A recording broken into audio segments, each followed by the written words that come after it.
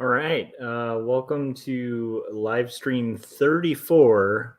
This is Joshua Kemble's live stream. I am Joshua Kemble, and I am working on during these live streams. Like, you'll notice something a little different this time.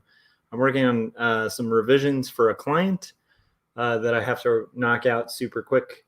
A really good client that I've had for years who has me do these kind of like bearded sailor guys. This time she wanted a sailor with like amber and seaweed intertwined in his beard.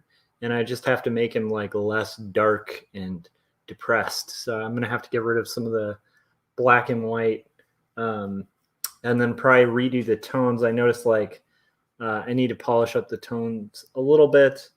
Now let me see. The client feedback is there's too much black in the face, especially around the eyes. The girls have to fall in love with him a little bit, but he has to flirt a little bit. Keep in mind, my client is like a German clothing company, and she has the funniest, most awesome ways of talking about like things like, he has to flirt a little bit. I think that's awesome. So anyhow, I have to fix that up, and then I will be working on book 2 of 2 stories. Book 1, which I'll show you right here, is a graphic novel that I released. I didn't release. It was released by Marcosia, a rad indie publisher in the UK. Basically, it's my graphic novel, autobiographical about faith and mental illness. It's a confessional graphic memoir that grapples with questions of faith, mental illness, depravity, and ultimately redemption in a fallen world. And I will probably be pulling up. Let's see. So I've already got a pretty active chat. So I wanted to share a little bit of what everyone's saying. Oh, I also want to encourage you guys, if you haven't bought, I'm pretty sure most of the folks in the chat already own this book. But for anyone just tuning in or watching this after the fact, I wanted to show you guys this. Boom. I'm learning, Corey. I'm learning how to use StreamYard. But anyhow, so here we go. Basically, 2 stories right now, and it's hard to see. Let me see if I can like pull it in. Yeah. Okay. See, now I can show you. So usually this is $20, and for some reason Amazon, I don't know if this is a publisher or if this is like a sale, but right now it's available on Amazon for $14.19. So and that's in the US. I don't know where it's at in the UK and stuff, but it's a good time to pick up 2 stories because you can save yourself some money. And if you have Amazon Prime, yeah, I mean, it's pretty cool. It's free shipping. So I just thought that was really cool. And then we got Frank making the call out Night Gang, which is really rad. And then Corey was like really stoked about my transition and using OBS outside of my simple understanding of it. So anyhow, so let's get back to the stream.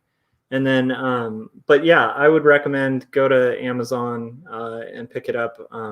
And then Frank feels like he was gypped because I don't know if it was on sale when he bought it. So I actually don't know how long that's going to be either. So like I said, this isn't like a fake sale or anything. It's just like I noticed it was a little less today and I think yesterday. So it might fluctuate and change back, but I would take advantage of that because it's a good book and very personal, 122 pages, black and white. I've submitted it for a couple of awards recently, so we'll see how those go. And then other than that, let's see here. And then I should probably explain why the long absence. Frank's like, honestly, I don't remember. Frank is like that. I love that. Right, okay, so I wanted to bring up some of the stuff going on in the chats before I kind of get into the workflow. So Jake Tfister, a regular. I should start. I don't know. I got to come up with a name for our group. I guess I should just say he's part of our night gang. because we're definitely in night gang territory. It's like 11:40 p.m. Pacific. So Jake was saying he finished the comic that he's been working on, and I will be pulling up like a little preview page of his a little bit later in the stream. And then he gave me approval to do that, which is cool.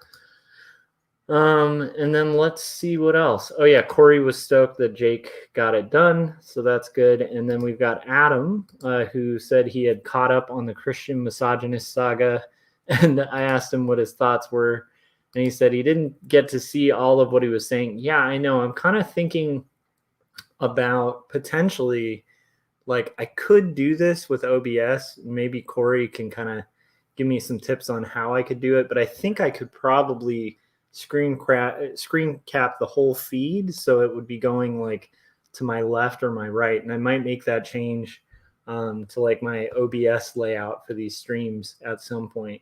So, but because I think it would have been entertaining for people to be able to follow that whole exchange. But I did try to share as much as I felt comfortable, and it might be better to not have that because like I might have said some really weird stuff. Anyhow, so and then yeah, Adam was saying guy had some misguided views but draws a mean Wolverine. Yeah, I did end up actually checking out his YouTube channel, and the guy can draw. So I just think personally, I think our theory during the show, where it's like I think the guy had just gone through a lot of personal drama that he was then kind of imposing on the rest of the world. And being a person who's like suffered from depression, I get it. Like, I mean, it doesn't make it forgivable, but it's like I get where he's coming from, because it's like I've definitely had those moments where like, and not so much as much recently, but it's like I've definitely had those moments where like I've let personal experience like cloud my judgment for like the future. But those are really slightly entertaining episodes. So I was happy with the streams. Although I again feel bad for the guy. If anyone's curious, you can on my YouTube, if you're subscribed, which you should do first, hit the bell so you're notified when it's going to go live. And then once again in my feed, you can kind of see these. I also have a playlist too of my live stream, so you can catch like the misogynist Christian saga in there. So anyhow, and then Frank was asking, would he be a guest on Artcasters? I think that would be really interesting. Oh man, I love it. And then Frank was saying he redid the illustration he was working on, and he'll send it to me. So that's cool. I'll have to show that as well.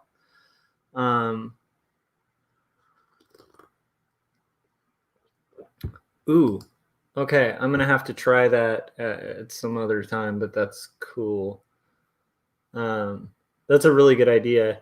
And then at least I would live stream the YouTube comments and stuff. So I don't know. I still got to consider it and consider the implications. Maybe we can talk it through, Corey, because that might be cool on our indie review show, which is on Monday.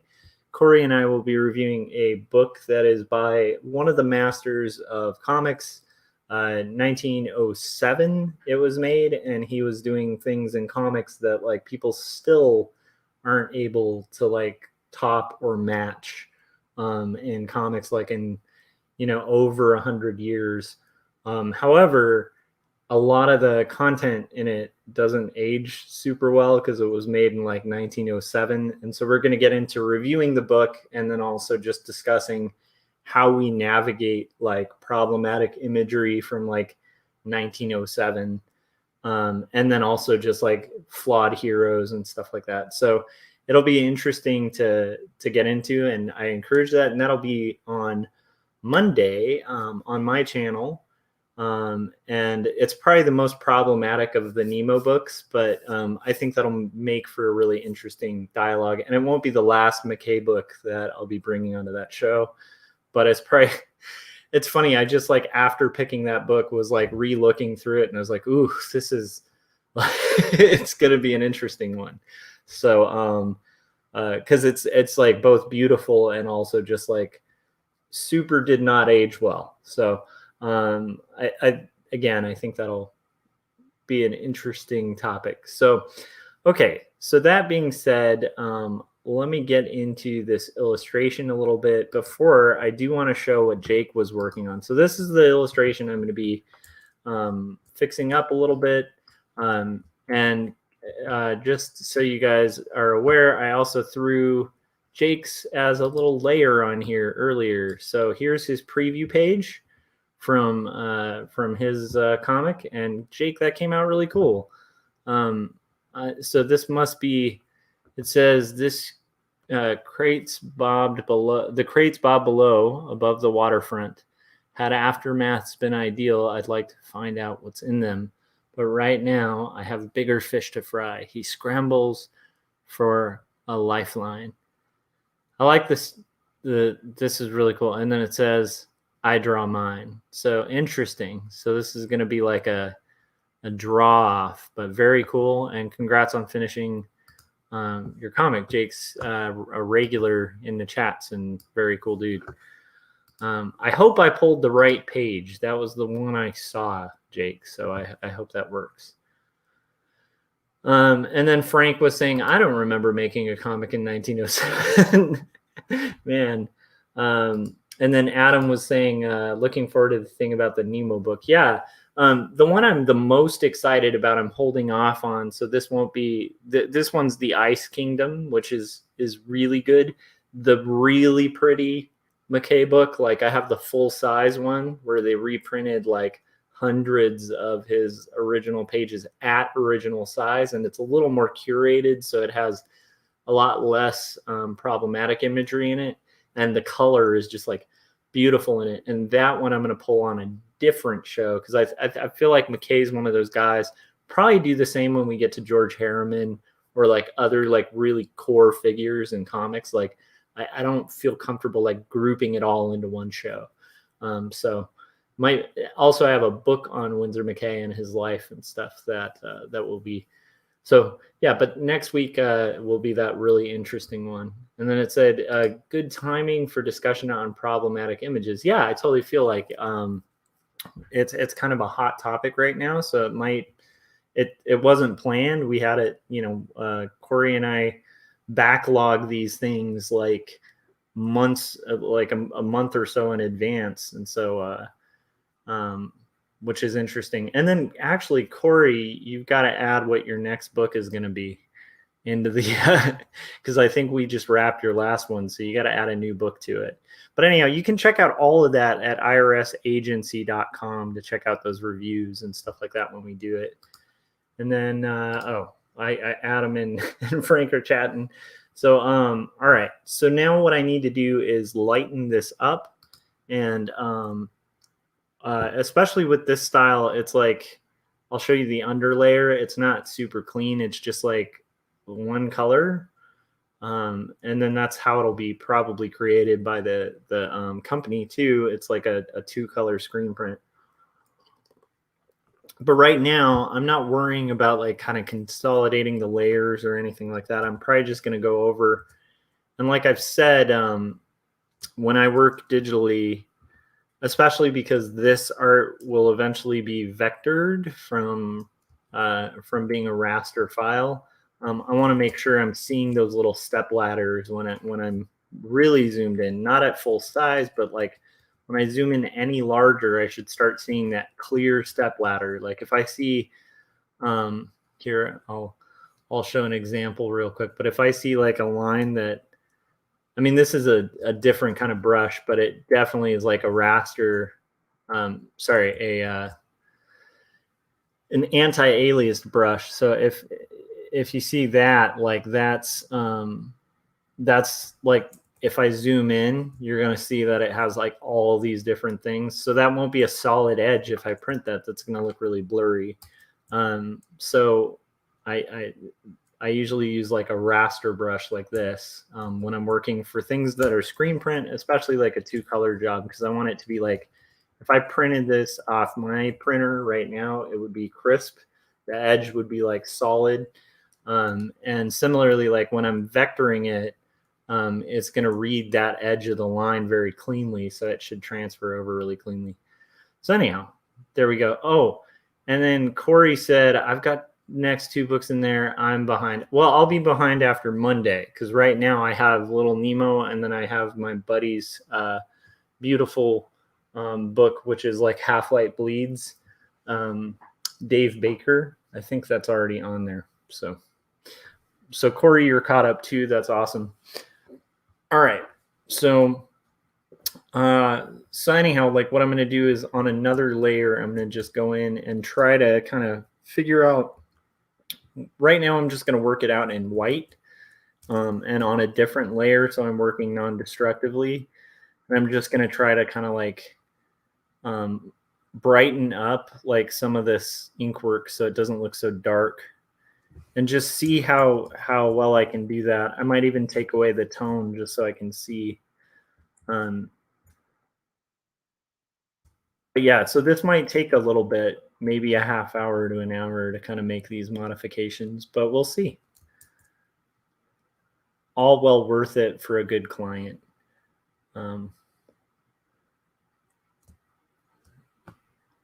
I also think like some of that is making the figure look a little sadder. So right now we're just brightening the figure's mood. We're just gonna keep going, and I think even those lines, those directional lines, are kind of causing a little bit of distraction. So again, I might kind of get in there. Might even need to like be a little broader with my brush. So, how is everybody doing? We got a pretty active chat tonight. How are you guys doing? How are you guys hanging in? And then Corey, to my my two books that are there, said touche. Yes, Corey and I are forever dueling in book reviewdom. Yeah, he does look sad, right? And like my client said, very like this is one of the reasons I like this client is oh goodness, I closed it out. Let me see here. Okay, so my client said, and then I have to turn on the. Okay, there's too much black in the face. Girls have to fall in love with him a bit, but he has to flirt a little bit.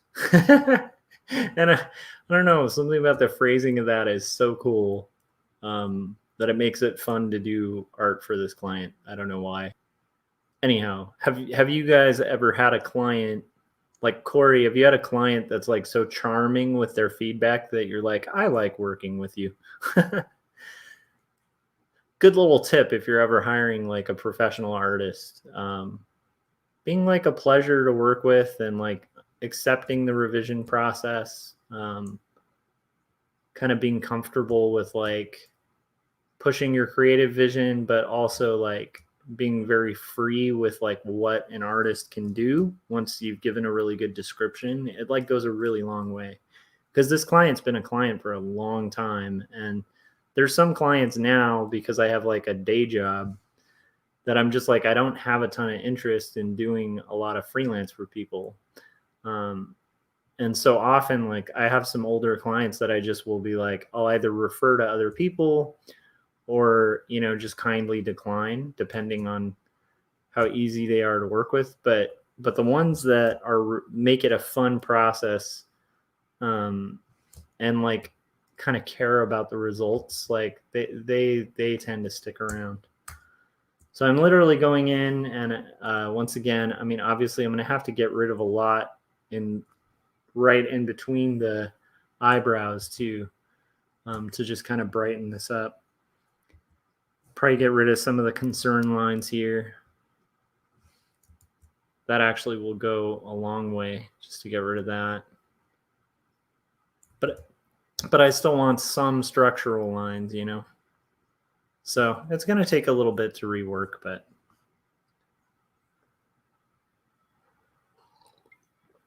Frank says he was working on that Mask Woman illustration and made a new design for his merch store. Cool. How about you, Adam? I noticed you've been posting some really cool drawings on your Facebook. I've been checking them out. They look pretty awesome, man. Like ink wash studies, which is kind of cool. Okay, so similarly, like this stuff, I probably went overboard with the lines. This is something I constantly, especially on a job where I can't like dedicate mass amounts of time to. I do struggle sometimes when I'm using heavy blacks with like going a little too far. And so it's kind of a process of pulling it back so that he's flirting a little bit with the viewer. So we're just kind of cleaning up some of this line art. I'm just trying to kind of brighten his look. So he still looks confident. I'm probably going to get rid of a lot of the lines on the brow too. All right, let's see here. Then Frank messaged me. Okay. Let me show this too. So Frank sent me a little message in the chats, and it's his updated drawing of Masked Woman from Tarako Creative Cast. So, and I think you captured Anna's likeness. That's pretty nice. Very nice.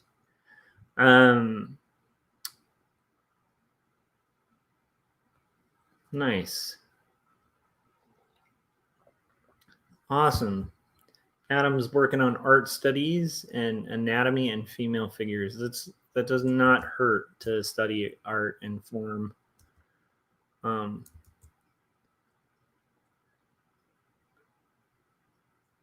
So again, we're just gonna kind of go through here and just polish this up a little bit. And I'm eager to get this done. Not that I don't like the client. And Corey Prey empathizes with this too, because he's on a big project right now for a client. And it's like, I love a good client and I appreciate a good client. But anytime I'm working on client work, because I already work with clients at work, and I'm okay with that, right? Because I'm just like, it's kind of like my day job. Like, okay, happy to have it, happy to have the work, happy to work in creative. But when I'm at home and I'm then opting to do freelance work, I always get hit with this, like, I really need to get this done so I can get to my comic. And then what's interesting is I also need to revise a few of the, there was a pitch that I'm actually doing with my sister through my literary agent for a totally weird historical book. And there's a few things we're going to shift up on the pitch on like style. And it's leaving me in a really weird position where I'm not sure what direction we're going to go stylistically. It's got to change from the way it looks right now. Because I don't really feel super good about how our sample pages came out, which I cannot show because they're for like a book that we're going to be pitching to publishers and stuff like that. So I want to revisit those pages and make them similar to like my 2 stories pages, where it's like one of the things I like about even when I was pitching 2 stories is I didn't feel like, I mean, obviously there's always going to be things that as a creative you dislike about your own work. But that's like the first book I've done in a long time where I didn't feel any worry about the quality when I was pitching it. Like I was kind of like, if this doesn't get accepted, by a publisher, which it ended up being accepted, which is cool. But I kind of had this feeling of like, if it's not accepted, it's not because the art's not good. And then what was interesting was in the rejections, I was, even when I got rejections from publishers, like it was rarely about the art. It was more about like, oh, well, we don't do like this, like genre of story, that kind of thing. And it is a hard sell on like a story level. So it makes sense. But the pitch that I'm working on, for my sister's script, is about like a pretty famous historical figure. And it's a story that no one's really told, and from an angle no one's told, and of like a very prominent literary figure. And it's very like cool and like mystical and interesting, and like the plot is great. And it was so good, like my literary agent ended up picking up my sister to represent her because it was just a solid story. See, I think I pulled back too much. So this is where it's like really helpful to have that like all these edits on a top layer, because I can just erase if I feel like I went too far in the edits. And in this case, I think I might just do some new structural lines here. I just wanted to see the old ones. That also makes him look sad, like that dopey, droopy eye thing. So anyhow, point being, I want to revisit it so that the pages that we're pitching for this other story are equally of quality to where I feel confident. Like, and if we end up, it's always like a gamble when you're out pitching books, but like, you know, you want to feel as strongly about the book as you can when you're putting it out there.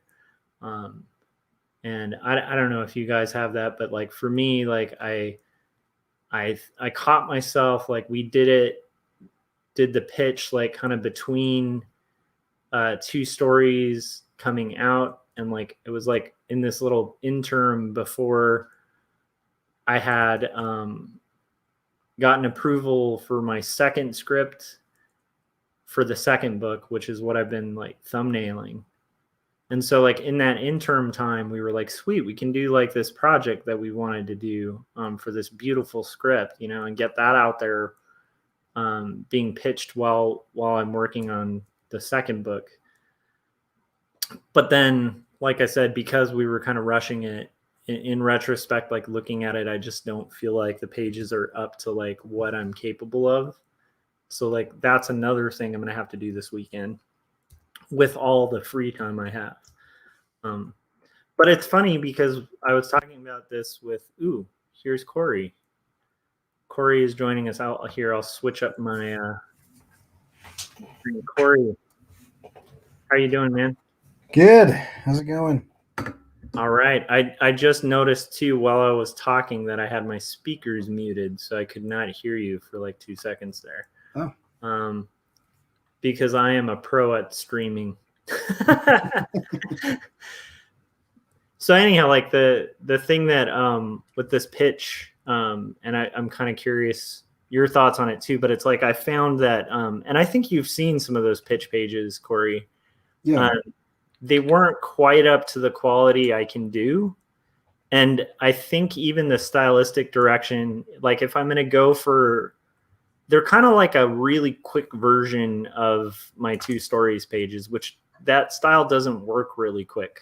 So if I'm going to do them this time, I'm going to hand ink them if I'm doing them in that style, or I might have to explore like 2 of the other styles that I work in. Or I might have to invent a new one. So I think I'm going to have time to play with that. But like, once again, with what time, right? Yeah, right. But I was saying this to my sister too, because she was concerned. She's like, you know, will you be able to do this on top of what you're already doing and stuff? And I'm like, look, we have a live like book pitch that we've already developed and stuff.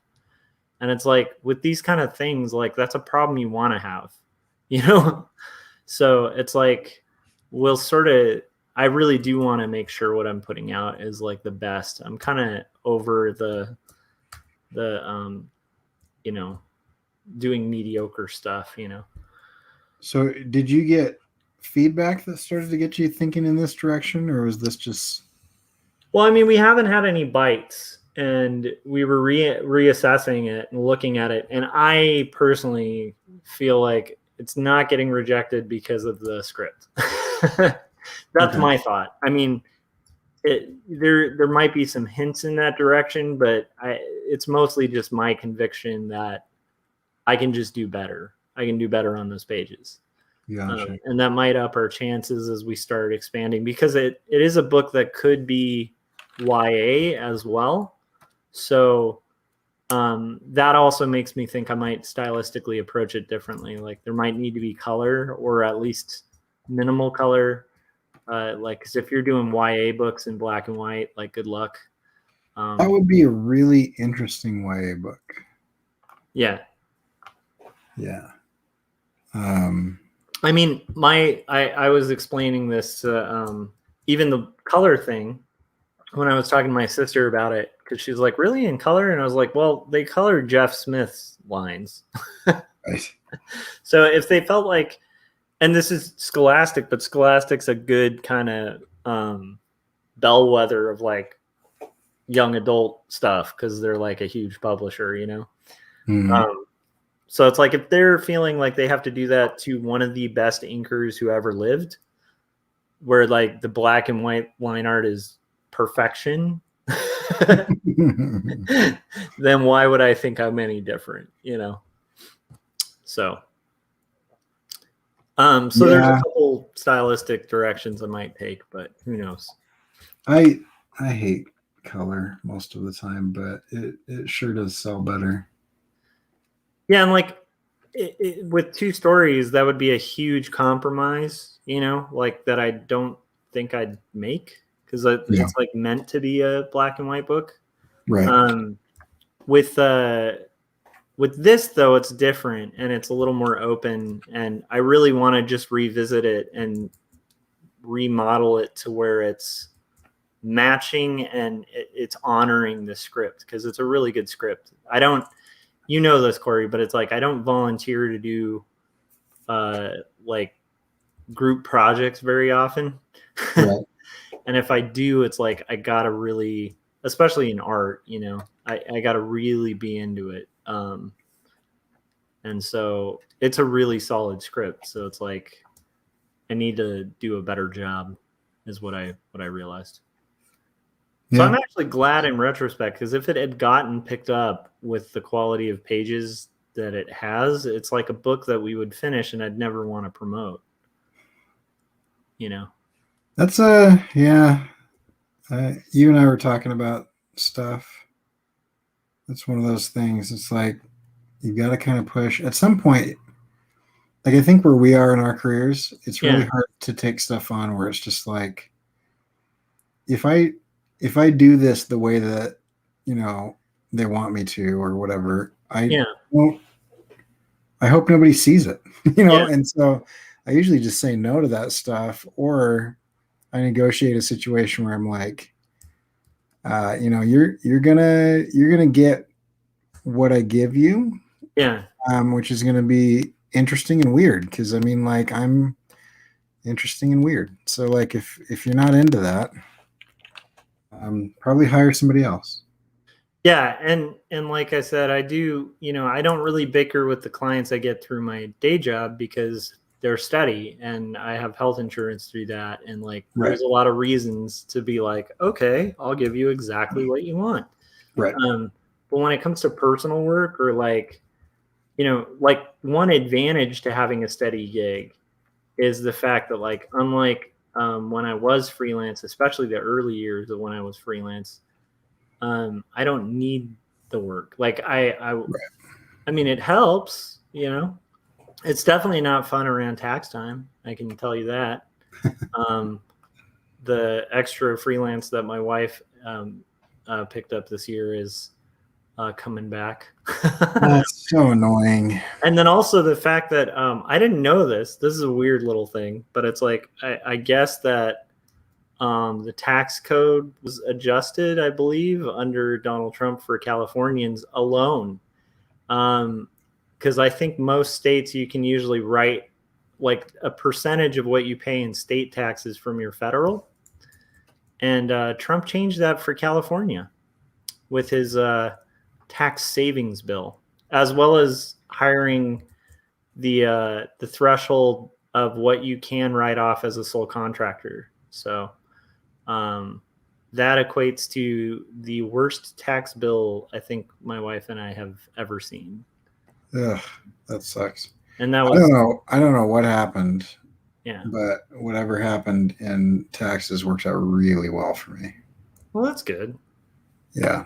You might be in that like mode where I think we made too much to benefit and too little to benefit. I just hit this kind of sweet spot with my freelance stuff. It didn't hurt, which Didn't bump was you over. That's good. yeah. It's a good So spot to be. And I'm not here's the thing, like a lot of people hate taxes and I have no problem paying taxes. I always find it interesting um when like, if you saw my income, it's not bad income, but we're definitely like middle class, like lower middle class. yeah, Um, and it's just fascinating that politicians who often run as like low taxes, like deregulation, end up actually regulating and causing higher taxes for like a giant swath of the very people they're claiming to help. Um, that always cracks me up because I'm like, it might be one of those scenarios where, because like the lowest I ever paid was under Obama, weirdly enough, in yeah, taxes. Um, and I tend to think sometimes the guy you have to worry about, and keep in mind, I don't want to get partisan about it because both parties raise taxes and stuff, and and the government's really crappy at its job, in general too. So what? there's that. Um, but it is one of those scenarios of like sometimes the guy you have to watch out for is like the guy who is saying the opposite of what they're going to do, where they're like, I'm for low taxes, and it's like, why are you saying that if you're for, and then you might find that they're actually for higher taxes. Yeah, And similarly, I've seen that with people who are like, I am racially sensitive, and then they completely end up being like crazy racists or something, and you're like, yeah, you're not what you're saying you are. So it's, I think, across the board on a multi-party uh, standpoint, like that's something I'm always a little leery of. Where I'm like, why are you? Because it feels like a misdirect almost. Where it's I like, just think say it enough, people believe it, kind of thing. any politician speaking ever Yeah. makes me nervous. Yep. I question all of them all the time. Yeah, and some of the ones that make me less nervous will never be in positions of power to the extent that the ones that are very effective at BSing and holding their puppet hand up like will be. it's it's fascinating, but yeah. And there's that too. I've been totally rambling. So if you have any topics in mind, what are you working on, Corey? I mean, I know, but do you want to share? Yeah, these are. I had a client come to me wanting to do a music video, and we both agreed that it would be a good idea to do a test. So, obviously paid. I don't take on free work, but I wanted to see what it would look like if I drew the members of the band ready to be animated. And so this is obviously not the skin tone. I'm separating the parts, but So Frank said, Corey, you look different. yeah. This is their guitar player. Nice. And then this is their drummer. And I'm working on the singer now, but the way I'm doing it is it's taking me forever because if they decide to move forward with the project, like the contract was that I would contract is that I would draw them as animation assets. So each one of them has like a million different layers. Like for example, the drummer, you can come in and you can see like here's his eye separate from his eyebrow, separate from his cheeks and his nose. And so like, yeah, if anyone's watching this, like watch after this stream, like watch Waltz with Bashir. which is like a Yeah. movie made in a very similar style to the way Corey's working.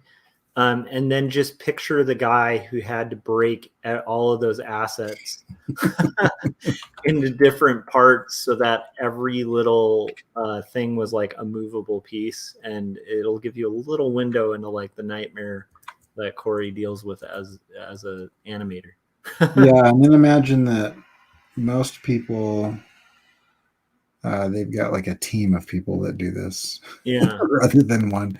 And on this project, I actually I may build a team. may recruit. Yeah, well, I just feel like it's a paid project, and so I don't mind paying other people to get some of the stuff done, and it'll still be in my style and be It'll be overseen good by me. exposure. I'm just kidding. With that, I was just joking. I don't think you're building that kind of team where you're like, it'll be good exposure. oh yeah. No, uh, it'll. I think it'll just be. I'll be able to get it done faster, and I'll yeah, be able to. I'll teams be are able to great. just do the parts that I want to do that are kind of the more important scenes, and then hire some in betweeners. Yeah, So yeah. I love it. Okay, so weird little note of interest. I do think that must be crazy though, like because you're really having to build a finished illustration with a bunch of components that are finished illustrations within the finished illustration.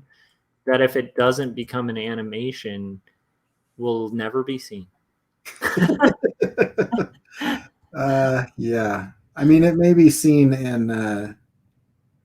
in some sort. It would be hard to fight the urge to do I would probably do a tutorial. Yeah, I'm stuttering. I'm stuttering so much. I realize because it's really cerebral to do this. yeah. Like Well, that's it's okay. yeah, it's difficult to actually think. It's not just time consuming. It's also like thinking through the layers Yeah, of like what you're doing. Is I'm actually as I'm breaking things up in my mind, I'm imagining like how I would animate it, how I would rig it, like what are yeah. the limitations of this, like what other layers do I need to give myself. Yeah, I feel Um, the same way when I'm penciling, like not, the roughs or whatever. Like mhm. that's a cerebral thing I can do kind of while talking. And then there's moments where I just have to be like, "Hey, I'm writing text here. I'm not going to talk." Yeah, Um, but I definitely have had that with penciling where you're really having to work out logistics of like anatomy and stuff like that. And then similarly, yeah, when I was animating those little music videos, um, it was like crazy how much your brain it's like this intuitive thing where your brain is kind of like I could listen to podcasts and stuff like that, but I don't know if I would have been able to hold a long conversation. yeah, it's interesting. I mean, Yeah. because it's a lot of problem solving when you start doing It's breaking fun things up though. and doing the component parts. I love it. Yeah, it seems definitely like it has that comic like addiction to it where it's like I can see why because it got its snares in me for like 4 videos, and then I was like, I can't do this on top of comics right now. Like um It misses you, Josh. yeah, yeah. Well, that is true. It was fun. If Uh you want some paying side work, it, it'd be fun to hire you I out. might take you up on that after that tax bill. I might be down.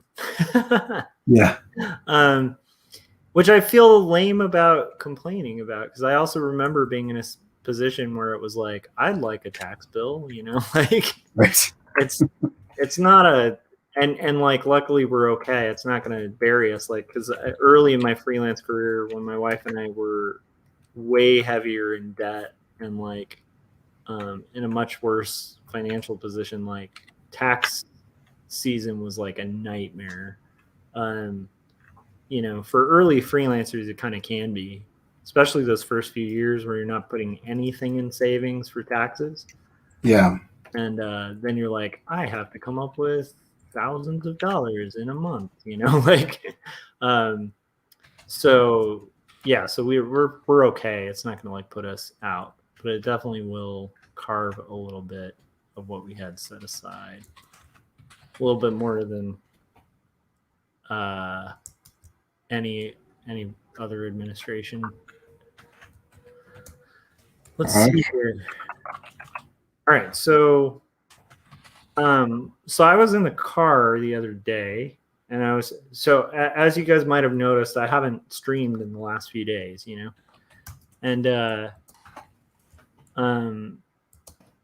it's partially because I just got really exhausted. Like I've been dealing with, you know, like it's just one of those times where work and life was like complicated enough, and so I couldn't even muster the energy to work on my comic, which sucks because it's like I'm a little behind now. But I also feel like you kind of can't push through some of those moments, you know. This is kind of like, yeah, you shouldn't. Yeah, it's like almost like working out when your muscles are spent. Like there's certain points where like you're doing more harm than good, you know. Yeah. So I do feel recouped though. I had a moment in a car a couple days ago where I was just driving. A lot of my like realizations when it comes to like life and stuff like that happen in a car because I commute all the time, you know. Right. 2.5 to 3 hours a day commuting. And I was just like driving and I was realizing like there are times where, and I think this is a thing that I have to be conscious of, where we can kind of feel like we're passengers in a car. I know it's weird. Maybe is this a really stupid analogy that's really obvious, Corey? I don't know. You haven't said it yet. Okay, cool. Hey, if you're not following where it's going yet, that's good. That means it's not as tropey. But anyhow, I just find myself in different points in my life, I will feel like I'm a passenger in a car with a different driver. And then I remember, wait a minute, I have a wheel. And I'm not saying like that's how I felt when I was driving, like literally. Like I know I'm driving my car, but it's weird that like sometimes I'll forget the amount of steering I can do in my own life and feel overwhelmed and like feel like things are heading. And keep in mind, this isn't an overall feeling I have. It's just like I had some frustrating days, you know, and felt like things were heading in directions I didn't like. And then I remembered, oh, wait, I actually have. It's like the whole serenity prayer thing where it's like, keep in mind that you can, you know, you like the things you have control over and the things you don't, the wisdom to kind of decipher between. And it was definitely one of those moments of like me realizing like, wait a minute, like there's some turns I can make here. I'm not like stuck on this destination, you know? And keep in mind that wasn't like overall life. It was just like an interesting thing that I have to remind myself of every once in a while. You know, and that even goes with like anything, but it's like I kind of don't want to lose track of there's like this weird stupid mysticism that I don't subscribe to, which is like The Secret, you know, which I think is kind of stupid. But there is a part of it that's true, which is like about intentionality and kind of the ability to envision success and sort of find paths to actualize something that may not be actualized, you know? I don't know if this is making any sense. I'm rambling, but it's something I've been thinking about. And I was trying to think of a topic that I could riff on that wouldn't. I don't know. But anyhow, that's kind of where I'm at, is like I was a little surprised by that. So you know, with my book, like I submitted for a few awards. With my comic, I'm gonna try to willpower through it because you have to, and kind of keep the end goal in mind. And then with some of the other stuff that was like problematic, I confronted it, and a lot of the issues I was having are gone. So it's like, which I think you kind of need every once in a while. Oh yeah. I would have moments like that when I was teaching. I'd have like a hard day, and not often, but every once in a while I'd have like one day in class where I like briefly would forget I was the teacher.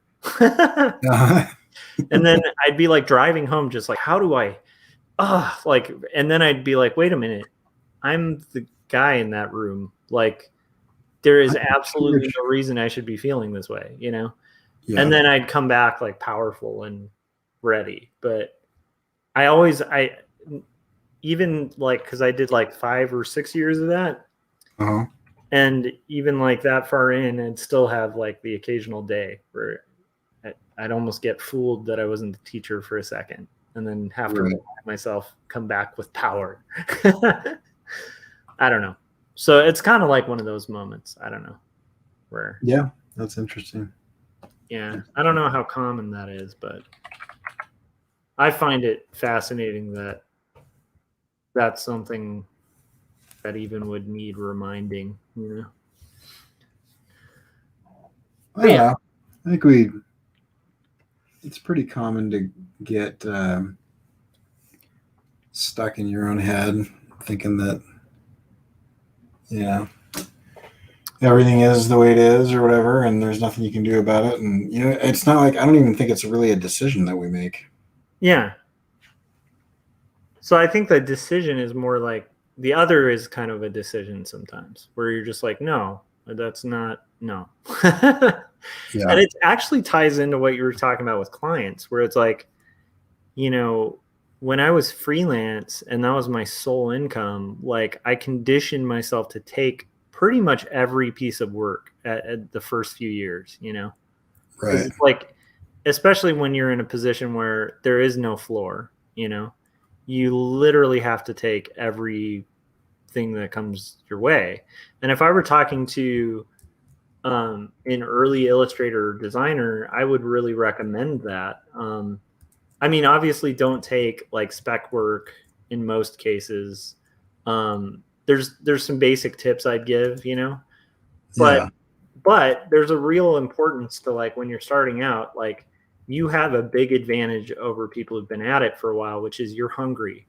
And if you stay hungry and you take work and you take as much work as you can get, like that's going to give you a huge advantage. And it's like not taking no for an answer with early career moves, like especially like trying to build your own business. Like that's really important because you have to be your own salesperson, Mm-hmm. And it's like that's one of the things with sales is like even with like non high pressure sales, you still have to learn how to navigate a no and try to convert it, like you have to learn how to kind of like see opportunity in rejection and like kind of reframe and make it work. Because you need those sales, it's the same thing, just you're your own sales guy. So it's like, anyhow, but because you get conditioned to that, it's like having to transition to that moment, like I said, of being like the passenger where you're like, you're putting out all of the opportunities, but whatever's coming in, you're not really driving as much. You're kind of making roads for that car to move, but you're not able to kind of like generate clients immediately. It's very much more fishing at first, where you're trying to get one. But when you start getting a lot of fish, you get so used to just casting a line, just taking whatever fish you get, that the realization of like, I don't have to have this fish because I have a whole ocean of fish like that I'm looking for. And so being able to be like, no, I won't do that job. It's money, but I will not do that job. It's like a learning curve, where it's like it takes a while to kind of get that. At least for me, it was a really weird transition to just start being like, that's not really my style. Like, I don't think I'm the illustrator for you, Well, yeah, and then you feel deficient when you say stuff like that, Yeah, because you like pleasing clients, and most of us like money, so it's like hard to turn down money too. But it's like But it's definitely one of those things of like driving the car kind of thing too, where it's like, wait a minute, I have the keys to this car. Like I don't have to, take this work or whatever it is. I don't know where that's going, but it felt profound. Feels less profound saying it, but it felt profound this week to kind of have That's good. that thought.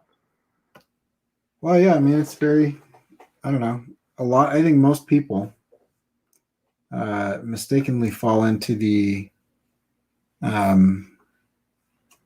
sorry, I'm trying to figure out which is my bass midtone. Dude, do not, we're not on, we're not on like IRS or anything where it's like a very heavily formatted show. This is free form. You can have a mid thought and stop it and change topic entirely.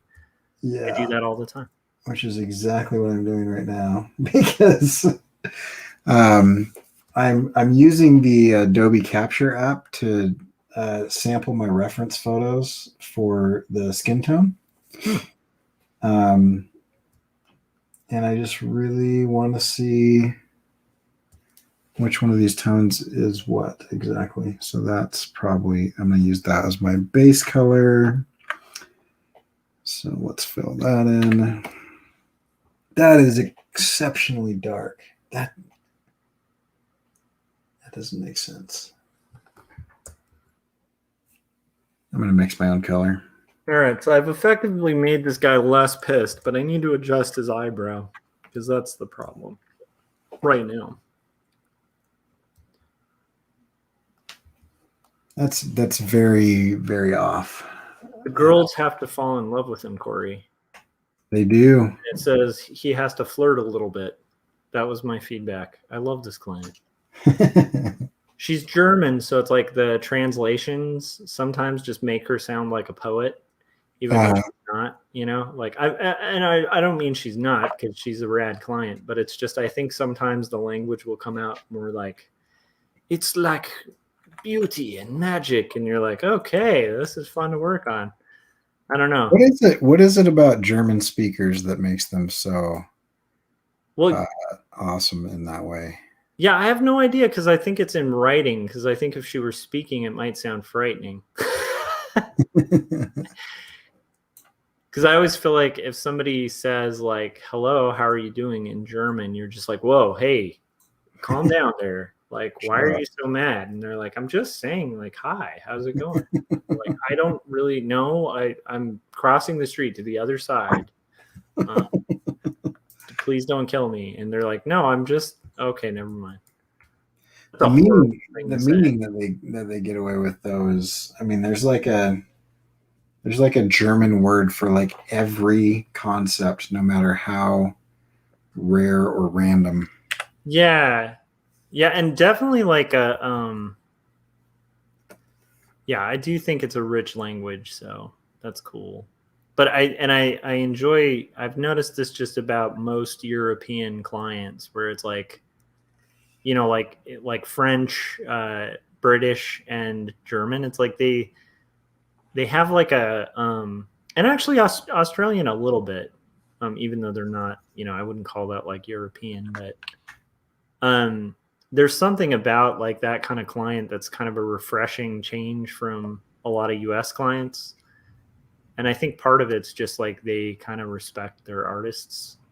But that might also be just like an outside perspective where it's like if I lived in one of those places, I might be like, oh, I need an American client. I don't know.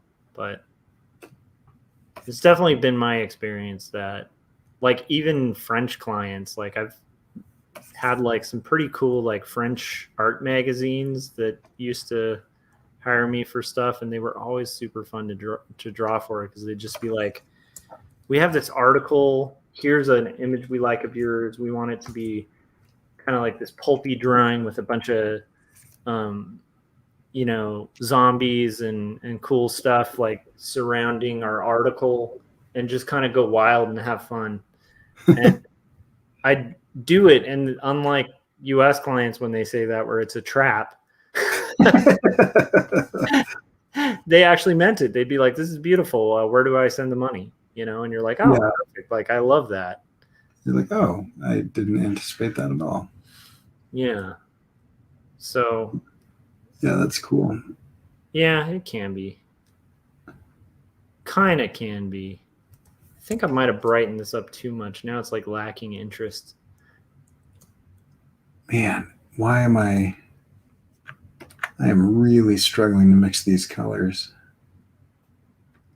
Maybe I will just not change the hue at all. That gives me basically that. Okay, so let's go a little bit brighter. That's okay. I actually like this. It's funny, we're both talking to ourselves. Yeah. Like, why is this? Huh, interesting.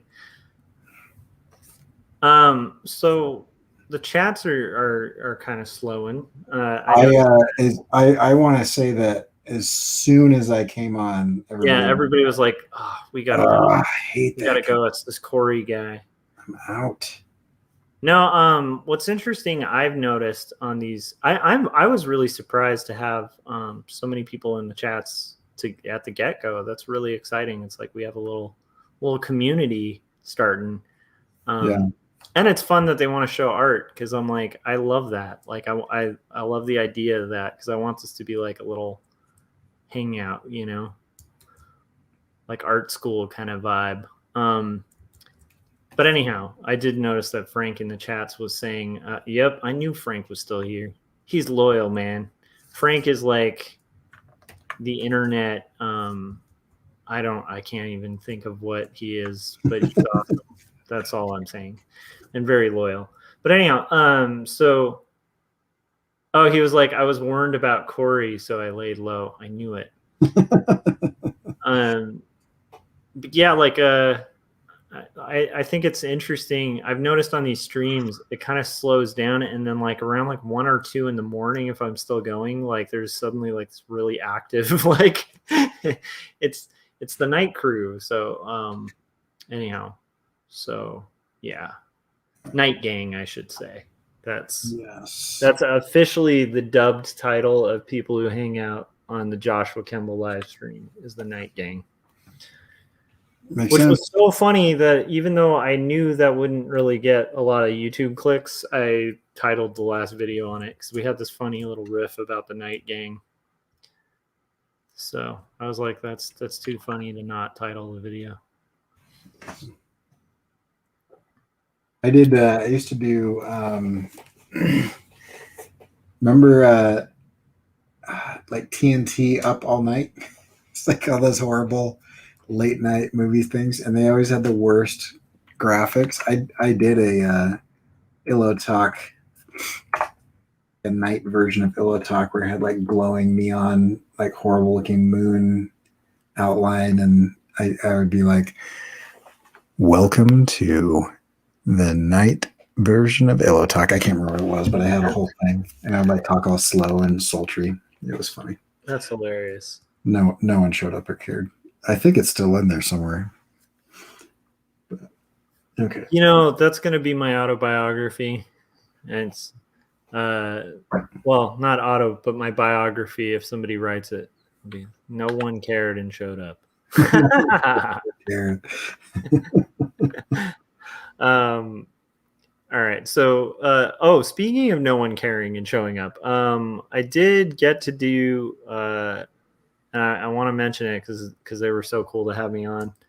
But I did a earlier, I think it was like last week, I did a pretty cool comic book club interview, and that was really pretty interesting.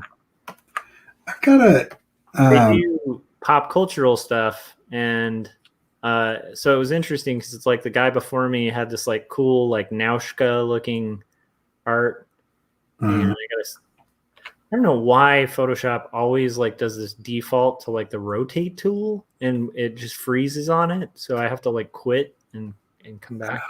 That's annoying. The bugginess of like the new anyhow. Man, I tell you, 2020 sucked for a number of reasons, but one of the ones for me was that just Adobe crapped the bed. Their products got so buggy. Yeah, definitely.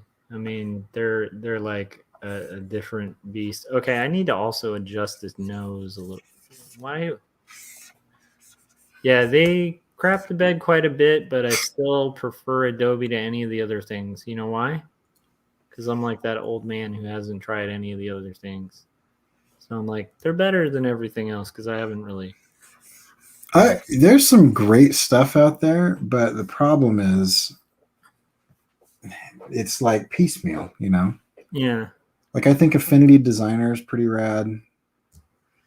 I think if I had if I worked on an iPad Pro or something, I would probably be like all about these other programs, you know?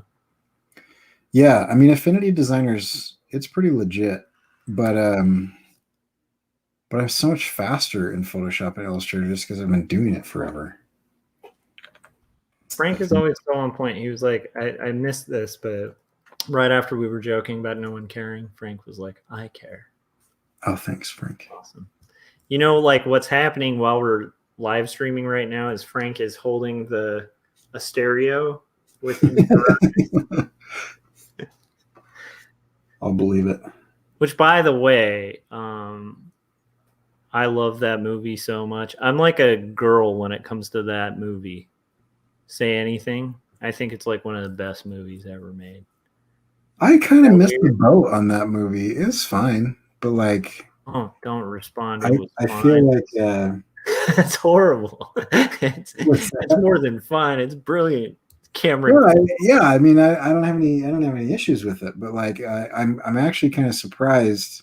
I own Sky, future wife of one of the Beastie Boys. I always forget which one. I just feel like there are a lot of movies that I felt like were like, yeah, that's cool, you know, and I kind of felt like that one was like, yeah, that was cool, but for some reason everybody loves it. I maybe I should revisit it at some point. Frank was saying in my trench coat with my boombox. Yeah. But the catch is when Frank's doing it, he's got his goggles on, you know? Right. Rocking the Captain Goggles thing. Yeah, I don't know what it is about that movie. I just love it. And some of the acting's not so great. But it's like there's something about I also just have an obsession with a lot of those early John Cusack movies. I think because when I was younger, I just was like, if I'm going to be like someone, that's who I'm going to be like. Like, I just kind of viewed that as the coolest way to be. I was like, yeah, I could be that dude, you know. That's funny. In retrospect, I have no idea why in my head I thought I could be like as cool as like somebody who is like highly skilled at kickboxing. Like, it's like that's not going to happen, but in my head that worked. Oh yeah. Well, I mean, you know, that's that whole thing, man. I watched ninja movies, and obviously that meant that I knew karate. Yeah, totally. Well, it's funny. It's like that weird thing where like when you're a kid, like you always would be Batman. You know, when you're watching Batman, you're like definitely going to be Batman, or you're going to be Superman, or whatever that huge like giant muscly figure is. That's who you're going to be when you grow up. You never really think you're going to grow up and be like an awkward looking Steve Buscemi type. Okay, Adam Lore. Josh, last time you mentioned for fun considering doing a superhero comic sometime in the future. What would a Joshua Kemble superhero book look like? So I'll tell you exactly what it would look like. Okay. It would not be about the superhero. It would be about some like loser guy watching the superhero, and then the superhero would be like very fake and disappointing. Like at some point in time, like the veil would be pulled back, and it would just be like, oh, that's just really sad. That's my guess. Yeah, I don't know. Like I kind of think it could go multiple ways. Like I could do a really like corny, you know, like almost like Silver Age or maybe even Golden Age style superhero comic. That would be fun, you know. Just like make it so over the top and corny. I could see myself doing. Yeah, it's hard to know. I mean, I do think the idea of doing a slice of life that then becomes a superhero comic is really appealing to me. Did you ever read Hawkeye, My Life is a Weapon? I did not. Oh, you might like that one, based on that comment. Nice. Yeah, and I think like Marvel does a little bit of that. Like and I was a Marvel kid, so I mean, if it were like the big two, it would be definitely more in the Marvel sphere than like DC. Right. Although maybe Vertigo would be a good example.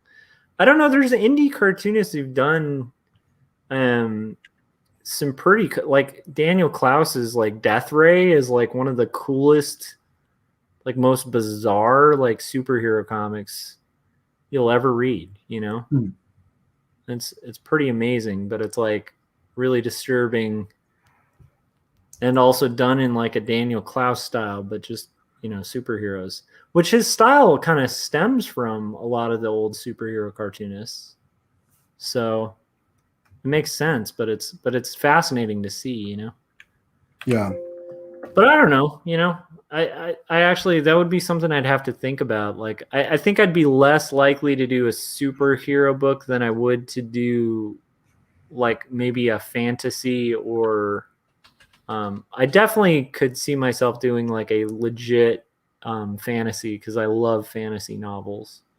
And I grew up like obsessed with like Piers Anthony and like Anne McCaffrey and like you know just for fun because Corey was like recommending it. I got into that whole Lightbringer Chronicles, or I always forget what it's called, but The Stormlight Archives. yeah, from Sanderson, which is like Yeah. brilliant and fun.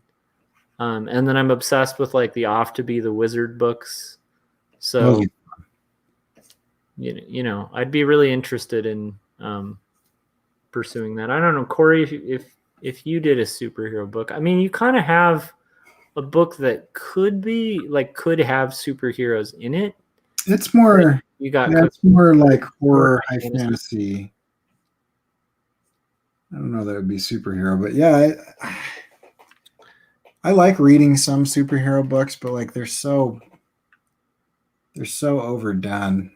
Kawagua is here. If you want to hop on, Chris, feel free. Although a lot of the times Chris watches this while sketching in his pajamas, and so that may not work out. Just let us know. But if you want a link, Chris, let me know. Chris said, highly recommend the Fraction Aja run on Hawkeye. Yeah, that's what I'm talking Matt about. Fraction, huh? Yeah, Nice. yeah. It's the first volume is called Hawkeye: My Life is a Weapon, and it's really interesting because it still has him like fighting as a superhero. Yeah. Like whenever they get into a fight, it turns into like a side-scrolling video game style. Interesting. And then everything else is like normal comic book style, but it's like there's like this dog called Pizza Dog, and it's just like a dog that lives in his neighborhood that dislikes pizza. And it's him, and he's given this black credit card from Stark just because he's an Avenger, and it's basically like a limitless amount of money. And so he's just like, huh, yeah, I should do something with my life. So he buys an apartment building and becomes a landlord. And like he's just a landlord when he's not avenging. It's Huh. it's pretty good. That sounds awesome. I love that kind of premise. I definitely like what actually would be cool too is like I mean I like one of the things that got me into indie comics was the Sandman, which is a superhero book. Yeah. But it's like totally dark and mythological and stuff. Right. I think that would be cool. I really loved Generation X, like the early run of that. Partially because of the Sandman, because like Chris Bichello like did this comic called Death, the High Cost of Living that was brilliant with Neil Gaiman that was related to it was death from the actually they have a lot of the plot from Death, the High Cost of Living in the Sandman audiobook or whatever. Oh, okay. But it's that character, his sister Death, like Dream's sister. Right. but anyhow, because of Death being so popular, they hired him to work on Generation X and develop all those characters. And I really liked that. That was a cool take on X-Men. And X-Men is one of those comics that's kind of like an angsty slice of life at its best. And then they have fights, you know. Oh yeah, X-Men is really interesting. Oh, and then Chris was saying he's so human. He's like constantly hurt. Oh yeah, like he's got like he's always bandaged up, and the big thing is like, which I find interesting because Black Widow's an Avenger, but like he's always like I'm the only like human. I'm the only like non-powered person on the team. You know, he's not a superhero. He's just a guy that has really good aim and is fairly athletic. It's like it sucks being the most badass. Yeah. But it's like I hate being a badass and not super. But yeah, I mean it's pretty good. And then he gets into like Kate Bishop shows up, and so then all of a sudden he's got like a mentee where he's trying to train somebody. And a manatee? Yep. I'm kidding. Sorry. That was a bad joke. Anyway, I got to read that one again. I know that doesn't fit into the format of the show, but if I did a mainstream at some point, I think My Life as a Weapon would fit into that. Or that'd be cool. You had mentioned mythological, like the New 52 Wonder Woman. Did you read that one? No, I don't follow superhero comics, like, and I don't mean that in a negative way. Not like I wouldn't want to. It's just I haven't in like years. Like I think the last one I might have read came out in like the 90s. Yeah, no, it was a while ago. It was one of the 500 DC reboots. Okay, yeah, I didn't follow those. It was really fascinating because instead of being like, hey, here's this sexual icon, Wonder Woman, who's basically like Superman with boobs. They were like, yeah, Wonder Woman is like Greek mythology. So that's a good way to go. And it was really good. They did a great job on it. Like Cupid, so her siblings, the one thing that they did that a lot of people got kind of upset about was they rewrote her origin story, so that she was actually like, she was told that her mother formed her out of clay, right? And that's like her origin story, and like the whole point of it is that there's no man in her origin story, which makes sense, right? Because she's like a huge feminist icon. Yeah, and she's also like a Greek goddess, so who cares? like meaning in a negative way, like in a non-negative way, it's just like, why would that be a problem? Like, no, that's not the problem. The problem is that they went in and rewrote that so that her mother actually had an affair with Zeus, so she's a daughter of Zeus. Okay, that works too. Yeah, it works, but it adds a man into her origin story, which I can understand why people were like, dude, that come on. Yeah.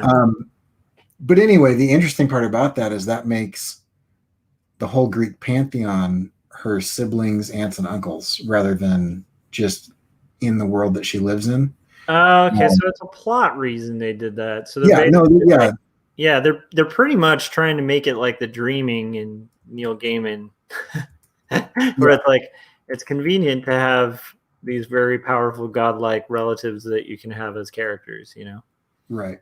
Especially if you're writing mythological stuff. Yeah, I liked it.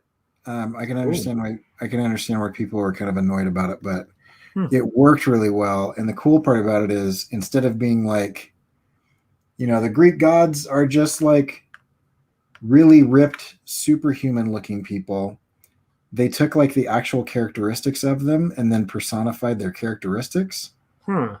So like Hermes, Hermes Mercury has like chicken legs and is like part bird, sort of.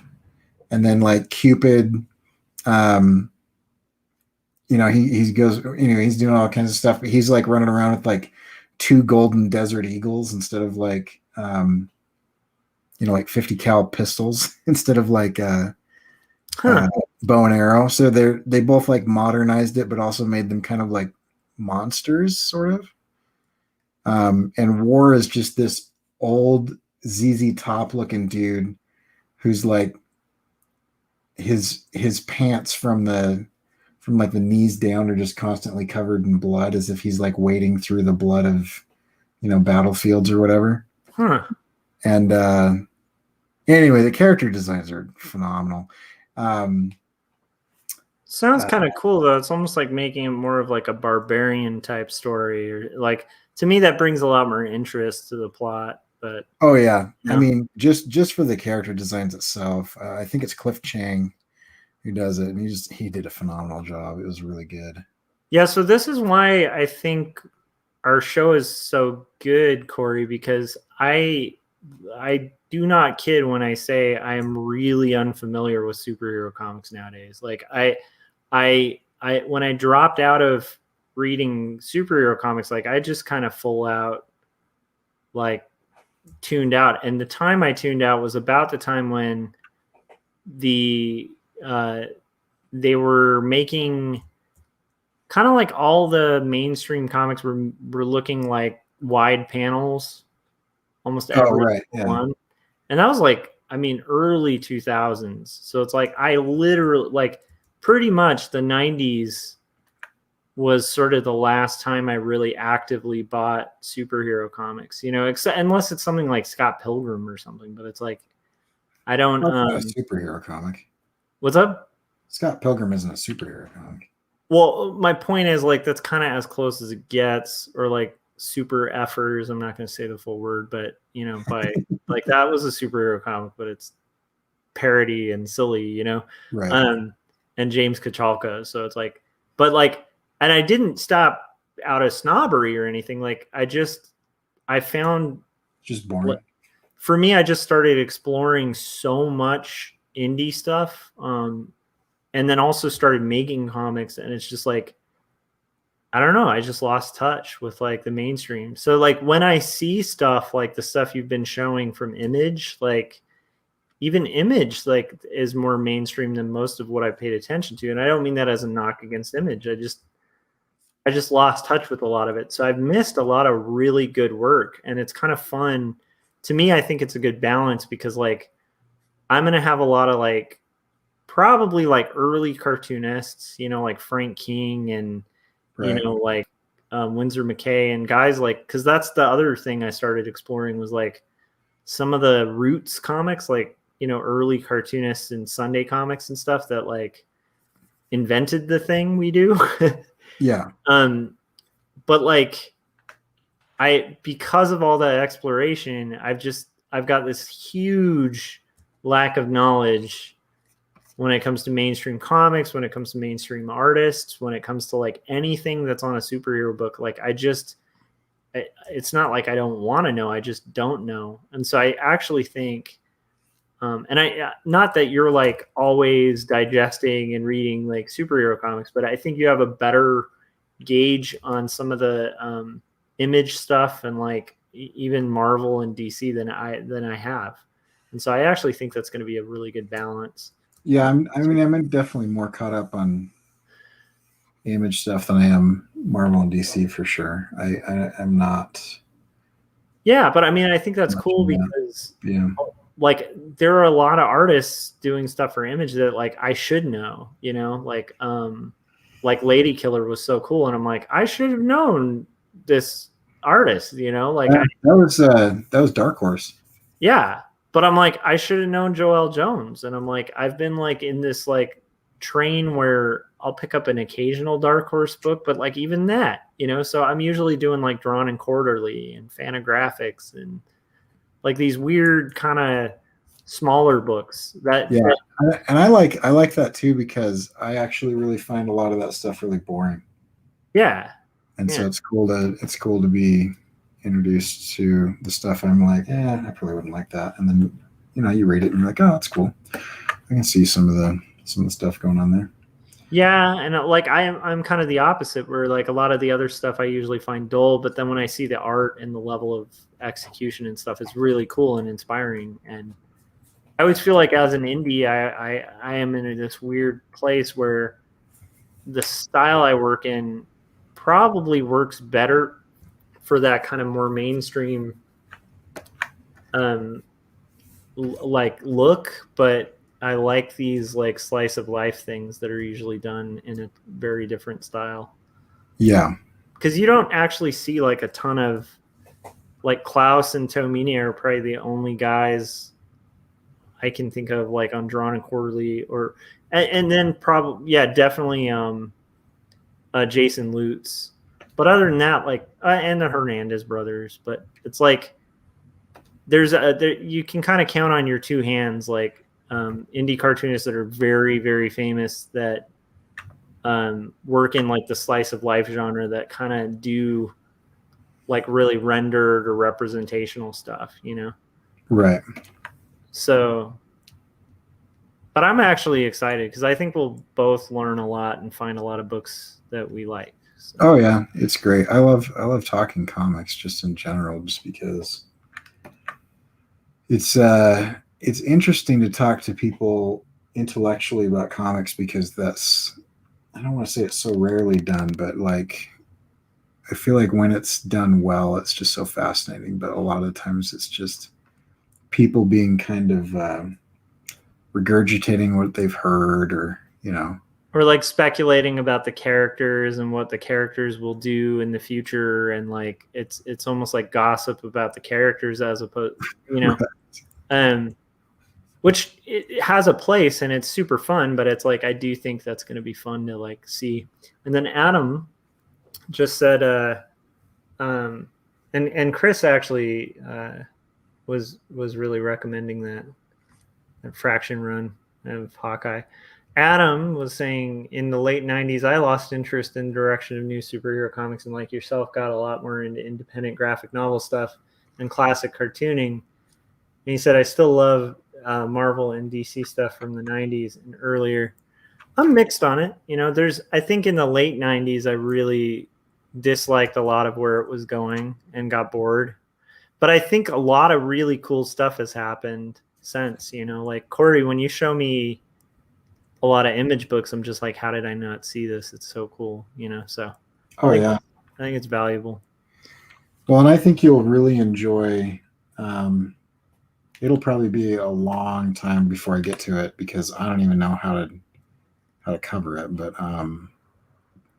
there's a new cartoon coming out for Invincible, which is a Robert Kirkman book.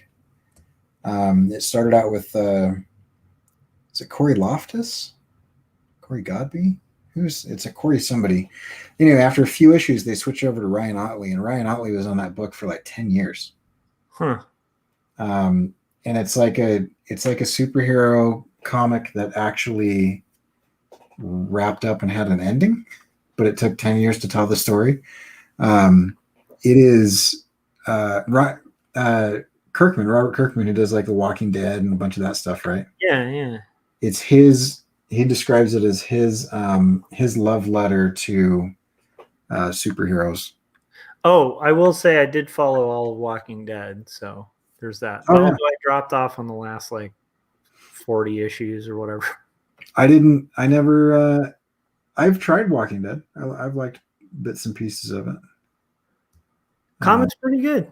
It's entertaining. I feel like a lot of it gets into like, I don't know. Like I feel like there's a lot of point to the violence early on, and then it starts to feel kind of like almost like murder porn at certain points where it's like, I don't know. But I do like the idea of like, I think originally it was kind of like, okay, it's like The Road meets like a zombie apocalypse movie, So right. It's like if Cormac McCarthy wrote like a zombie novel, and I get that. I dig that, although it does get wearing to read after like the 50th character dies, and you're like, I don't even think there was a point other than to shock readers. Yeah. I don't know. I've Chris never was been saying, too into zombies. yeah, It was okay. I mean, Kirkman is a freaking master, so it's not he's a like it's great writer. Yeah, poorly excellent. written or anything. But I don't know. So there's Chris was saying there's so much good stuff out there. I drifted from superheroes before college, but I've come back to enjoy some really fresh takes on the genre. Yeah, I think the writers right now, like I actually think it's funny because I actually think I would probably enjoy a lot of what's being done. And so now, like initially, my disinterest was literally disinterest, like Whereas now it's more just like a time thing where I'm like, when am I going to read these things? So that's where I really appreciate like the IRS because I'm like, when I'll read them, well, what's going to happen is Corey will read it and then he'll tell me about it and then I'll know about it. Not that we haven't even done really a superhero book yet, but it's like I said, like that's how like underground I've gone in interests that like even image books, like I've lost touch with like most of those. So it's a weird thing, but it's also one of those reasons I wanted to start the show too. Was like there's a whole bunch of comics that I have that I love and I think are really important books that like a lot of people haven't read. Yeah, On the same note, I also haven't been making the time to read comics as much as I should because when you're practicing something, like you need to stay engaged in the field too and like actually know what's going on. So yeah, for sure. it kind of is like it forces me to read comics, which is good because that is what will keep the love of it. I don't know. Oh yeah, for sure. Corey Feldman. Why Corey Feldman? I was trying to figure out which. I'm going to look it up now. I was trying to figure out which Corey started Invincible with Kirkman. But yeah, I was saying there's a Invincible. There's a cartoon coming out soon, and it You looks showed me this. legit. They've got a teaser trailer out, and because I was really worried because they tried like on Amazon Prime, you can find like a moving comics version of like issue 1, and it's just like everything about moving comics makes me just sick because it's just like just leave it alone. Like don't do animation poorly just so it can be a cartoon. Like it's good as a comic. Don't ruin it. That's what I hate about moving comics is most of the time they just look awful. But anyway, let's see. Corey Walker. So Robert Kirkman and Corey Walker did it first, and then eventually, yeah. So Corey Walker did it for a year, and then Ryan Otley did it for a while. I can't remember how long, but it seems like it was about 10 years. Yeah, I've got 12 Ultimate Collection issues of that are all like several hundred pages. It's a ridiculous amount of work, but anyway, yeah, the Invincible trailer it's so good. So I'm looking forward to doing that. Awesome. Have you seen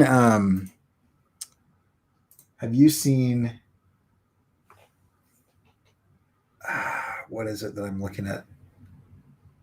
Oh, have you read Capullo's run on Batman? No, like it's funny, everybody is obsessed with Capullo, which is hilarious because when I was a kid, I was really into Capullo because like he was the guy on Spawn. Like when McFarlane stopped doing, I don't know, it was like around, I can't even remember because I stopped collecting Spawn probably around like issue 60 or something. Yeah. But I literally followed like the run for a really long time of the first version of Spawn. And Capullo was like the first dude that McFarlane brought on the title when he was like, I don't want to draw this time, like this month, so you draw it. And at that time, I don't think he had really found his voice as much. Yeah. But I have heard a ton about him since that's like not connected to Spawn, which is weird to me because as a kid I was like, if I went to like a comic convention, I was like, I want to meet McFarlane or Capullo, but it's because like I was obsessed with Spawn. So yeah, he's great. He's great in it. I wouldn't say it's the best writing all the time, but it's pretty good. Oh, he's writing it too. No, I can't remember who wrote it. Scott Snyder. Yeah, Chris has got it in the thing. Like the director? I don't know if it's the same guy. Is that the same Scott Snyder? Maybe. I'm not sure. Yeah, it's tough with books and comics too because it's like you kind of there's so many. Yeah. And that's one of the things I'm going to like about the IRS thing because it's like it helps isolate the ones that really stood out. But it's like you do kind of have to like try to pick like what you want to read, Yeah. Because there's a whole world of like like I read a little bit of Tezuka and like, and that's the whole manga angle, but which most of that I'll avoid like the plague. And then it turns out there's this whole indie scene in manga too. And so it's like, I need to go down that rabbit hole. Like there's so many rabbit holes to go down because Tezuka is like amazing. And so it's like, I don't know half the time, like where to start. Yeah. Apparently, manga is pretty problematic from manga and anime are pretty problematic from like a worker, like an artist rights issue. Yeah, Tezuka gets into that too. It's interesting because he does a lot of autobio comics, about like the birth of like certain styles of manga because he was like one of the founders. Chris is saying the writer is Scott, the director is Zach. See, this shows you how much I like Zack Snyder after 300 because 300 was great, and then I am not a Snyder Cut dude. I'm sorry to any people who are fans of the DCU under Snyder, but not a fan. I couldn't even follow that Superman movie. Literally, like my wife and I were watching. We couldn't get through it. It was hard to even get through because it was like there was a point where, and then I never saw Superman versus Batman or anything. You're missing out. Over how hard to follow and impossibly weird the Superman movie was, where I was just like, I just don't want to see this guy's take on anything. You're missing out on more stuff that doesn't make sense. Oh yeah? Yeah. I also just don't like I don't know what happened, but it's like he crosses the line of action all the time. So there was a point where my wife and I were watching, and it's like Superman walks into the Fortress of Solitude. And we literally thought it was like 5 different timelines where it's like, wait, is this in the past? Like, and no, it was in the present in the plot, but just it was so badly cut and impossible to follow that we're like, and also he didn't really give you a reason to give a crap about any of the characters, like Lois Lane, I think it was Amy Adams or something cast. And she's a brilliant actress, and yet she was like it's like the flattest performance I've seen her do. And I was like, how do you get a brilliant actress like that who can like pretty much kill it in any film and get a flat performance? Like, anyhow. And I thought even the casting was cool. Like I thought Cavill or what's his name? Cavill. Yeah, I thought he looked like old school, like 40s Superman. I was like, that's a cool good way to go. And then I remember he's like diving from like an oil rig or something. It was just the worst, most impossible to. Yeah, I just didn't like it. Sorry to anyone who's. I don't know. I don't like a lot of DC movies. Yeah, I tend to not. I mean, I love Dark Knight series. Like that was great. Yeah, a lot of the Batman ones have been pretty good. I don't know. I feel like DC got kind of like stuck in like trying to make Watchmen, but using like Batman and Superman to try to make Watchmen. You know, where it's like let's just be dark and gritty for no reason Yeah. and like miss the point of the characters.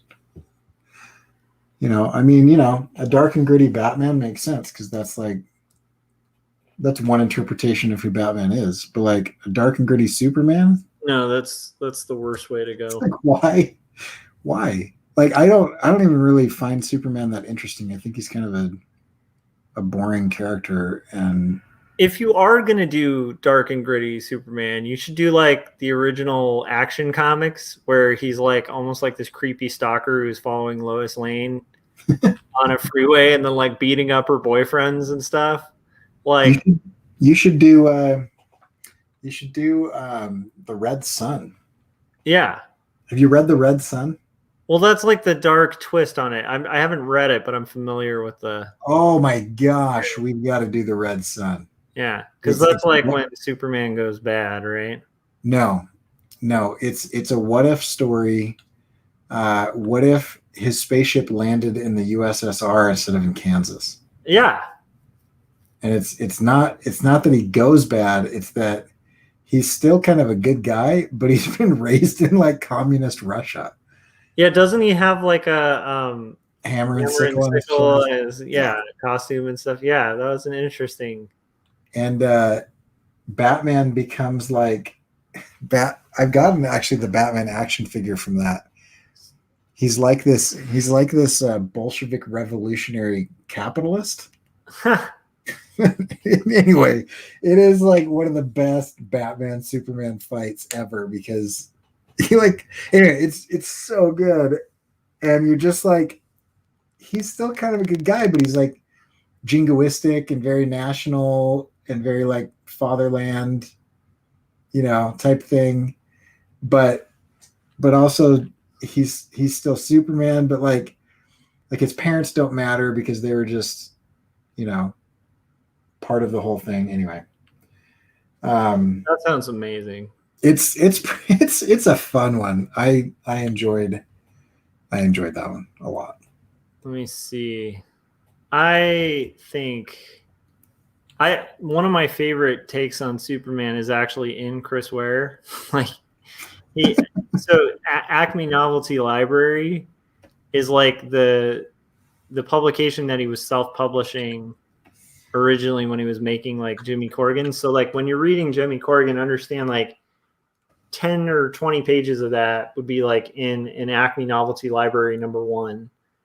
And then you'd have like 4 other stories, like these Quimby the Mouse shorts that were like these silent cartoons with like a mouse that's like psychologically disturbed and obsessed with the severed head of a cat.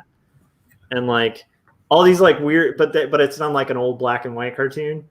And then a lot of shorts, like short comics that are like parodies of, and there's one called Rocket Sam, where it's like a 1950s like guy getting in a space rocket and like traveling through space and stuff.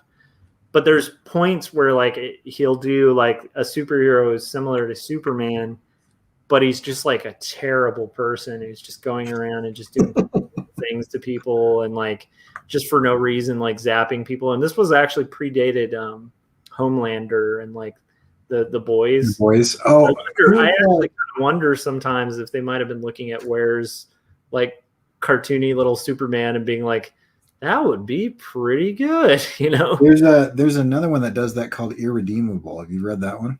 No. I'd like I'll have to put that on my list. Irredeemable is interesting. It's the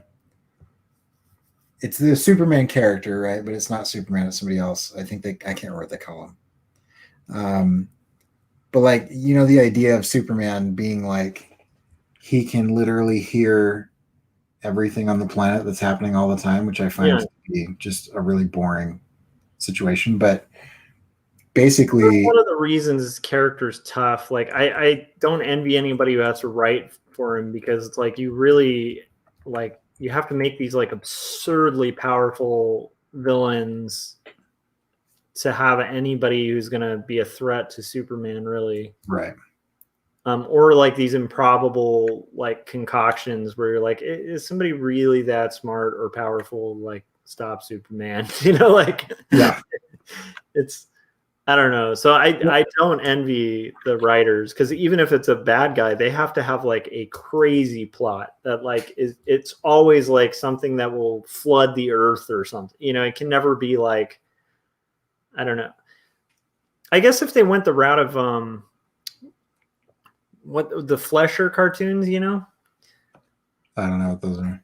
those are like, so you would like love those. They're like these original Superman cartoons from like the 40s. Oh. And they're beautiful. Like the animation was like absurd.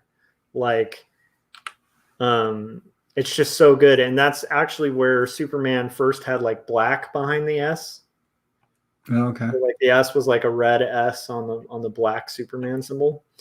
But in those, it was fun because it was kind of like cornier, and like you were saying, like he's just super good. Like Superman's just this really good like go getter. But that one, it's like he's not really stopping like crazy things. It's like a mad scientist with a ray who's trying to melt his way through a bank to like with a bunch of cool 1940s style robots to like steal gold from a bank, and then he stops them.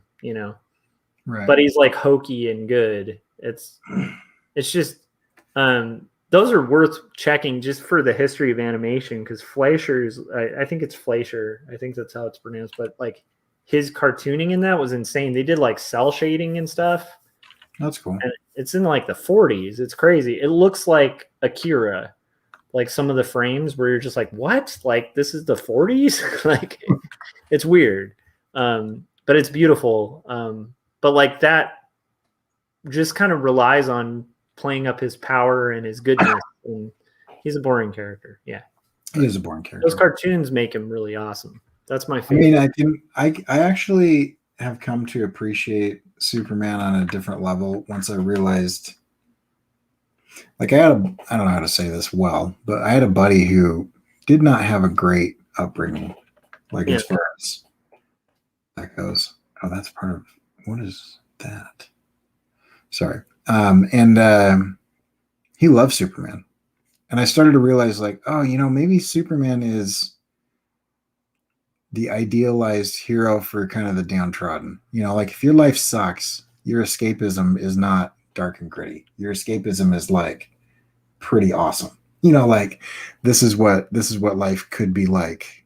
Yeah, and I think there's different people who respond to different kinds of stories, like regardless of like life background too, where it's like, I think there are people who are drawn to superheroes for different reasons. And I think some of them really like it, like in the way that people like mythology. So that these are like godlike figures to them. And it's like, I think some people like that, like sparkling perfect. I actually like to me, I agree with the idea of, I don't think Superman works as a dark character. Yeah. Unless you, like I said, unless you go back to like Action Comics and have him as like a jealous, overly powered boyfriend, where they explain his power and they're like, how ants can lift things that are really heavy, that are like twice their body? Well, he can do that too, just like an ant. But that's like before Krypton and everything, But I think like that's the wrong direction, because I think he is like a character that you need to play up the. If anything, if you want to go dark with the Superman story, it's about like the alienation he feels around humans. Right. Yeah. He's out of place. I'll tell you where they went dark with Superman, and it works really, really well. What is that run where it's a bunch of alternate dimensions? Injustice. Have you read any of the Injustice stuff? Injustice. No.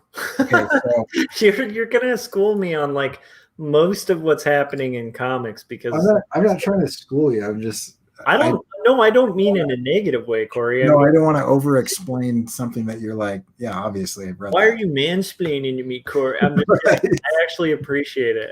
I'm learning. I'm gaining knowledge. Please tell me. Yeah, so Frank played the Injustice video game. It started out the concept it was a video game, and they're like, hey, we need, like most things, video games and action figures and whatever. They're like kind of randomly like, hey, we need somebody to just give us an excuse to do this thing we want to do, and so they literally started Injustice as like, let's just put like a bunch of alternate dimension versions of DC characters in like a Street Fighter fighting style game where you can just like fight each other. And so you just get like all of the super cool designs and everything. But then Tom Taylor, I think Tom Taylor is the guy who wrote that. Wait, I got to look this up to make sure here. Tom Taylor, Injustice.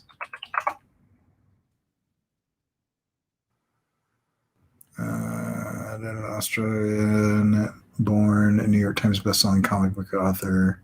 Yeah, Injustice Gods Among Us. And then he did Deceased and Suicide Squad and stuff. Anyway, Tom Taylor's awesome. Okay, see, I have seen the video game of that. Like, 'cause I remember when that came out, all my friends who were into gaming were like obsessed with it. Yeah, I actually really don't like the video game. I like video games a lot, but that video game, I was like, this is kind of, I don't know. I don't like the gameplay of it. The mobile phone version of it is okay, but it's just button mashing. But like, it's like one of those fighting games where it's like, memorize this really complex set of, keystrokes, and then you too can blah blah blah blah blah. And it's just like, I don't want to. Just give me like Street Fighter where it's like there's two different sets of moves. You've got like Guile and Chun-Li's set of moves that works with like E Honda and those guys, or like the Ken Ryu, the Kira Akunda set of moves where, anyway. Yeah, Chris played it on the iPad. Super button mashy, really cool character designs. I feel like the mobile version of it is cool. The normal console version of it is just awful. But anyway, you're reading the story in the comic. So Tom Taylor, they're like, hey, give us an excuse to have all these characters in the same dimension, so that they can fight each other.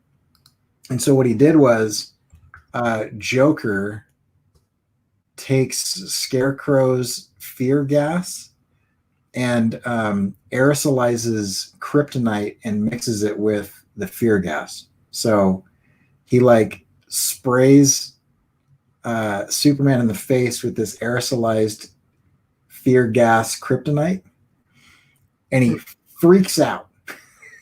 He like completely freaks out and hallucinates that Lois Lane is Doomsday, and he basically punches her so hard that she flies into space and dies. Like, he kills her. So Superman kills Lois Lane, and then he finds out that she was pregnant with his child. And so, like, Joker basically tricked Superman into killing his wife and child. So Superman goes nuts, kills the Joker, and then just decides, like, I'm going to end crime. And so he becomes the like totalitarian dictator of Earth and just kills anyone who breaks the law. And then you have like this split down the middle of like villains and heroes, who are like either align with him or like team up to fight against him. And so then like Lex Luthor starts gathering other versions of like other characters. So you get like different dimensional versions of Batman and Superman and Wonder Woman and whatever from different Earths. And it's just this big, giant, all-out brawl of of all of the DC characters.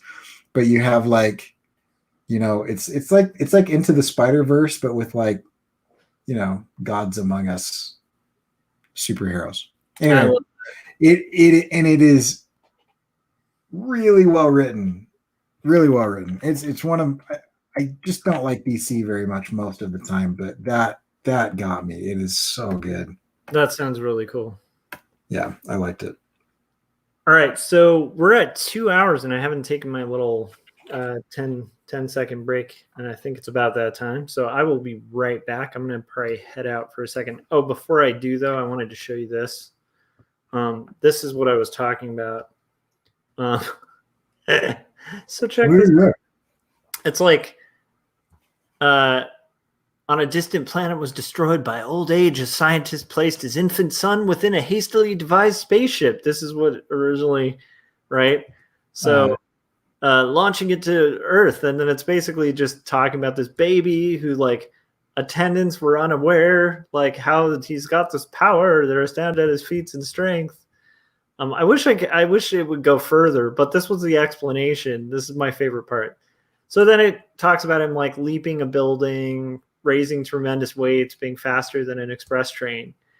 But here it says a scientific. This is my favorite part. I wish comics would do this more. Like if I were to do a superhero comic, I would want like a weird explanation of the power like this. It's like Kent had come from a planet whose inhabitants' physical structure was millions of years advanced from our own. Upon reaching maturity, the people of his race became gifted with titanic strength. Incredible? No, for even today on our world exist creatures with super strength. The lowly ant can support weights of hundreds of times of its own. The grasshopper leaps what man would be the space of several city blocks. So that was like the way to kind of cause the suspension of disbelief. Yeah. Not believing it yet? Well, grasshoppers and ants. I'm like, that's great. We should do that more often. That kind of corny. That's funny. I also finished the revisions for this client, so that's cool. So now cool. I can get to comicking and a refill of my coffee and a little super quick break. So any I'm going to take a break as well right after I finish coloring this hairline, because then I will be done with her. nice. Start inking the fourth and final band member. All right. So in the meantime, while we're on our break and stuff, let us know what you guys are all working on. Chris, what are you working on? Frank, what are you working on? Adam, if you're still in the chats, you are. The Krypton mythology of Superman infinitely more interesting than him coming to Earth. That's pretty interesting too, especially if, I feel like they keep trying to make Krypton less like 1950s sci-fi than it should be. Like I feel like Krypton should really look like a 1950s version of like Mars, you know, like where it's just got like all the like, you know, mid-century modern architecture and stuff. That would be amazing. Anyhow, Adam, Chris, Frank, basically let us know what you guys are working on, and I'll be right back. So, cool.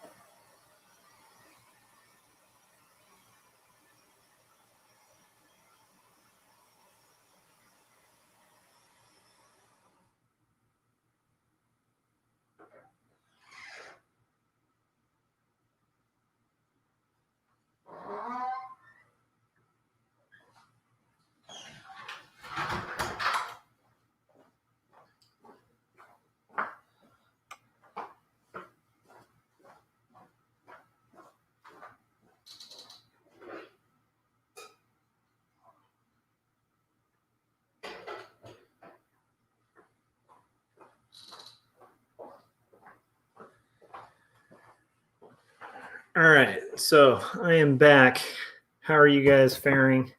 I just got to refill the coffee, and I'm excited because getting this revision done was like, there's a saying in business of like eating your frog. I think it comes from like a Ben Franklin quote where it's like, if you have to like eat a frog today, it's better to start your day by like boiling the frog and eating it so that you get it out of the way and the rest of your day is like a surprise. Because to me, that's what this is. It was fun to work on, and I love working on client work, but now I'm excited because that's done. That's off my plate. I can send that to the client, and now I can focus on personal projects, which is my passion. So now we're going to get into, first I got to save this, send it to the client, and then I'm going to get into Two Stories book 2, which I'm excited about. Let's see what everybody was working on.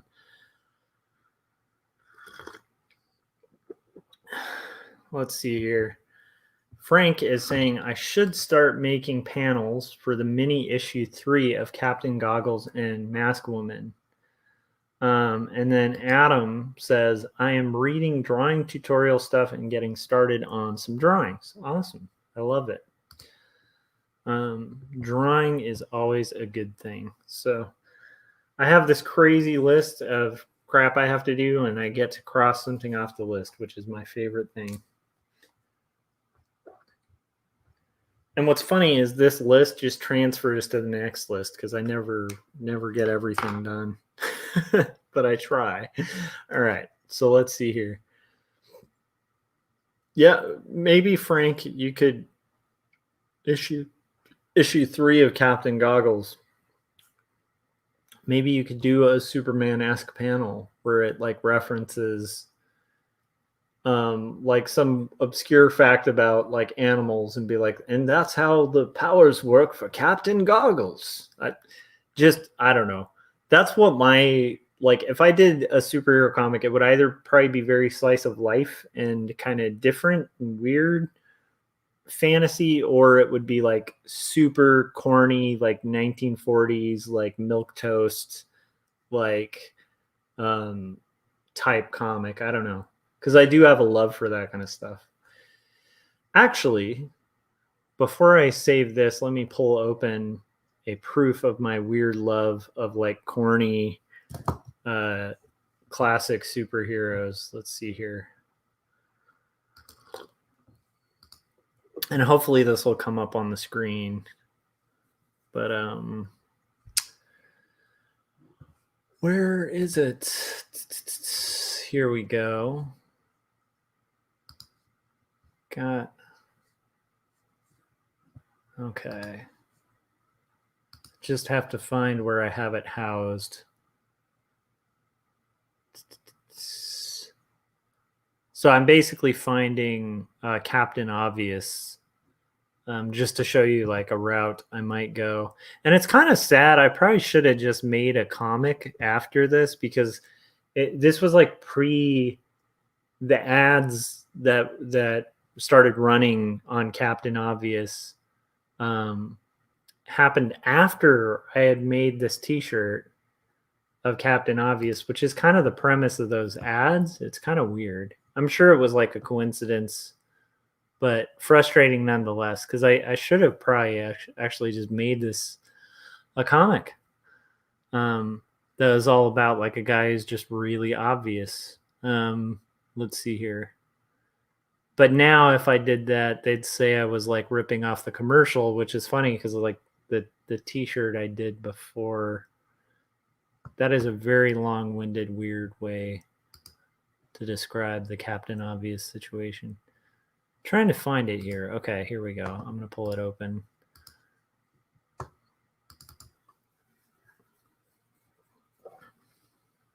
Yeah, Anna likes animal facts, so that would be cool. You could be like, okay, so that's Captain Obvious, and it was like a riff on like those classic superhero comics where it's like our hero painfully points to what is clearly understood by everyone else, and then he's pointing at a bird and saying it's a bird, and then he's saying it's a plane, pointing at a plane, and then he's like it's a word bubble, and then he's like it's a panel border. This is a superhero stance. So yeah, anyhow, that was me riffing on my love of like old school comics. And I even did very like classic color separations to it too. So they're very authentic. Like I mixed the right colors to make brown and all that fun stuff. So just sharing that before I save this and send it to a client. All right, so here we go. But that was made many years ago. And I think I could go that route easily with like a corny. I don't know. I love that stuff. Okay. So JPEG. Let's see here.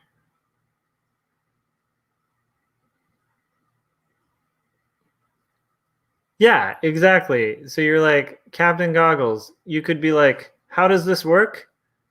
Bats. Like I don't know. I think the more like I also really love the original Batman series like a lot.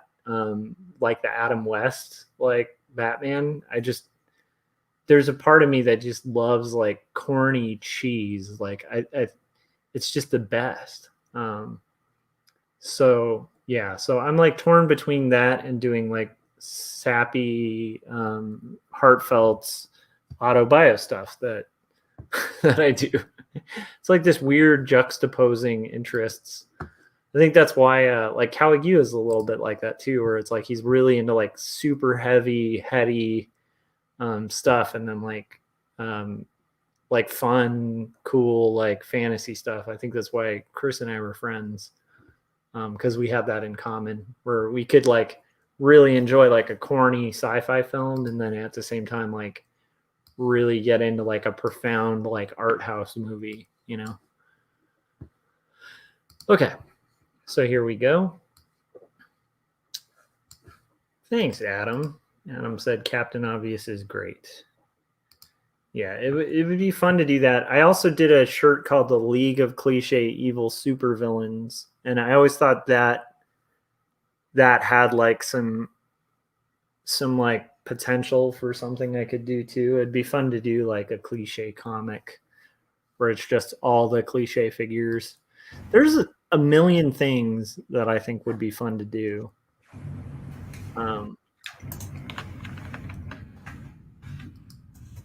Yeah, like that's probably it. Like a Batman 66 style comic. I could totally see myself doing that too. And actually, it's funny you're saying type of stuff, but even just doing that era of type would be fun, you know? I'm sure Corey feels that like conflict too, because he's a deep thinker, and it's like so there's all these different routes you can go. Like it's like you can go comedy, you can go fantasy, you can go like really crazy mythological. Like there's so many different paths, and yeah, for me it's more just like picking what I feel I'm supposed to do first, because like with like two stories, I feel like really powerfully convicted to do it. Like I feel like just my whole being is supposed to make this thing right now. Whatever comes after that, it's gonna have to be that where I'm like feeling it, you know. That pitch that I'm working on, actually, written by my sister, is something I really believe in. So it's like I could see myself doing that, but I would love to do something really lighthearted when I'm done with two stories because yeah, it's heavy. It'd be fun to have something that's a little more tongue in cheek and humorous, you know? What do you think, Corey? I'm the same, man. I did a lot of heavy stuff last year, and I am looking to do some light things. Yeah, like I want to do something like Journey Poo. That Right. looks super fun. Yeah, I need to do some more of those. I was kind of on a roll. You guys can check out on Corey Kerr's channel on YouTube. You should all look up Journey Poo at some point. It's amazing. Yes, Journey Poo is a serious work that I did about. It's a very serious autobiographical work. They did about a digestible tracking devices that have the ability to update people on your social media feeds of your bowel movements, and you can race them through the sewers. Yeah, I agree. I think, Chris, I think I'm going to have to. Although I will say, the pitch that I'm doing with my sister is a very like dark story, but it's also like very mysterious, and it's not like it has like a happy ending, and it's just like a weird kind of, but it is fun. Like it's a lot of fun because there's like seances and all sorts of weird stuff. Oh, dude, Chris is down to join us. The more the merrier, Chris. Let's see here. Like art school, hanging out 2 a.m. That's half of why I like these things. Also, I have to do this. I actually have to catch up on my comics, so that works out. And then Corey, I think, has to get this crap done too. So, and by the way, by crap, I don't mean that in a negative way. I'm just a Californian. Is that a California thing? I don't know. I think it's fairly like California or New York to just call everything crap, even if it's cool. Yeah, I'll tell you that. How about guys? I don't know if this is just me being an idiot or me being very modernly whatever, but like I get corrected all the time because I don't gender like nicknames for children. Mm-hmm. So like I'll call boys honey, I'll call girls buddy, or just whatever feels right at the time, and everybody's always like, oh, she's a girl. And I'm like, she can't be a buddy? Like, that's fine. Yeah. Girls can be buddies or whatever. And I definitely have that with dude for sure. Yeah, dude and guy. Everybody's a dude. Like I call my wife dude. Yeah. Yeah. But I've gotten my wife like, did you see this thing? I've gotten feedback from like people will come and watch me teach. And then they'll say like, you're using the term guys, but you have like 70% of female on your because they're not from California and everybody's guys. I know. I'm like, isn't that like everybody is guys? That's just that's a hard one to break. And I don't even mind that critique. It's just hard to break when you grow up in California because it's like if it's like telling a Texan they can't say y'all. It's like it's just not right. Like if you lived in Texas for a long period of time, you're gonna say y'all. Yeah. Here, Chris Kawagua, Sketch Boy 01. The amazing. Am I here? Am I? Yeah. How's it going? I don't know if I can answer that question for you, Chris. Are you here? What's up, dudes? How's it going, guys? How's it going, y'all? How are you? Good. How are you doing? Yeah, good. How's it going, dude? It's totally true. Everybody's a dude, It's tough, man. I mean, I have Valley girl type speech. Mm-hmm. I say like all the time. Like, whatever. Yeah, it's terrible. I say rad. There's words that are like ingrained in me, whether I like it or not. But then I also say weird, outdated stuff. Like rad. No. There's something that I've noticed that you use that it sounds more British. British. Whilst. Oh, I love using whilst. I know that's totally a Josh word because like I don't know any other Americans that use I'm drawing whilst drinking coffee. I love it. It's a great word. It's fun. Yeah. There's weird words I use. You're right. I'm glad you noticed that one because I've known you long enough that I can find some oh wait that's a I know this one. I know who's talking. That's true. Chris knows like all the ugly secrets about Joshua Kemble. So but they're all like public posts on Instagram, so it's not that. I'm like all the ugly secrets that I'm writing about. Literally publishing a book about. Exactly. Yeah. I'm bearing my soul, you guys. That's part of why, though. Like, I do feel like I might be at a cap for bearing my soul for like a year after this I mean, I mean, your comic itself is pretty it's pretty soul bearing, if not anything. Yeah. And I love autobio, so like, and there's stories I could tell. I mean, I used to work at an AM/PM, and like just doing a series of stories of just like weird people who would come into an AM/PM at like midnight, and just like somebody in their early 20s kind of going through that like weird I work at an AM/PM stage. Yeah. It's like that would be cool.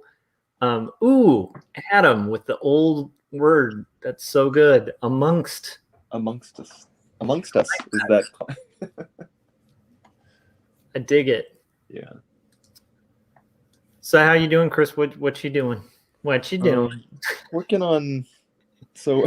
What you working on? What you working? I'm drawing I don't know if you've ever seen this guy. He does this character, the weird Satanist guy. I know. The Arby's. Yeah, Arby's guy. Yeah. So he's. Yeah, what's the Satanist name? Like, what's it? It's Onyx the Fortuitous. Yes, the Bright Realm. He's something about him is so. Kickstarter for like a film, right? Yeah, that's so. I kind of want to help him out. I want to do a little promo thing, and I've drawn one cartoon of him before, but I want to do something where, because he's mentioned, like how it's kind of like Fright Night. It's a little bit of like 80s horror type thing, but with an actual character, and I kind of want him holding on to like a doll of Elvira, because he's also mentioned her, and just some of his videos are so hilarious. Like he does like like that comedian is so funny. Yeah, Andrew Bowser, he's great. No, he's so actual accomplishment. Like I totally believed him as that guy for such a long time. Yeah, I'm like, is this guy real? Because it feels like somebody I've seen it. Those just slightly socially awkward people you see at conventions, and you're like it's relatable because I've been there. Yeah, just not to that degree, but I'm like, I get you, man.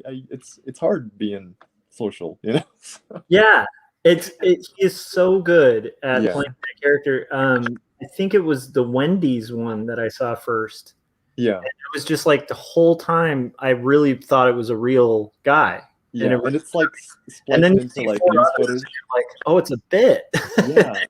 Yeah, no, it's really, and he's like actually a good director. Like he's actually produced and directed stuff, so it's not just like a like a pipe dream type thing. Like I feel like if he gets the funding, he can make a really cool, unique, very funny film. So do you want to give draw like Elvira's eyes back here or something, and then because he does that thing where he's like, "Notice me, senpai, notice me." He's like talking to the devil. It's just. Yeah. So it's something like "Notice Me, Senpai," but it'll be Elvira or something. I don't know. But yeah. So I love that, Chris. Do you want to Corey? Have you seen this guy's stuff? I don't think I have. So Chris, you'll probably describe it better. Do you want to kind of give him like a brief? Oh my God, I cannot do it justice. Like he. Yeah, I can't either. He talks so fast, says the weirdest stuff so quickly. You know what? Yeah, I don't know if you can. Corey, I feel like you should just pull it up because I'm not monetized yet anyway. So you don't mind getting a copyright strike? Yeah, I think you should watch like a brief bit of if you want to pull it up. I don't know if you can get audio on here too, but it'd be funny to hear it too. But it's like he does a Wendy's bit, and it's like what am I looking for? If you want to pull it up, I don't know if you can get. What's his name? Onyx the Fortuitous. Yeah, onyxthemovie.com is the. But you could just literally say like Wendy's Satanist. Yeah, weird Satanist guy. It's just him. I think the biggest one I think is when they had that whole controversy with like putting up a statue of Baphomet somewhere, and it became like a like a First Amendment rights issue. Oh yeah. I read about that because They started suing. They sued Sabrina. Right.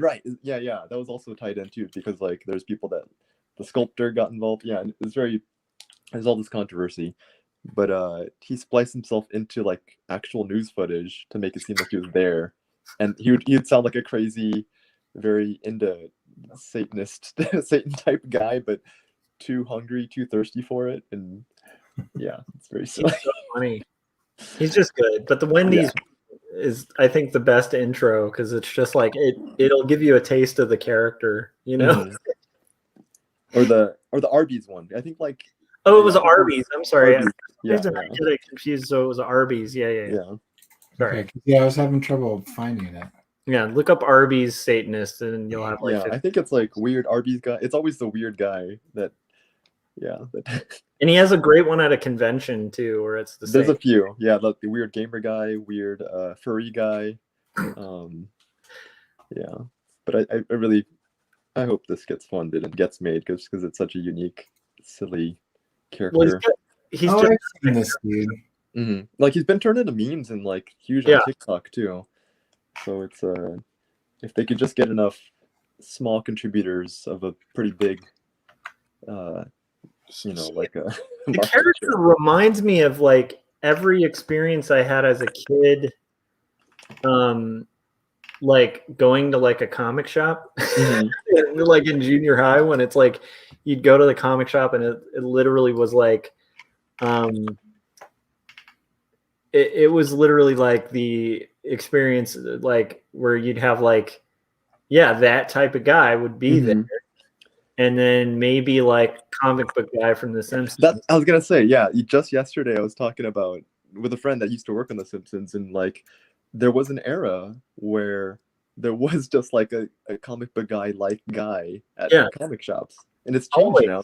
And they even did that updated episode where they went to somewhere that looked like Meltdown Comics, and the owner's like a cooler guy, and he's hip, and he's like younger, but it's very funny. It's like a conglomeration of a bunch of stereotypes that are built a little bit on snippets of reality, Yeah, but I mean that was definitely like, it's one of those things where I think people might think that was like anti-geek, and they just didn't have the experience of going to comic shops like in the early 90s or like 80s. It's like that was, I remember, other than kids my age, that was pretty much the older guys who would be there. Right. Yeah. Like, yeah. And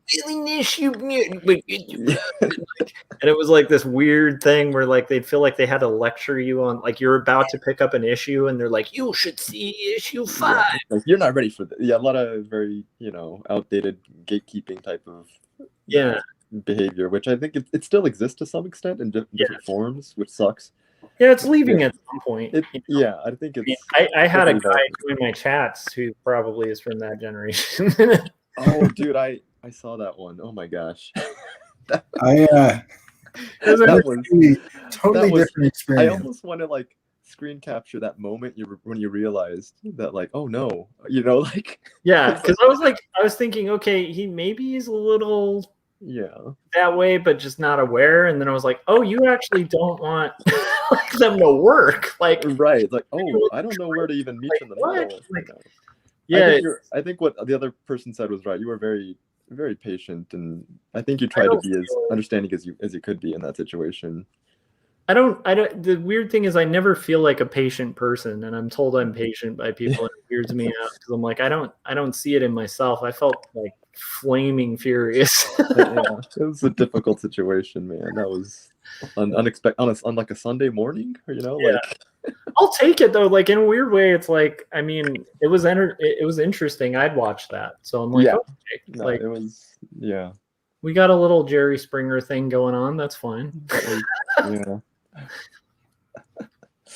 you got some engagement for sure. Yeah, I don't know how your productivity went down real fast, but oh yeah, I didn't get a ton done at all. Like it was very ironic that you're drawing these atheist portraits, like Dawkins and Hitchens and like and that guy was exactly the type of guy that like would have. It's like, oh, maybe this was why you felt, like yeah, that was a weird one. Definitely a fun one. Yeah. But it's sad that mentality still. I'm always mystified when I find that like stuff that should be old hat like ways are still around, Well, I think that speaks to like how we kind of live in our own, bubbles. Like we live in California, and especially like depends, what city too, or what area, like what. Yeah, I was gonna say my area of California, like that guy wouldn't be that unusual. And even my area too, though, like, Orange County has definitely its Oh, that's spectrum. true. Yeah, That so is it's not true. Like yeah, we're like we're both in like the 2 red districts but in I'm California. not quite there either though, because like I mean, Little Saigon's right here, so it's a very immigrant community. Yeah, yeah. But then I'm sandwiched in between Huntington Beach, which is very much more, like white affluent and surfer. But then my school was super diverse and Yeah. very progressive, so it's like No, it's so weird. It's similar. neighborhood to neighborhood. Yeah. Yeah, that is a weird area because you have very progressive and then very right. And Mm-hmm. like the further up you get like towards like Costa Mesa and stuff, like you start getting like this really weird divide where it's like Yeah, I think progressive yeah, and like right. literally Then you start to go into like Newport and Irvine. That's like much more richer territory. yeah. But then I'm not far from Santa Ana, which is a huge Latino community. Right? Yeah. So weird. And then this district's weird because we had Katie Hill as a rep, so it's like definitely blue. But then like it switched to Mike Garcia, who was high-fiving the insurrectionists my like goodness. 5 minutes before, and like denies COVID and stuff. It's like it's a weird, but I think in a weird way, it's like good to live in a district like this because it's a better picture of the country. Right. That's true. Yeah. I think that's kind of good to be aware of, though. Like it's important to kind of have that sort of cognizance about what things actually look like, or what they're the diversity of people out there, and I mean diversity of opinions, not just your color. Yeah, it's a very strange thing. I feel like I don't know. I think I might be less politically charged if I lived in a different area. Mm-hmm. Yeah, but living in this area, it's hard not to get politically charged because I'm like, really, people believe this stuff? Come on. Yeah. Okay, so we got. Let's see. I'm trying to send this thing to the client, and I'm just not doing it well here. Okay, there we go. Boom. What are you working on, Josh? So I was doing revisions for a client, and now I'm going to be working on my comic. Nice. Well, can you say what the thing's going to turn into, your client work? Which one? The guy's face, is that like an ad? Oh, so it's like a t-shirt, and she makes like t-shirts and a bunch of different stuff like with these single images. Mm-hmm. And so I've like my works for her too. Oh, cool. But it's like she'll hire us to do a set of illustrations for like a fashion set that she's going to use for like t-shirts, and she does like dresses and pillows and like all sorts of weird stuff, but not in like a print on demand kind of way, like in these really cool custom ways. Mm-hmm. But yeah, she's a fun client and pretty awesome. But she's been having me do these like sailors for like years. I think I saw you draw another sailor guy. That was pretty neat. Yeah. So I've done like tons of them. I usually do like 4 or 5 of them a year. So or more sometimes. And what's cool is that shop, I actually did their signage. So like if you were in Germany at this like port that they have their shop, like the whole storefront is my art. Like the that I think I watched you work on that one. It's gonna be on the side of a wall of an actual like seaside. Yeah, that's and it's cool because it's like doodle art, but it's like giant and like actually there. So it's fun to do. It's almost like similar to some of the stuff you've done, except I think on a lower scale, because I think you actually have some art that's on an actual ride. I don't know if I can talk about it though. Yeah. I don't think I can. I can't take credit for that one. But it's pretty neat.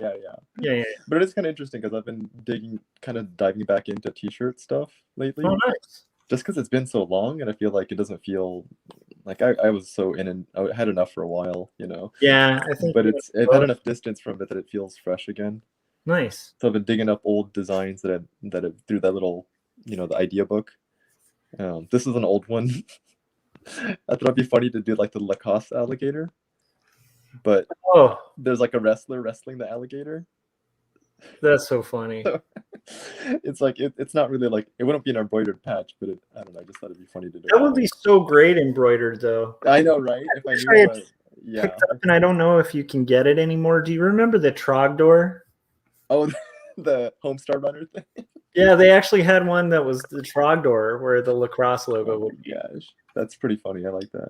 And I was like, I remember at the time, this was like early when we were in college. And at the time I was like, I got to pick that up. And then I was like, no, I'll, get it sometime. Yeah. Years later, I was like, I finally have income. I should get that thing. And are you drawing Trogdor from memory? Burn the naked in the country. Can give him a beefy arm here. I love it. He's got some dragon wings. Let's see. Trogdor! I think, didn't he have like one leg or something? Frank is gonna ask our previous misogynist on his show. Oh my god, that would be amazing. If you do, Frank, send me a link. Full bravery. I mean, it's crazy because I actually did check him out. Like his art's not bad, Yeah, he's not bad. And and it's really funny because like I saw in one video and he's got like a bow and arrow in this wall, and like I have a bow and arrow on my wall, like this is there's commonality. Like, there's stuff that we could probably relate to, just not that, you know what I mean? Like it's very interesting because like there's definitely things that like we're all such nuanced people, like yeah, and I think like even that guy, it's like I think he's really misguided, but it's like I think it stems from a lot of like hurt. I feel bad, like a certain sympathy goes out because, dude, like I've been a kid of divorce and it's difficult, it's like, so it's like, it's I get it. It's so hard, but you have to try to reach some bridge and empathize, and because otherwise you don't want to just demonize a person entirely. There's still people there. They have entire histories, Yeah, it's hard.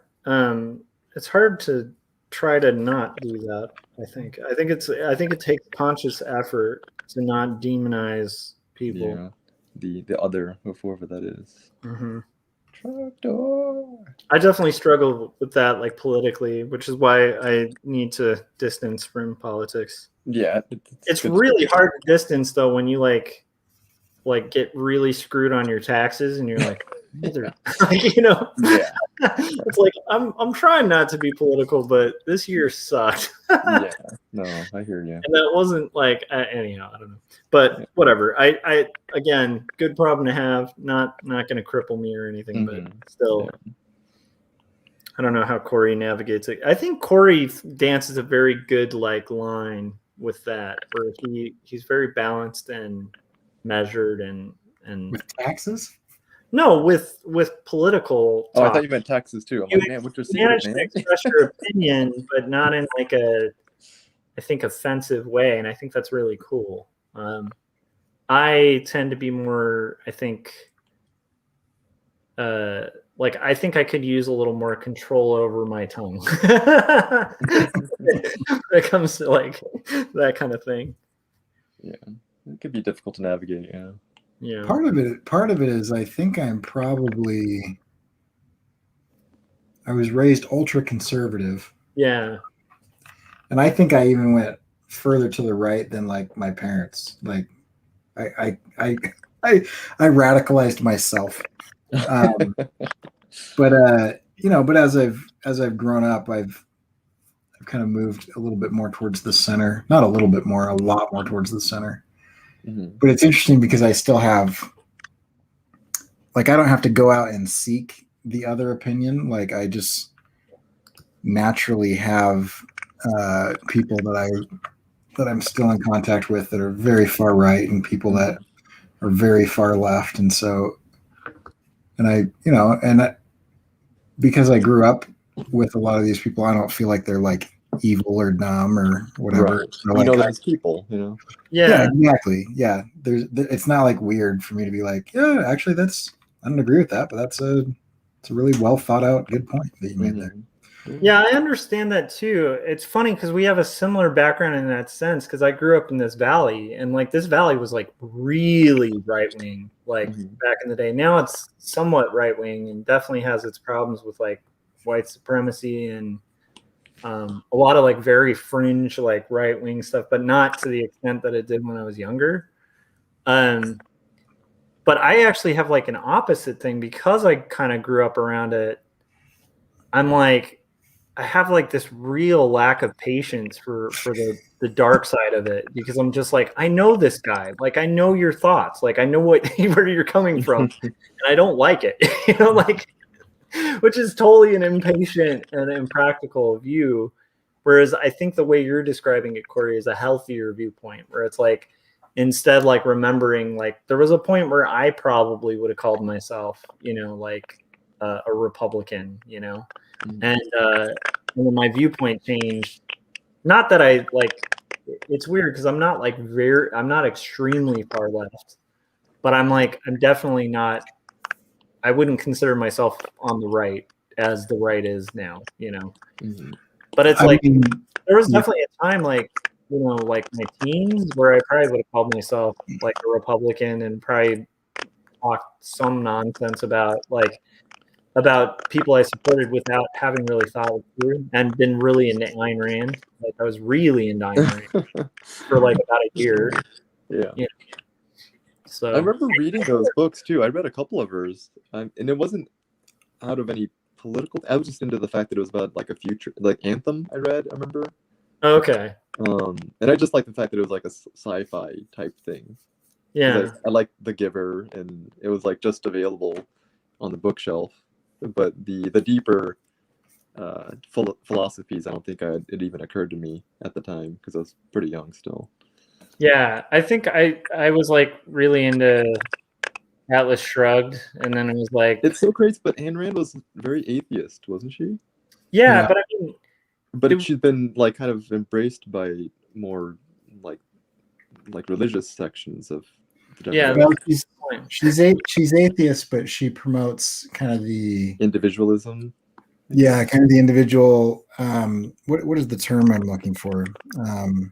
Meritocracy. Oh, I see. Yeah, like if you don't deserve it, you don't get it. Type of. Yeah, it's kind of like 100. I mean, she's like all in 100% meritocracy, and so that's easier for a lot of people to kind of get into. I mean, if you're like into the prosperity gospel, which I think is right.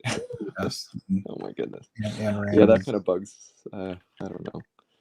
I don't want to get too much into it. I don't.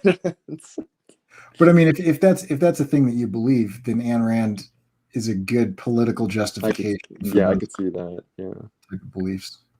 Yeah, it's interesting. Like I said, I can relate because I also like, I grew up around a lot of Republicans in the family and stuff like that. Luckily, like, anyhow, point being, like, I don't try to demonize, but it's like, because of that, I also get extra frustrated because, like, the Republicans I grew up around that were kind of seemed like reasonable people, I don't think would have embraced like a lot of what is being embraced right now. And so that's fascinating. Right. Yeah. And then also just the more I've read about it, like in the history of it, it's really hard. Like I actually think even at that point, I was kind of drinking the Kool-Aid a little bit.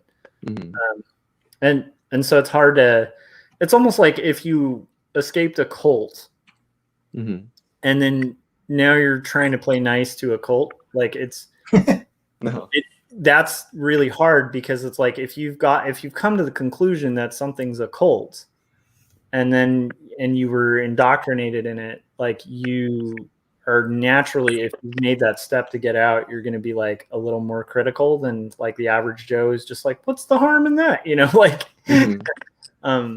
and I kind of feel like that might be the route where I go, but you're right.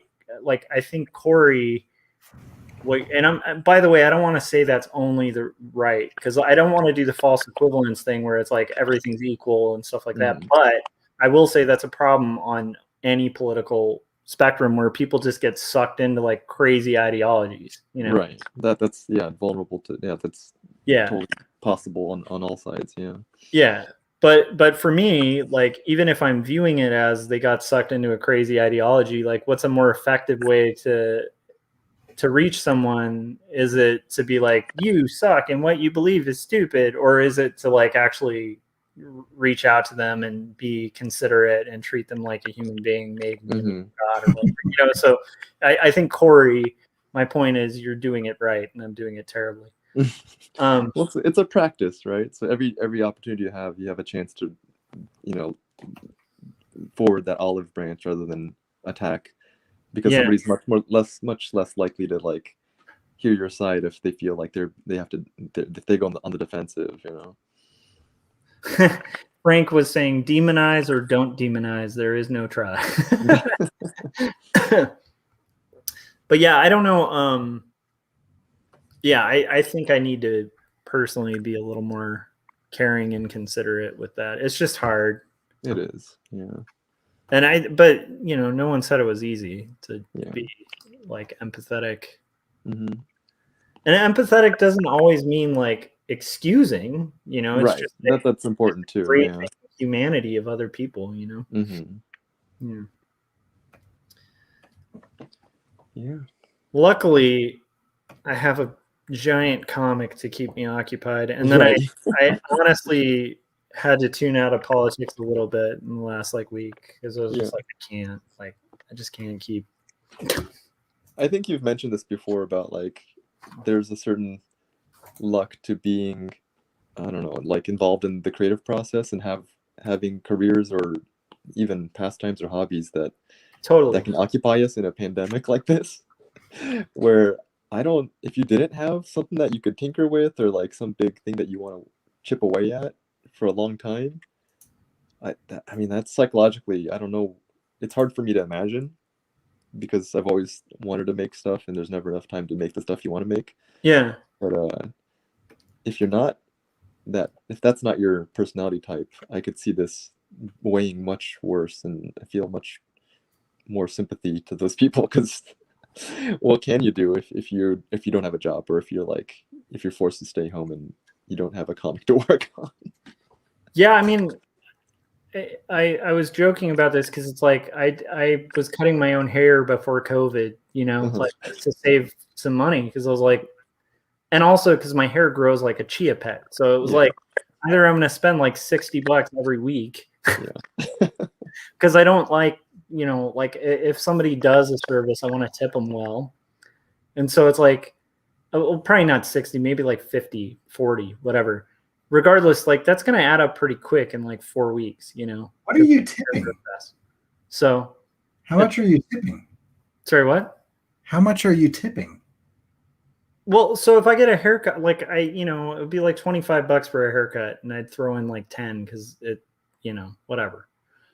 But anyhow, the point being, like, regardless, like it just added up, and I was just like, so I would end up having my hair get all like scraggly and long because I just forget too. There's that. And so it was inconvenient. I'd have to go somewhere. It was costing money that I just didn't want to spend. So I was like, I'll just start clipping my own hair. And this is pre-COVID. Art got me used to isolation and like, it's like under COVID, I feel like I still don't have like any time, and it's frustrating, you know? There's a lot of things that I think creatives, we have like, it's like we're almost like prepped for like lockdown. Not that we've been handling it well. I think like everybody about a year into this is just like, ugh.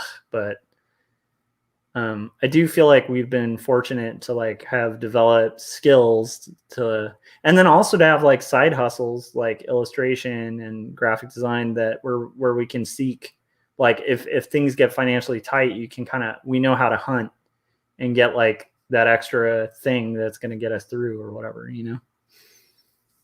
I don't know if that makes sense. Yeah. Yeah. I've been I haven't paid for a haircut since February of 2020. Yeah. I haven't since like 2019. I'm old school like that, you know what I'm saying? Awesome. But it's not bad. Like once you do it, it's like, oh, it's not that like hard to do. You know? I have an awful haircut right now. Literally, it's like it was getting too long, like the back, because I just have like one of the, I don't know what you call it, prohibition undercut or whatever, where you shave the sides and the back. Yeah. And like the back part was like starting to like dip into my collar of my shirt when I would go. Oh yeah, the neck. You got it. Right. And so I just like gathered it all up and put it in a ponytail and just cut the ponytail off. It's not a good cut. it's just a free cut. So that's the trick is I don't really cut my own hair because I do everything except the very back of that, like my neck. Like my wife does that. So she'll get my neck. Which the first time we did was funny because it went a little too high. It looked weird. It's like you have this line up here, like whoop. Anyhow.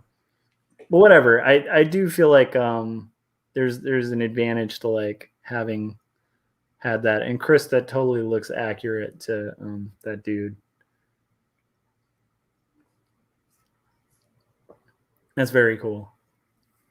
Also, I don't know if you might have muted because people were talking about the crumpling, but if you're not aware you're muted, I want you to know you're muted. Although you can talk at any time. Yeah. Not hearing anything, Chris. Are you hearing anything, Corey, from Chris? No. We don't have audio.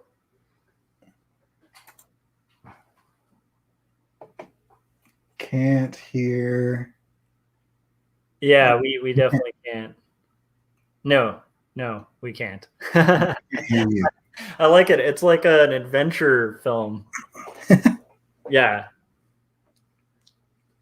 Sweet. All right. So, did you guys all see that in the chat? Chris will be returning shortly. Oh, give me 2 seconds to get into this page.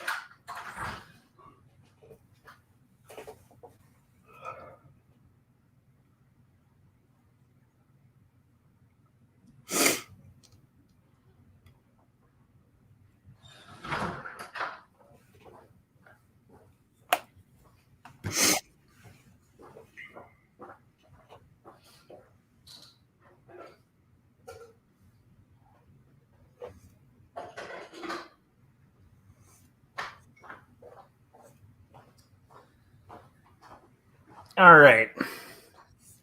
I do think when Chris comes back, we should talk philosophy because Chris is a deep thinker. Oh man, that would be fun. I don't know if I can actually hold my own in a conversation right now, but oh yeah. Well, once again, how's it? Are you hitting that point where it's less productive to keep going, or are you? I don't know. I'm like I don't have this guy's likeness yet. And I just got like 2 new pictures of him, and I swear it's like I'm looking at like 5 different people. And then also it's like 3:30 in the morning. Yeah. So this looks very much not like this guy. I feel like you had it illustrated though and broken down, and you're just I've got this guy. There's 2 there's 2 black guys in the okay. See, I just okay, that makes sense. And so the drummer, and then I don't know if I really showed you this guy. He's the bass player. Oh, here we go. Let's see. Hello. Am I back? Yes. You're back. We can hear you. Okay. That was weird. I'm not sure at what point I just kind of faded out of existence. And if we were talking over you, that was probably about the point. I wasn't sure. With me, you never know. I wasn't sure. Like, oh man, Josh, you're not hearing any of my witty things I'm saying. But no, it was. Yeah. You guys missed all the Ace content. I don't know what it was, but it was. Yeah. If I got quiet. At first, I just thought you weren't responding because you were into your drawing, and I was like, no. Okay. No. I was. When I saw your hand kind of going like this, and it was silent, I'm like, yeah, that you must. I don't. Yeah, I talk with my hands, so I'm like, I'm doing this. It means I'm talking. Like, yeah. I'm very Italian in this essence. We both have that in common. Actually, it's funny. You should, Yeah. if you guys went back in time to like 2004 or whatever, it's like Chris and me at like 3 a.m. working on freelance illustrations, like, and then stopping and being like, "Yeah, Yeah, it's Dad, I gotta tell you about this thing, and it's all about my hands. I think that's also my default when, like, if you don't want to just draw a face over and over, is like expressive hands, yeah." or like, yeah, Expressive hands are key with comicking. yeah. Corey is struggling to get a likeness here, and I just made the mistake of thinking it was the other guy who was black. So I'm like, oh no, am I a racist? Oh, jeez.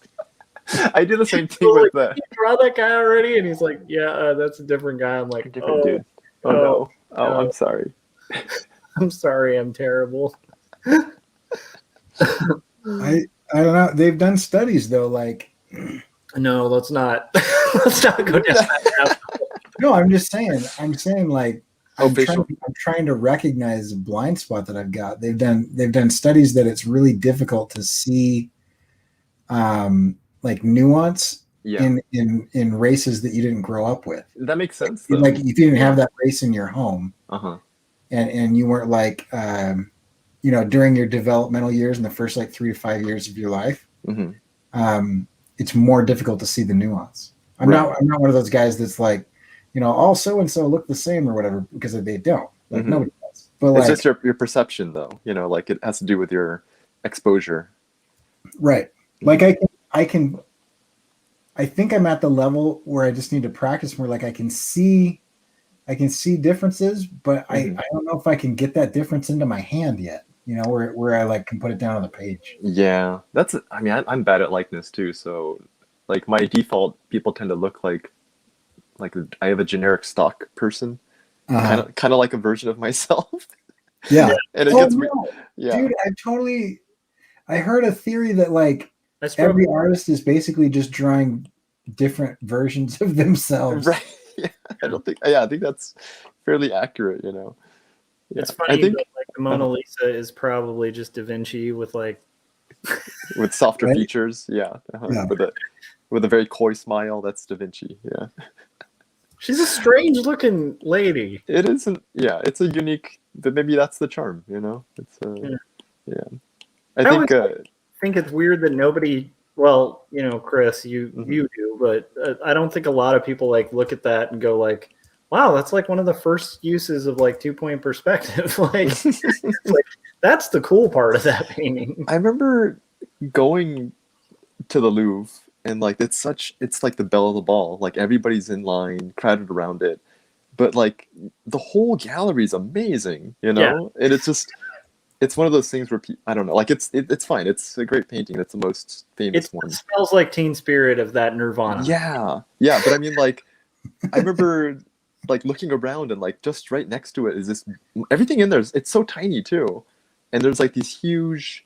It's mystifying. Yeah, it's one of those things where it's because it's famous. It has more clout. It gets more attention because it's famous, even though there's just as equally amazing masterworks out there that it's next to.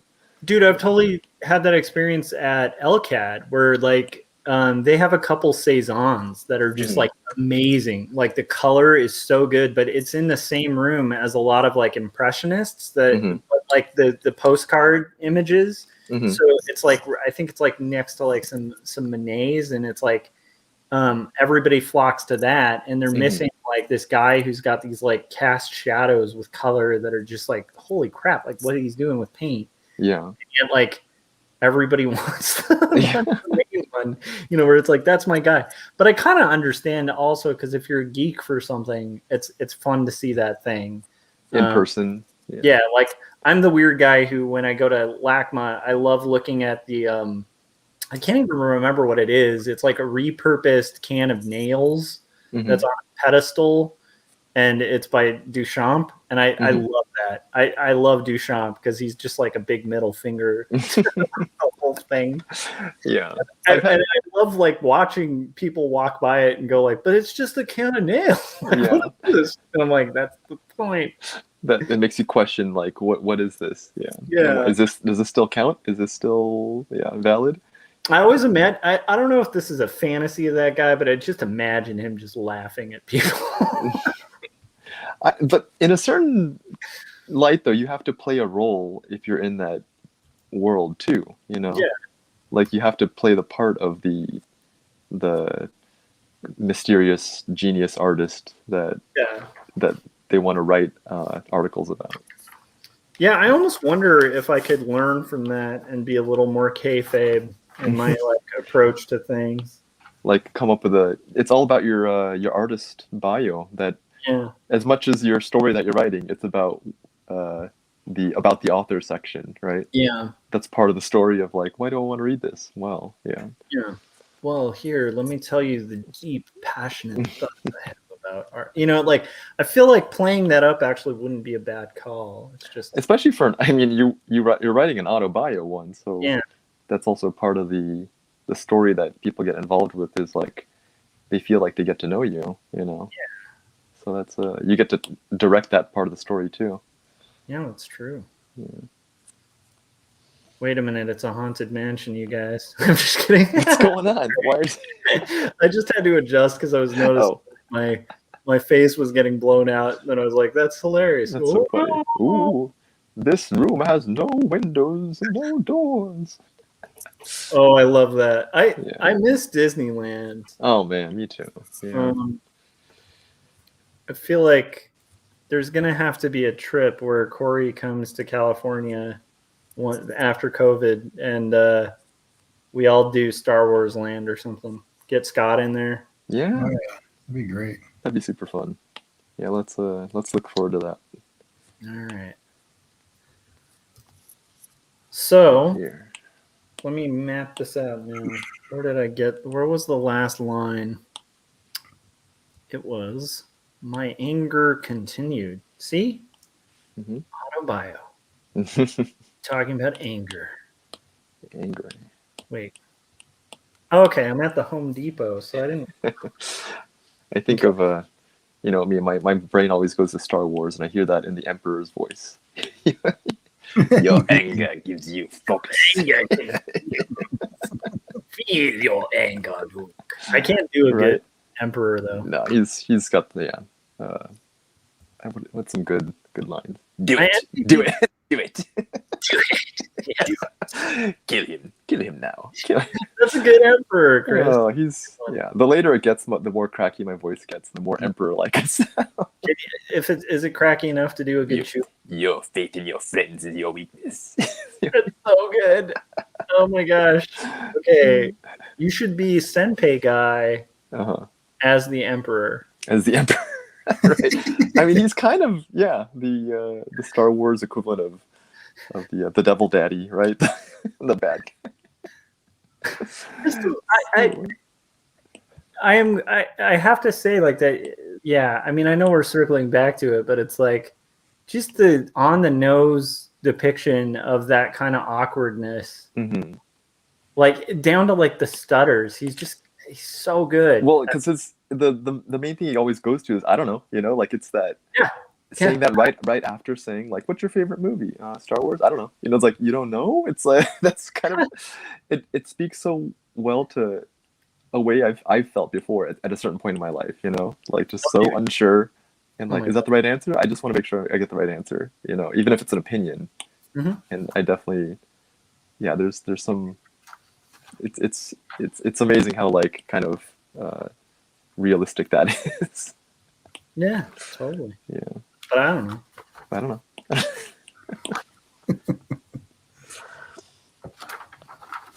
Yeah, I think the mic cut out when I was talking about haircuts. Yes. And I think I was talking about how I was giving my wife a haircut for the first time. That's brave, man. That's what I'm saying. I mean, that's maybe the bravest thing I've done in a while because I haven't. Because my own hair, whatever, it grows so fast. Yeah. I don't, I can mess it up, and but I think the first cut is always the hardest. You know, like, am I gonna mess this up? And I watched a bunch of videos, and they keep going way too fast. But we replayed it over and over and over, and it turned out okay. It wasn't. I her coworker said it was like, oh, it's not bad. I'm like, okay, good. I didn't mess up. It wasn't a complete failure. You didn't end up with like initials, like carved on the Right. side of your head. Yeah, it wasn't a complete disaster. So it's like the V thing that, like, Hmm. you know, Oh, ice cut. It's like, I'm sorry. sorry. next Please don't divorce me. Please don't. Yeah, that's a scary one, man. Because I'd be worried. You know, that's like Right? That's that a could new very- level of yeah. Well, Yeah. good It's for a new you. level of trust. fear. Yeah. Frank said that's why his male characters look like him. Right? Yeah, I totally feel you. That Characters happened. are you, right? Like, Yeah. well, wait, all of them? Yeah, I can see that. In my thumbnails, though, if you guys look on my Instagram at like or just are watching these streams, you'll notice like my characters, especially at the rough stage, do look a lot like me. I mean, you are drawing a version of yourself over and over, so it kind of makes sense that, you know, the Yeah. characters that are formless, they're like, they basically have your template. Yeah, that's another thing that's going to be interesting to be able to branch out from for a little bit. Mm-hmm. But I do like autobio as a genre. Genre? That is your thing, yeah. How do you pronounce that? Do you pronounce that genre? Jean-Louis? I don't know. I'm just kidding. It's genre, yeah. Is genre? There's no. How do you pronounce that pastry shaped like a moon? You know what I'm talking about? It's very buttery. It's flaky. Wait, what is it? Croissant. Croissant. Croissant. Croissant? A croissant? You mean a croissant? Hmm. You know, it's funny. Yeah, I'm so like half like awake that I was like moon paste. Moon thing. Yeah. What are you talking about? Yeah. Chris did a really cool moon design. Oh, the old Arabian, the only threadless win I've had, but I'm happy with that. Yeah, that was Le croissant. Le croissant. The Arabian croissant. That would be amazing. You should do a riff on it. That's a croissant. The croissant. I wouldn't mind. Yeah. You can call it That the thing, Arabian that croissant. one design has probably had the most iterations of like people interpreting it into like different forms.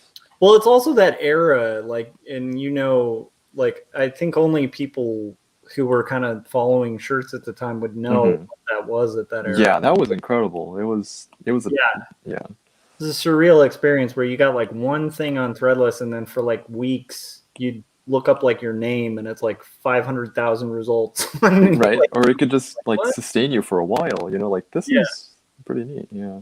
yeah, that was a Mhm. interesting hustle. I do miss shirts. Maybe I'll do that. I don't know. My thought is maybe when I'm done with this, I'll just paint for a while. Mm-hmm. I mean, yeah, like your haunted mansion portraits that you did of your family. Yeah, That I type think of- it'd be fun to just do a bunch of paintings. yeah. But I'll probably just jump on some other comic that sucks up like half a decade. Just take on another 5-year project. Right. Yeah. No big deal.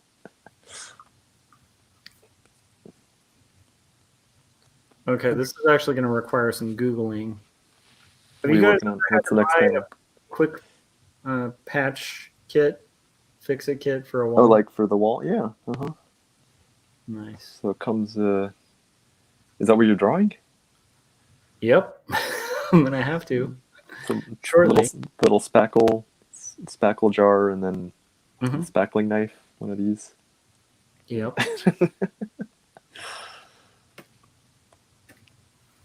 So, I feel like, yeah, that was an interesting time, though. That was a cool design, though. Very Thanks. cool design. Okay. Yeah, if only I had more like those in my head. That was I feel like it's one of those things like when you have a good idea, it's best to like see how much you can squeeze out of it. To like, Yeah. if you can make a series out of it, the better, you know. Because if somebody likes it, it means that like they probably would be interested in other variations on that.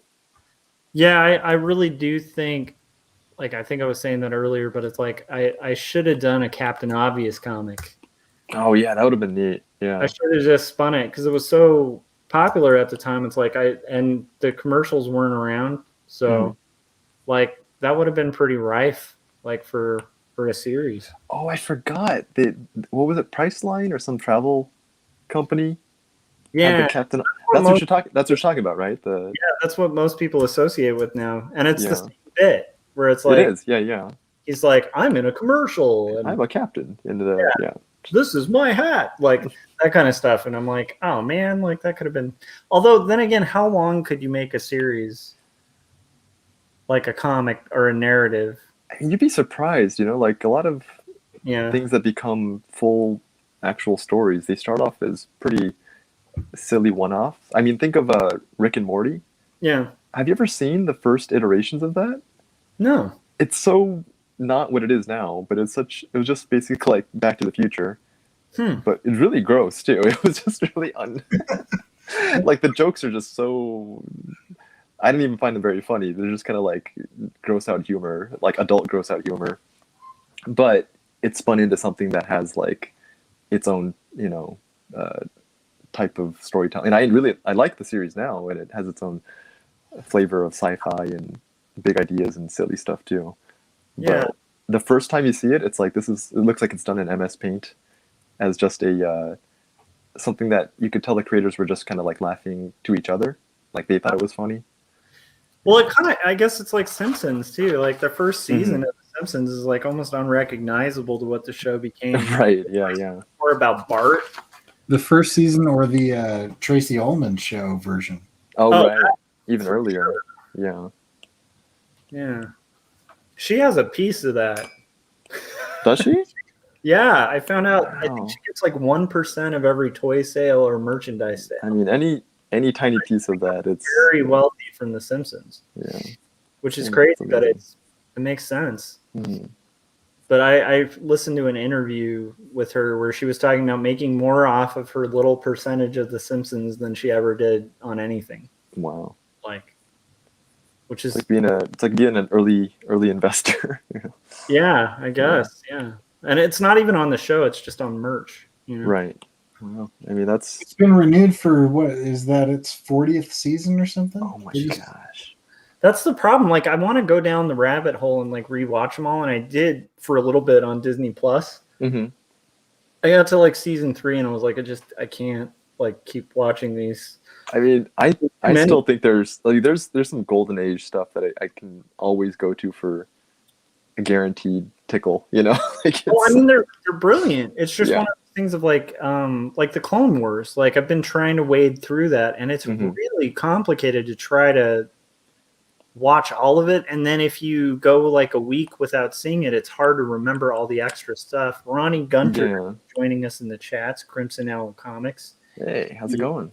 Is working on horror comics. Nice. That are really cool. Does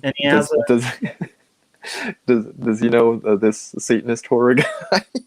That's a good question, Ronnie. Are you aware of this guy? Do you know the weird Satanist guy? He loves horror movies and being really awkward. So good. But he's making a movie on Kickstarter, so that's what I'm working on here. Is a little, just for fun. It's not. You didn't ask me. I just think it'd be funny. But yeah. I was thinking about The Simpsons. There's one-off thing where, speaking of how you pronounce croissant, where Mo Sizlak, I don't know, he's at The Simpsons house, and something happens in the garage, and they're like, "Ooh, Mr. Euro, you call it a garage?" Like, what do you call it? He's like, "I call it a car hold." And for some reason, I thought it was hilarious, and I would actually just say car hold kind of sarcastically. And Christina thought that's why, wondered why I always call the garage a car hold, because she hadn't seen that episode. Oh, nice. She thought it was being sincere, like, no, I'm making a Simpsons reference every time I say car hold. And it took years later, like, why do you always call the garage a car hold? So, Chris, this is one of the fun things about being a dad. Yeah. My son is at the age where he's finally rolling his eyes at my jokes. Oh, great. Oh, yes. I gotta brush up on the dad jokes. Yeah. But it's like even now he has these moments where he looks at me and he goes, "Dad." So like, you're 7. If I'm getting that from a 7-year-old, I'm rocking some pretty bad dad jokes. Yeah, that's so funny. But it's because I'll like mess with him, like, yeah, because it makes him laugh. So it's like, That's like, you'll see, like, but it's like once it's like 3 months and you see the smiles cracking, it's like the dad just takes over where you're like, I'll do anything to get that for like a second. Right. Yeah. To see that like laugh. Yeah. Um, I look forward to this endeavor. Yeah. So yeah, I'll do stuff like mishear him and he says something, but I make it something really funny. And he gets annoyed, but also chuckles. Is it also like misremembering all the Pokemon names? Oh yeah. Or I'll pretend that like I think like something says something that it doesn't, and he's like, Dad, no, it's this. It's like playing dumb for his amusement. And then sometimes it isn't playing dumb. Yeah, sometimes it is just sincere. Like, I don't know what you're talking about, kiddo. There's so much to keep up with. Yeah. So anyhow, there's that. Yeah, that sounds fun. Yeah. Is there like a course I can take in dad jokes? I think it's like, I don't know, Corey can chime in on this, but I feel like there's just like a biological, like it just happens. Yeah. It's weird. Like, but like the older I get, the more I like really stupid jokes anyway. So yeah. I mean, you've liked those for a while, like even before. I feel like you've always had a penchant for bad puns and obvious jokes. And some of these are, they make great T-shirts, so That is true. I did a whole series of puns back in the day. Gosh. Abraham Lincoln, that's a good one. That was fun. Oh my gosh, we did Edgar Allan Poe's. Yeah. So yeah, I was doing like a design a day challenge for a while. That was crazy, man. Though, because your designs aren't really simple. Like they're not like, what's his name, Olenek. He's got like the really they're cute, but they're really basic shapes, and they're just with eyes on them. Yeah, and that's not your look. Your stuff is really rendered and tons of hatching. Yeah. Well, hard to keep up that pace if that's your style. Yeah, I've been kind of like, I've never really been, I don't know. I gotta figure out like a faster thing. And then it's like, I feel like I'm not fast, and then I'll have people tell me I'm fast, but it never feels like I'm fast.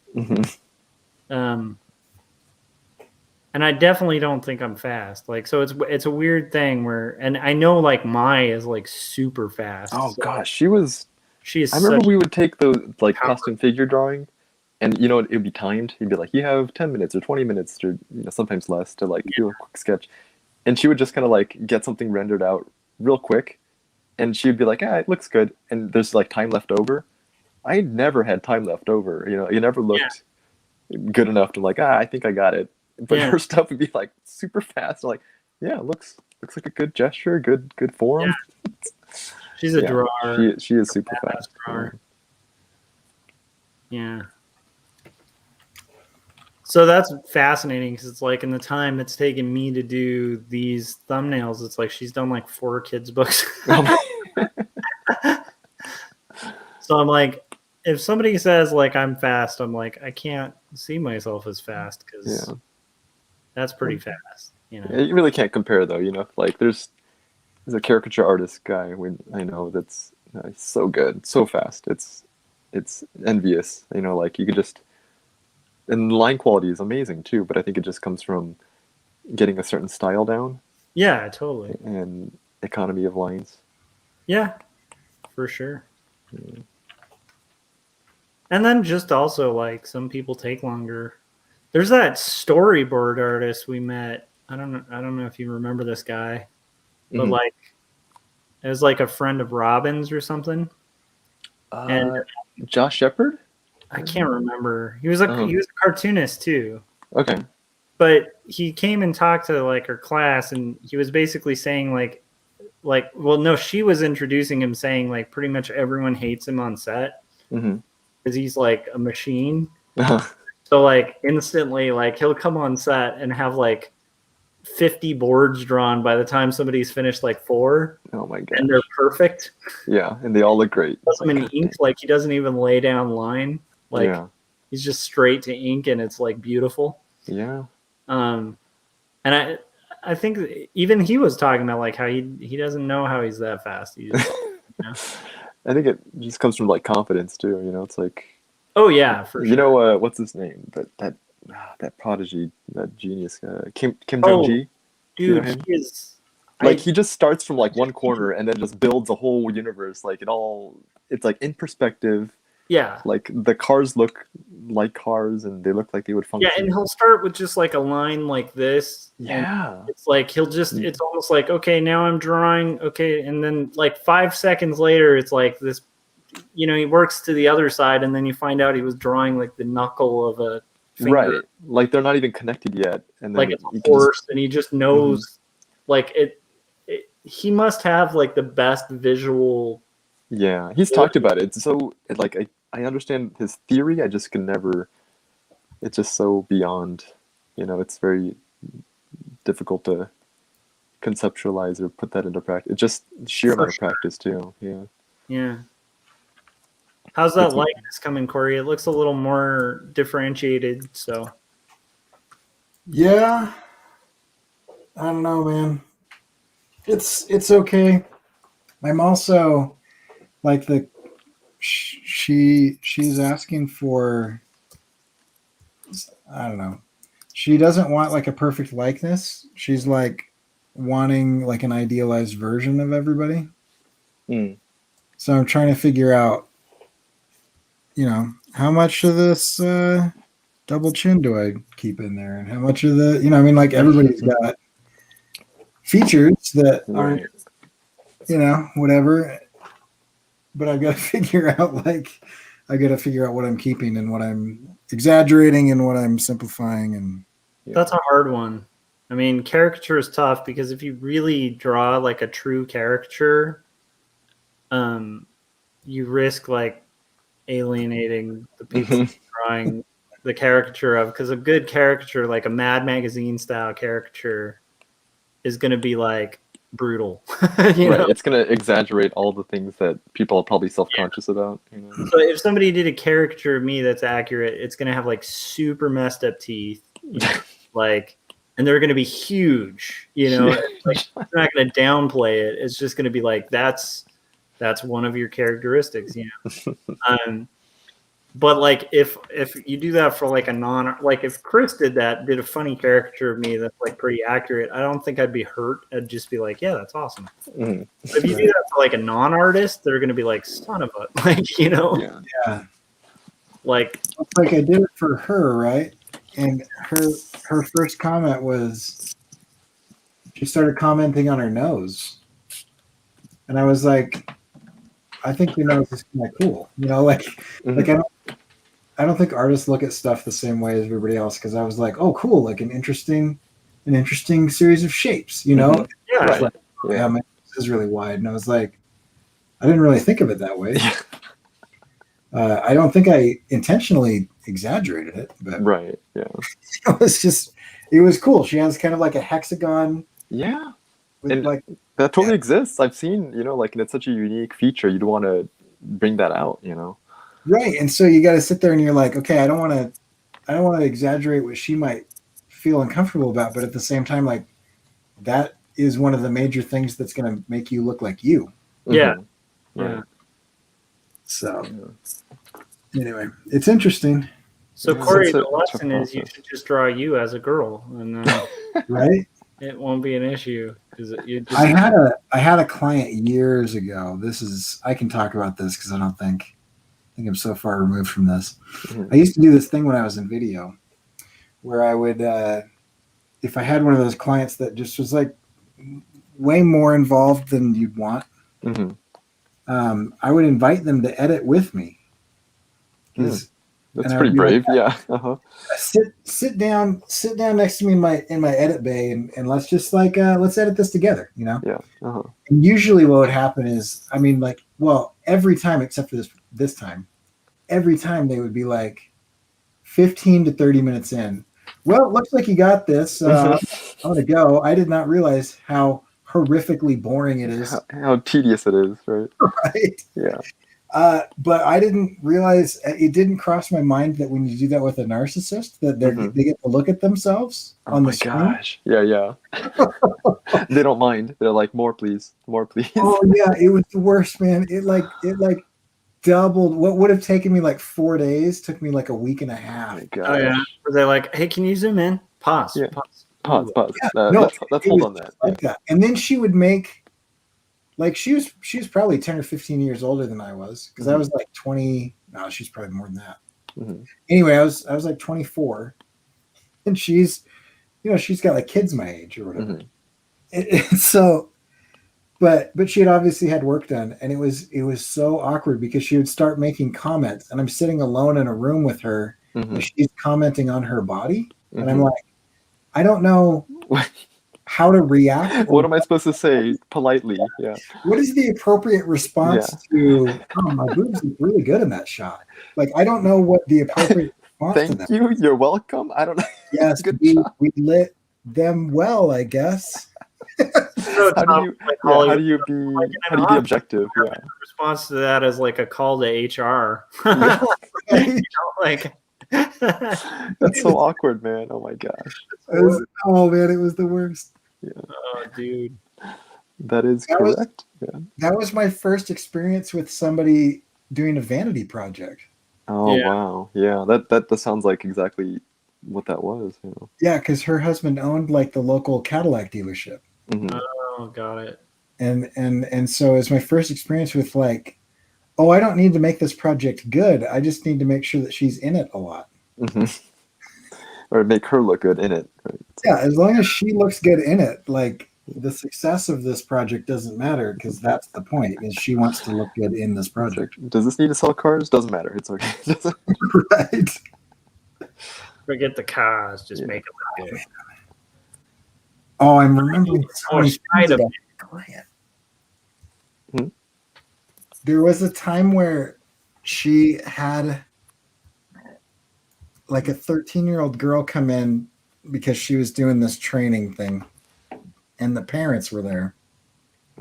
And she started commenting on the girl's body, and I was like, holy crap.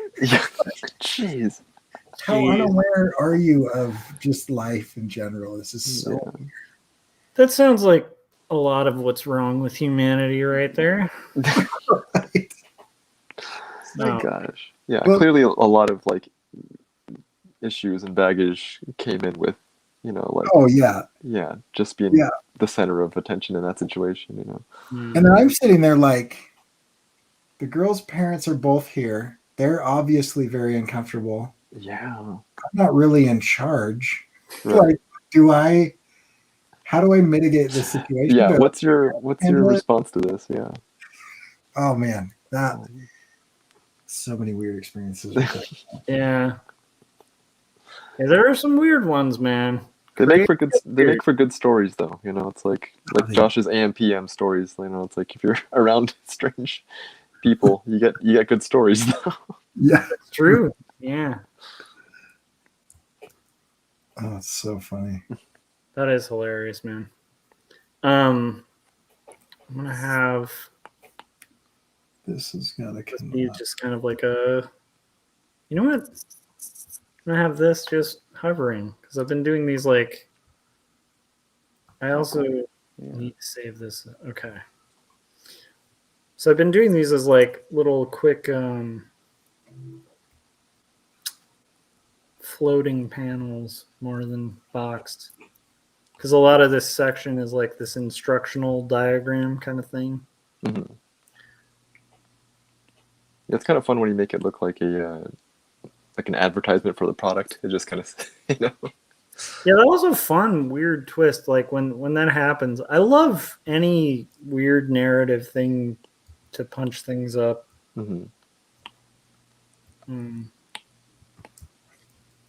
But I think it's hard to work for, like, that's the last thing you want as a caricature artist is to have to draw like a narcissist.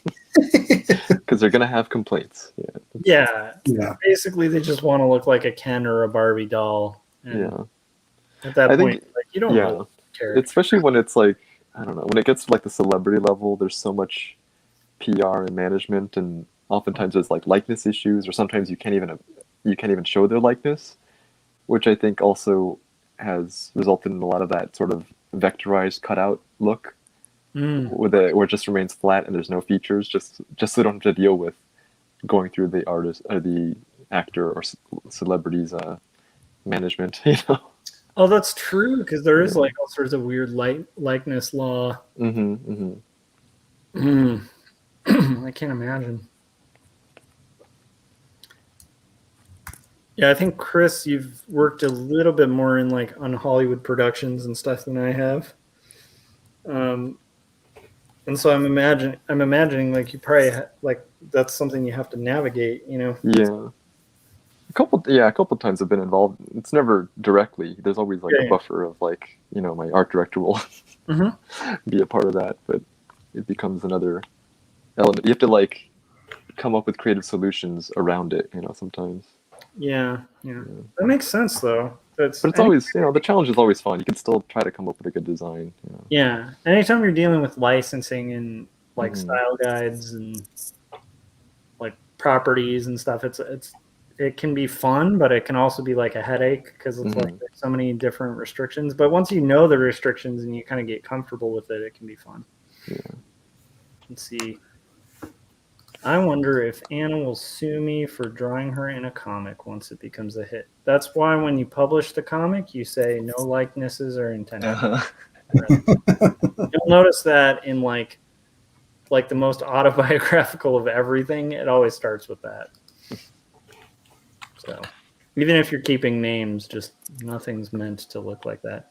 Ronnie was saying he's liking your picture. Oh, thanks. I agree. Oh, wait, Chris, who's he talking to? I'm sorry. He was talking. Oh, cool. Thank you.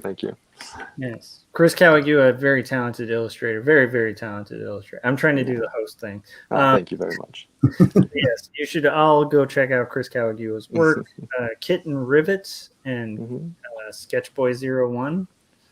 Am I missing anything? No, that's it. Yeah. Yeah. And a YouTube channel as well, where you can look up your own trench run. Oh, that's right. That you can load on your car. It's pretty cool. Yeah, it took so long. I'm so bad at After Effects. Eyes on that. You got that expression, like the I don't know, like it's like the expression he does right when he does that. It's fear and joy and hidden pain. You know, it's very. There's so much.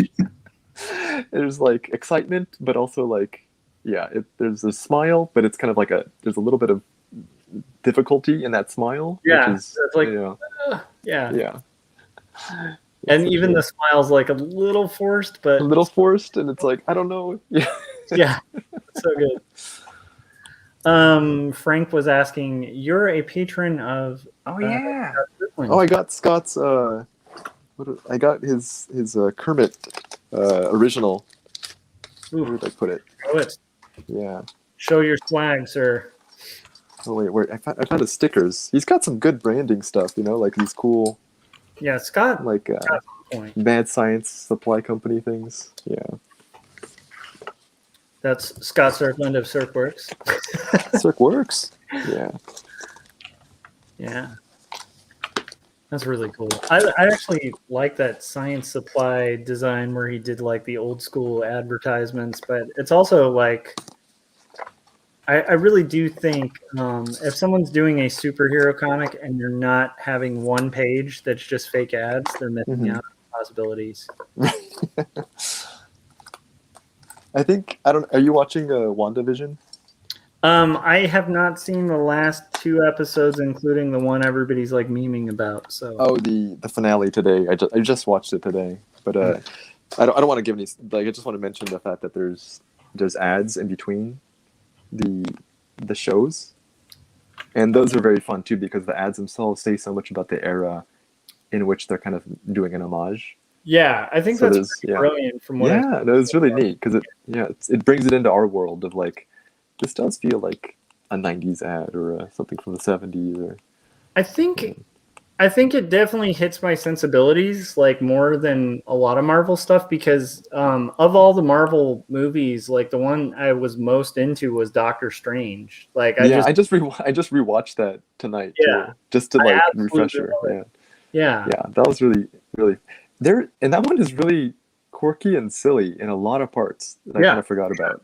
Yeah, But I that just love was. it. I love that I don't know, it's like the Ditko just weird trippy like Like they go all out. It's like yeah. if yeah, if you were under any influence when you watched that movie and didn't know what you were getting into, oh Yeah. my goodness, yeah, Writers of Doctor Strange back in the day were on yeah, acid.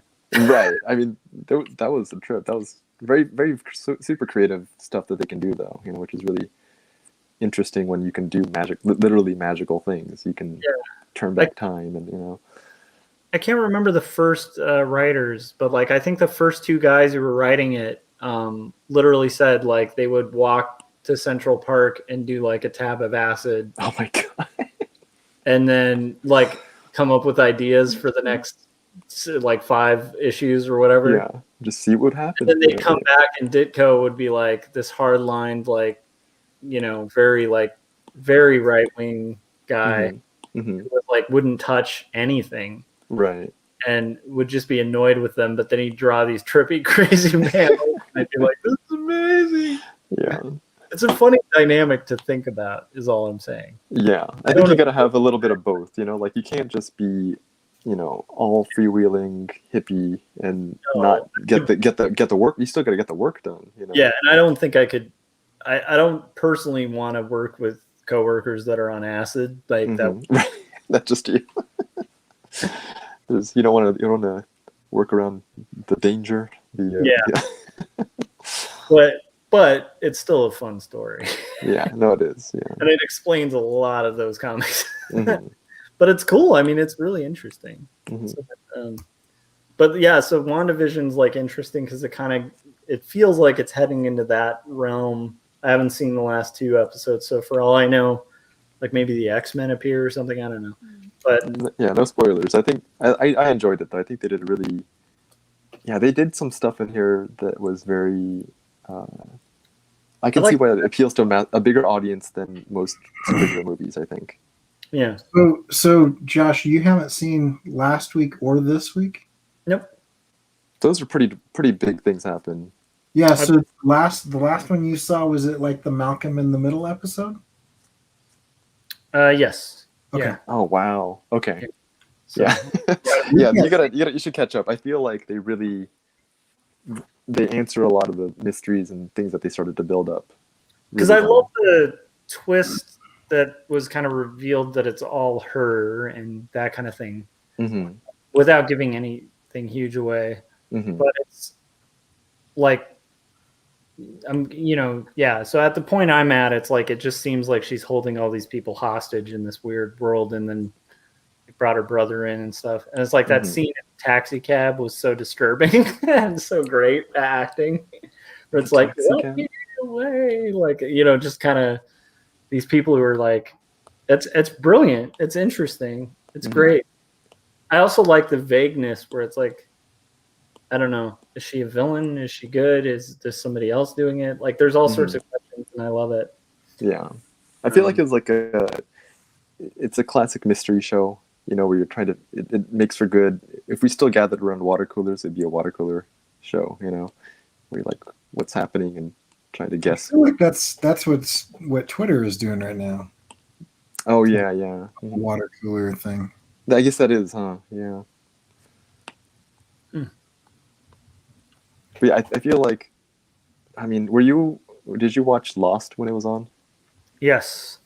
Yeah, I was totally on board too. But I feel like that one, you could tell when they didn't know what to do. Yes. Like they're like, this is cool, that's a mystery. Like, oh, what does that mean? And at a certain point you realize like, oh, the writers don't know what that means either. Especially when it's like, okay, so now like the smoke monster stuff was like one of the big giveaways. Wait, what? Yeah. And then the ending made it really clear because you're like, yeah, it's kind of like I thought. There's no intention. It's just a bunch of misdirection. No. Yeah. resolution. I Which hate I that think like to yeah, this I feel like makes me so mad.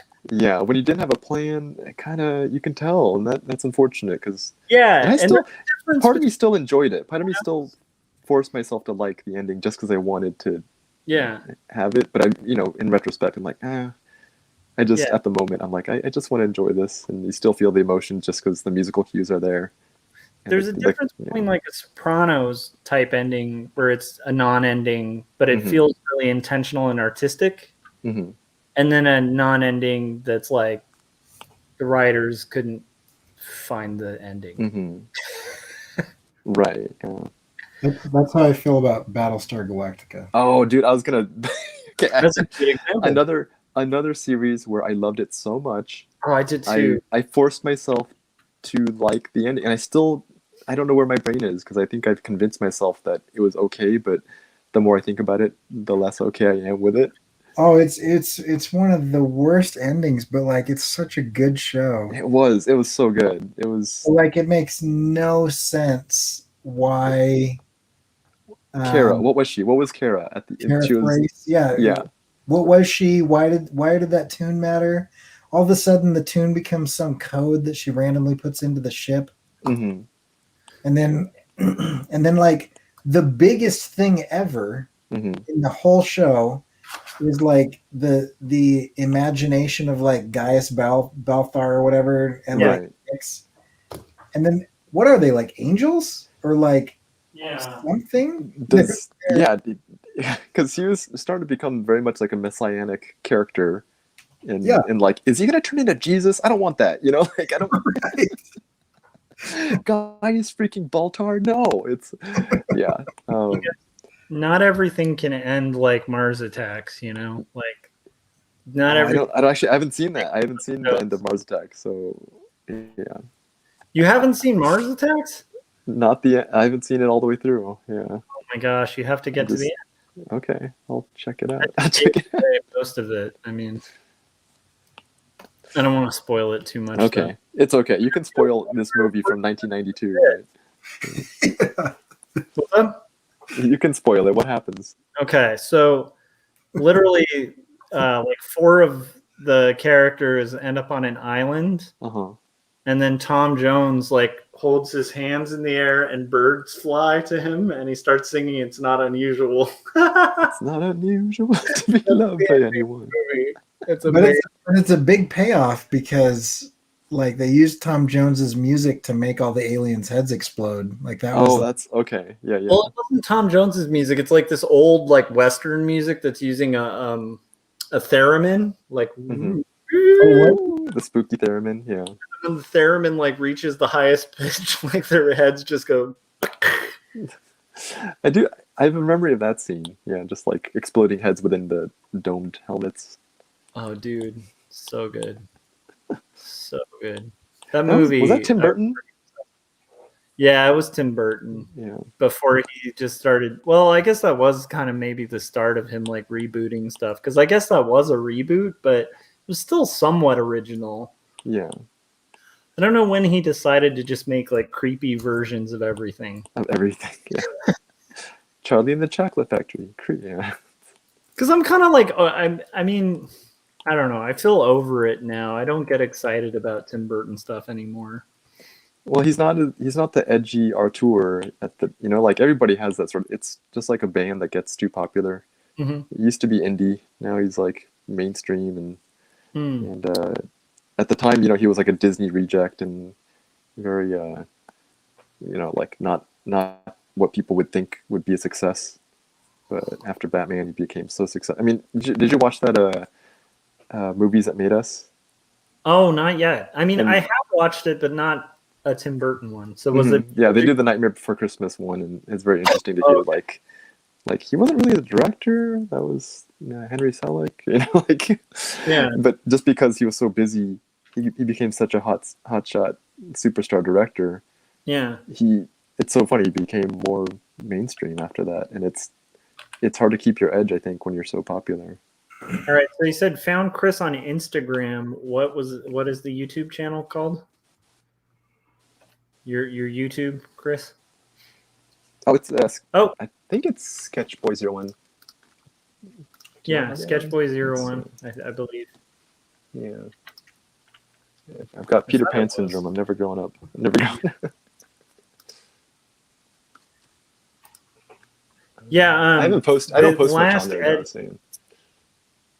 yeah. Well, he'll Yeah. subscribe though. So. Oh, thank you.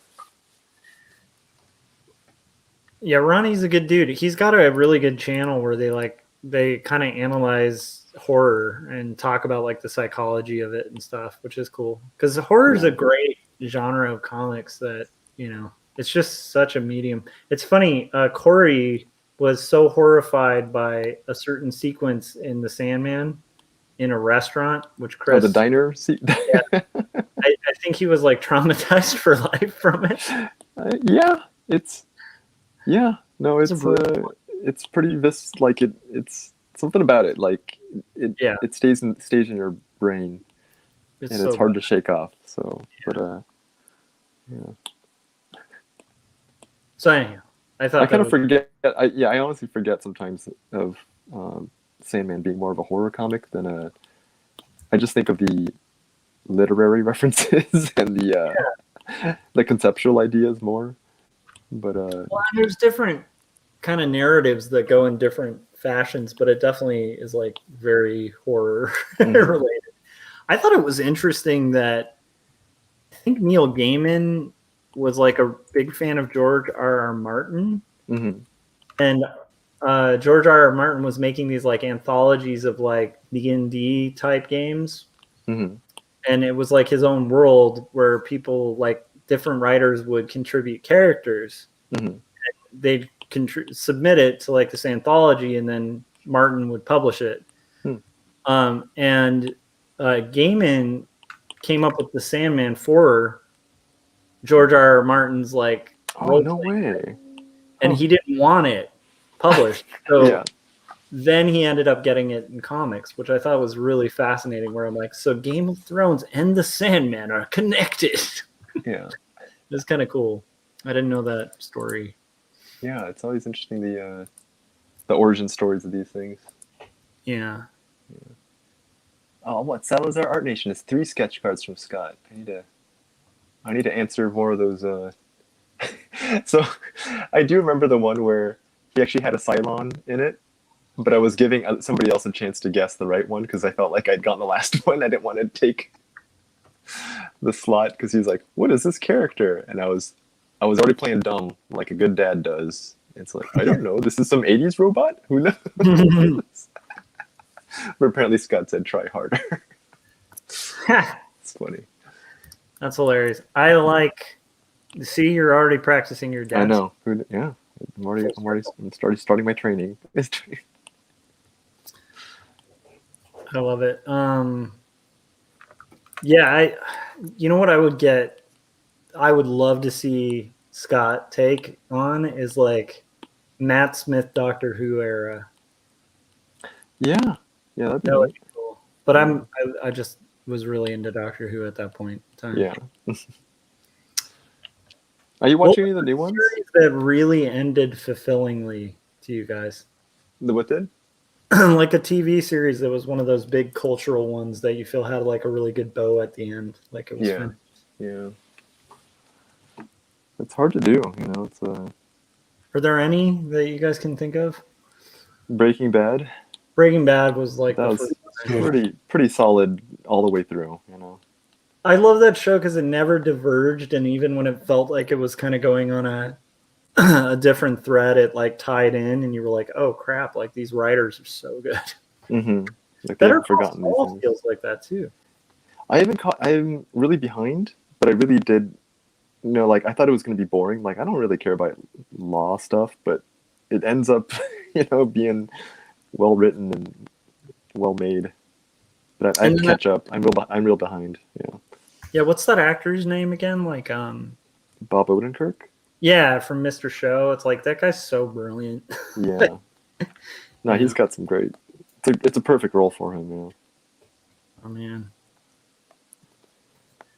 Yeah, it's hard to keep up with all the different media, but I definitely need to see the last two. I was impressed by WandaVision, and the title and advertising did not make me interested in it. So it's Well, yeah. Are you talking about WandaVision?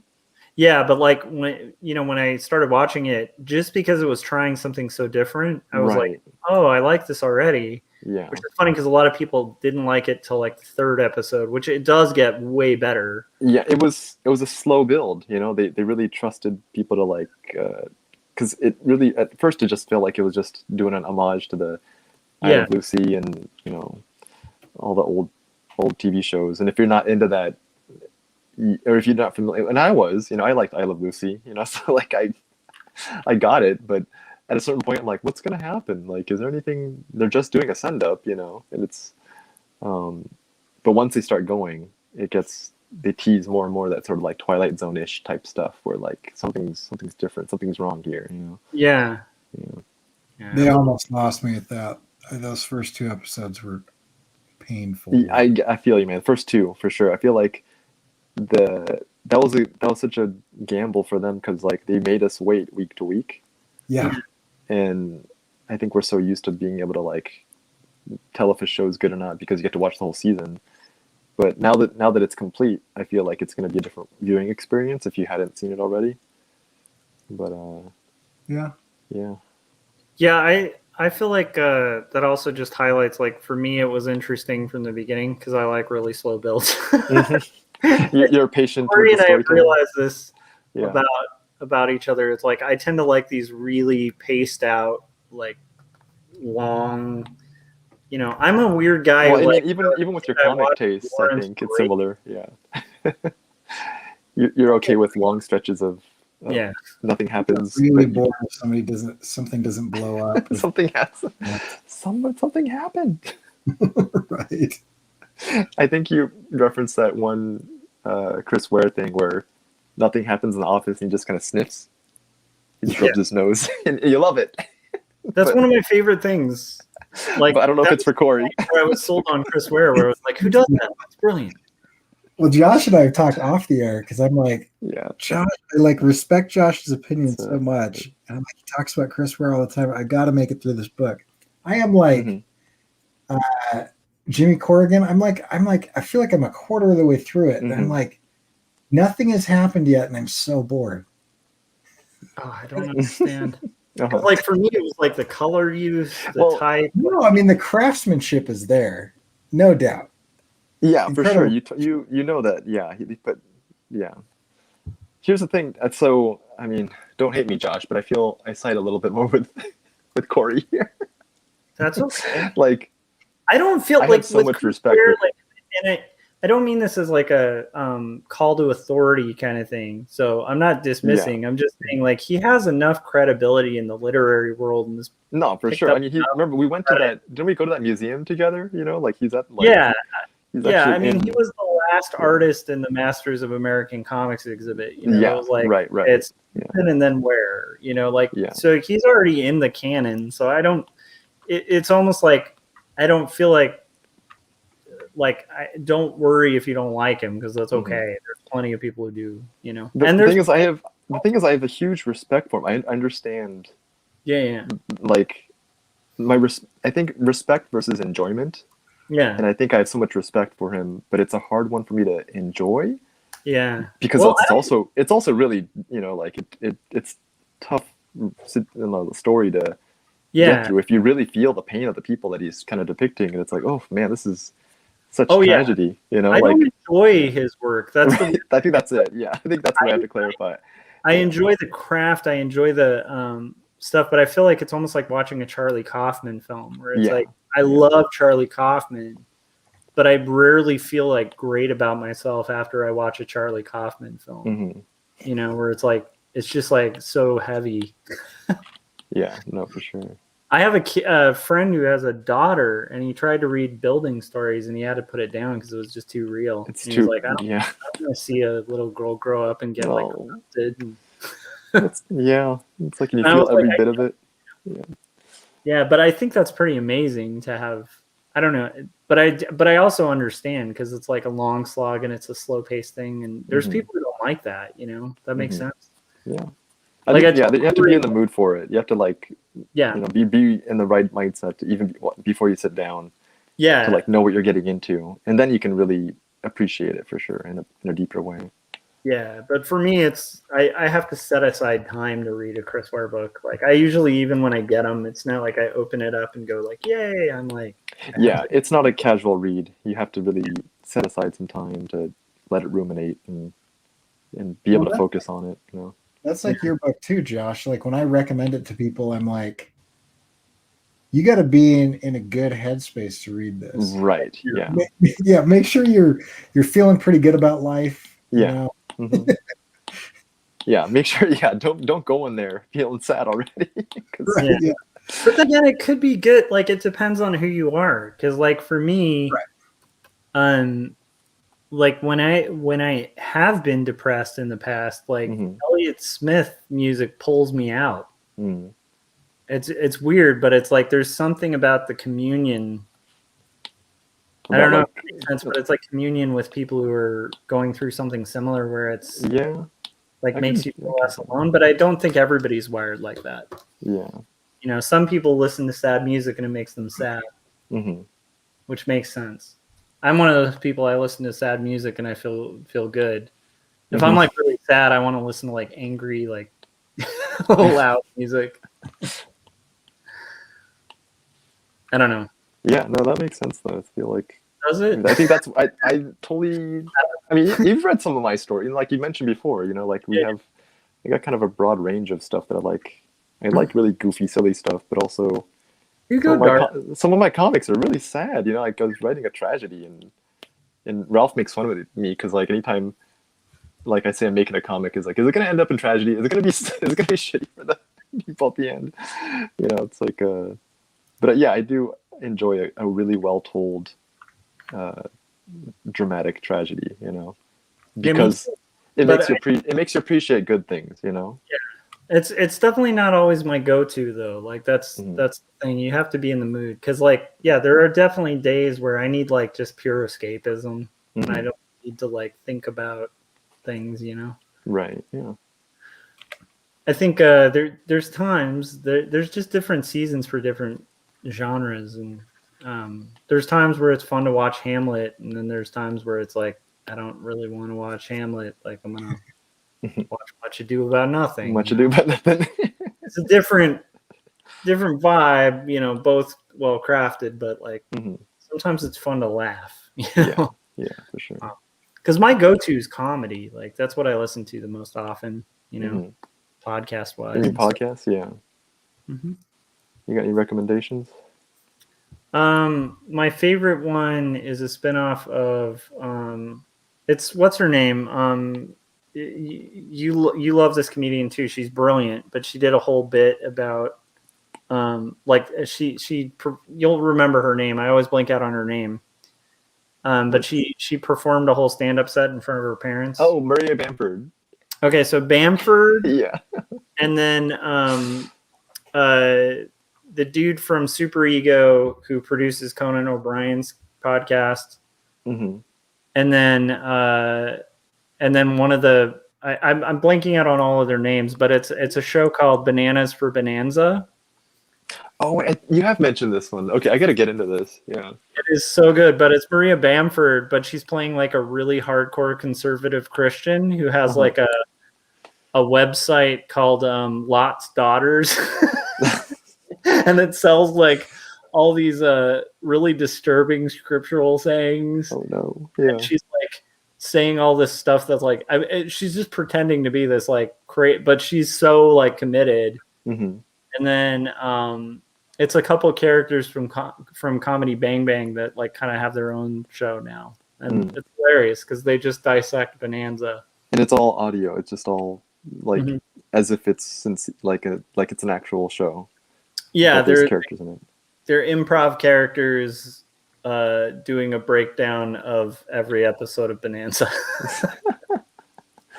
Oh my gosh. Such a strange premise, but I'm curious to see how they do it. It's funny. I mean, it's definitely funny because it's mainly the guy is hilarious. Poet laureate of the West. I forget this actor's name, but he's like one of the best improvisers who's on like Comedy Bang Bang. And he's been on like a lot of like late night shows and stuff playing this same character. Dalton Wilcox, Poet Laureate of the West. And it's so funny. I mean, like he's so good that he could almost do anything and it would be funny, you know, as that character. Because he's like a monster hunting cowboy poet. I mean, that sounds just fun, you know? Yeah, that's yeah, I could get into that. But he's also just like this really backwards, kind of racist, crazy character. Yeah. Who also just happens to like kill anyone he thinks is a monster, which is pretty much anyone he disagrees with.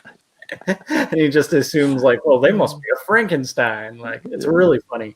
But it's just the delivery and like the cadence he uses, you'd like it. It's up your alley. I'll check it out. So that's been one of the funniest ones recently. Yeah. Let me see. Any recommendations on your end? You doing any podcast listening? Yeah. I mean, listen to Bizarre States. That's the paranormal one, which is, it's got the, I mean, this is kind of how I heard about this Onyx character, is that the guy who plays him is one of the co-hosts. Sounds pretty entertaining.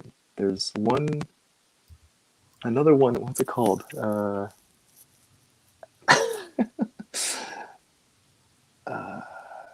Oh my gosh, not Guide to the Unknown, that's one. I used to listen to more podcasts, I realized, when I had a long commute. Yeah. And I've kind of lost my, my regular rhythm because, A Funny Feeling, that's what it's called, which is another paranormal spooky podcast, but it's with comedians. And so they'll interview comedians and talk about like ghost stories, but they laugh at them. So, I mean, they make it much more entertaining to listen to. And then there's the usual, like like Radio Lab and all those TED Radio there's and one NPR ones. Chris, I don't know if you know. Do you know Dave Baker? Yeah, he did a bunch of. He's super prolific with his comics, ain't he? Yeah, he's unbelievable. But anyhow, so Dave Baker is doing a podcast with a friend of his called Deep Cuts. It's really good. It's really funny. And it's like they just get into like weird conspiracy theories and stuff that are online and just sort of dissect them and tell stories, like just fascinating, weird stories. Yeah. So that's I mean, there's so much to dig into there. There's so much of it out there. Yeah. Yeah, it's like infinite resource. Yeah. Let's see here. Okay. I'm gonna hit the hay. Yes, thank you for hanging, Corey. It was fun. Yeah, the portrait was looking cool, man. I think it was really getting there. Yeah, you rocked it, man. I hope you got work done. I hope it was helpful and not. I got helpful. 1.5 of the 2 that I needed to get done. So nice. I'll finish the rest of it off. I'm just hoping. I don't know. It'll look way better when it's moving, but I'm not going to move it right now. And so I'm hoping I can get it approved just on her trusting me. Trust me, it'll look amazing. You know? Yeah, it'll be great when it moves. But yeah. Nice. I gotta capture some of those. So, man, I'm really tired. I'm like just yeah, dude, it's super late for you. It's late here, so it's 4:30 in the morning. Yeah, you're sounding a bit like the guy at the end of the bar night. It's time to go to sleep. Well, I mean, I think Josh, you and I had some great ideas for the music video, and I've got to like capture the scenes in my head and some thumbnails really quick on some boards before I can do it. So I've got to do that before sleep washes all those away. Oh my God. Yeah, that's not a bad idea. But anyway, it was good seeing you, Chris. Yeah, you too. Good I got some more. I got some animation questions when you're more refreshed. Another day. Yeah. I mean, I don't mind talking. I'm done working, but what are you thinking? Oh, I was toying around with Character Animator in Adobe, Oh yeah. I'm curious if you ever played around with puppeting those things, because I made one and it's so wonky. I don't know what I'm doing wrong. Like he just kind of melted and folded into himself like a weird Yeah, thing. But if you watch Endo Exo episode 0 or episode 1, yeah. the girl in that is done with character animator. Oh, that's so cool. Yeah, no, I just watched some videos about it and it was like, this is potentially super powerful. It's how much time it could save to like not have to individually match all the mouth movements, and Yeah. yeah, there's a lot of potential there. I agree. I feel like it's kind of I mean, the program's kind of in its infancy. It's still really weird and clunky. Mm-hmm. And Okay, so it's not just me. It's not just me. no, like I'm still at the point, like I've done like a Nutcracker jaw character, Mm-hmm. where basically you just put the Y value on the jaw, and according to the loudness, the decibel level, it'll move it up and down. Oh wow. Wow. Yeah, no, because I tried some stuff with my mic and making like the O sounds, and it's a little, it's hit or miss, like maybe 70% accuracy.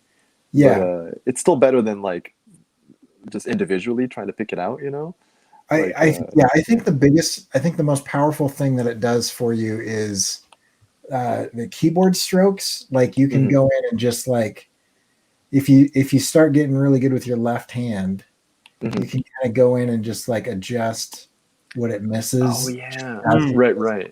Yeah. Um, It's like playing an instrument though, It's like yeah, it's like learning the keyboard or something. I Yeah. love it. That's awesome. Yeah. but I've done that, and then I did the other one. But the real trick for me is like, if you look at that, you know how they have all those demo characters. Yeah, the little pre-made puppets. Yeah, well they've got a bunch of them. There's the wizard. Huh. If you reverse engineer how they did the wizard, that was when it made sense to me. Okay. Because I used a blank one, but I'm like, he has parts that I don't need. Like, right. I have a robot character, and like he doesn't really have elbows, So like I don't. Yeah, but maybe I should check out different templates and see how they work and apply the same parts. This like training course where they take you through a bunch of the different characters, basically just talking about it and whatever. But the wizard one, what's interesting about him is what I don't like about it is I don't like the on or off kind of character where it's like, oh, you said the letter O, so like it hides all the layers and just shows the mouth shape O. Mm-hmm. So, but with the wizard, what I noticed is there was some animation. There's like a few frames leading into that shape. Oh, okay. And what you can actually do is you can actually go in and you can assign a folder to a sound. So assign like a Photoshop folder to say these 3 drawings are the O sound, and it'll play them in order. Okay, that's neat. So it's like a small, like frame by frame animation. Yep. In between. That's kind of neat. Yeah, and so like I'll do that with like the W, like the WO sound, and then the OH sound, and the AH sound, and then like L. I'll just move the tongue a little bit. Yeah. So I don't do it on all of them, but like those are the ones that I felt like had the most impact. And there's just, it kind of just tricks your brain into thinking that there's more animation there than there actually is. Right, like your brain finishes the rest of what it doesn't see. Yeah. So character animator actually does like a wireframe of your face, right? Like so you can talk into the camera and it'll like you can puppet a character where it's mimicking your movements. To an extent, but yeah. Yeah. So basically, you can go in and you can say how sensitive you want it to be to different things. Like I want, my head turn. I want you to be like 20% sensitive to it, and so you can whip your head around and it'll give you really subtle movements. Or like I want you to be like 150% sensitive to it, and then the character is going to be flailing around just with little movements from your head. So you can get that, and then you do like eye blink, smiling, eyebrows. I found the most effective things is like the camera tracking of your eyebrows. That adds a lot of realism to the characters. Huh, that's interesting. But what if, I guess like it helps if you're a very animated facial person too. You know, like if you're an actor, Yeah. you probably can make it pay attention more to your movements in a certain way. So what I end up doing is I end up laying down different tracks. So Mhm. this is a really weird experience, but like I'll turn sensitivity totally off on on everything except like lips, and then I'll lay down like the sounds, and then I'll turn it on for eyebrows, and then you just sit there in front of your camera, just like raise and lower your eyebrows when you feel like you should. Yeah, So it's like you're just acting with part of your face. just your eyebrows. I want to do blinking, and so I feel like layering it makes it a lot easier to control because I don't think I'm Yeah. an actor. I'm not aware enough of like what I look like Uh-huh. Yeah. totally, but I can, if I focus on it, I'm like I can get some interesting eyebrow movements and effective blinking and whatever. Mhm. Yeah, if you can like break it into pieces more than all at once. Yeah. Have you watched Cartoon President? No, I don't know that one. Oh, okay. So they do it with Character Animator. Oh, okay. And Yeah, it's like that's what I heard. Is there's so much that you can do with it. So yeah, that's neat. I'll check that out too. you should really just go look it up on Instagram. It's Trump and like his family and his cabinet, and then like And he's done like live appearances. Like Corey showed me, it's like he did one on a talk show. That sounds familiar. Okay, yeah. They're acting him out like in real time. It's In real time, yeah. Yeah, so like it was originally created as like a joke on the Colbert Report, Mm-hmm. and then they spun it off into its own show. Wow. But they can be extremely topical because they're not like fully animating it. It's just they've got the character rigged, and then they get the writers and their voice actors to just like do stuff. Mm-hmm. Anyway, but it's pretty extreme, and you can tell a major difference between the live and like the live with some editing, because the live is just really jumpy. Right. Yeah. Like there's no like if you're animating like traditionally, you're always going to be paying more attention, and you wouldn't let that kind of slip through, I think, you know. Right. Well, and then like the computer is just really trying to identify, you know, the sounds and the mouth shapes, and so it'll interrupt itself. Like before the A sound is done, it'll like correct and be like, oh, I think it's actually E. Mm-hmm. Oh, right. Yeah. You know, and so like you see way too many mouth movements when you've got Cartoon Trump live versus like the stuff where the editors go in and like delete a bunch of the vowels that weren't really there and slow stuff down a little bit. It's like you can see the computer thinking, no matter how fast it is. You can tell, like, interesting. Yeah. And I'm sure there's something about that program that you could do to like cause some sort of delay. I just don't know what it is, but I remember seeing some setting buried somewhere that was like, you know, like hold each sound for a certain number of frames, no matter what, or something. So there's probably a way around that, but I don't know what it is. I love it. That's so great. It sounds absurd, but like live animation, basically. Yeah. I'm gonna make another Simpsons reference where it's like where Homer goes to be the voice of Poochie, and he was like, "Is this gonna be live?" It's like, no, animation's rarely live. It's a terrible strain on the animator's wrists. It's like, no. Have to draw that fast. Yeah. So I tried to get into enchantment, and it doesn't have the appeal to me as like it's fun, but it's not like Futurama or Simpsons good. You're talking Disenchantment? Disenchantment. Disenchantment, sorry. Yeah. You gotta get it. You gotta give it a little bit of time. Yes, I agree. I'm pretty up to date on it. Okay. I fell behind the next season, but the first season, I actually ended up liking it at the very end. And I'm like, I actually kind of like that, even though the beginning was so rocky. I like the demon character. He's very funny. I like the elf. Elfo the elf. I don't know. I just like, I don't know. It doesn't, it's not a, like, maybe that's just my own take on it, but it's like, it's just, I don't know. The bits in Futurama were so much more solid. I mean, Futurama is pretty great. It's And then The Simpsons too. I'm like, it's just not quite to that level, although it's good. It is funny. It's just Watch, it doesn't feel like that. I don't feel like quoting it all the time, Yeah, I don't. There's not. Yeah. Have you seen the one on Hulu that's like made out of like wooden dolls and it's like fake stop motion? Oh, right. I haven't seen that. I just remember seeing the preview for it. It looks really out there. It's bizarre, and there's some funny bits, but I liked Disenchanted a little bit more because I watched that one first, and then in comparison, it was way better. Yeah, it's like an act following something else. Right. It's like, well, after I saw that, I really like this.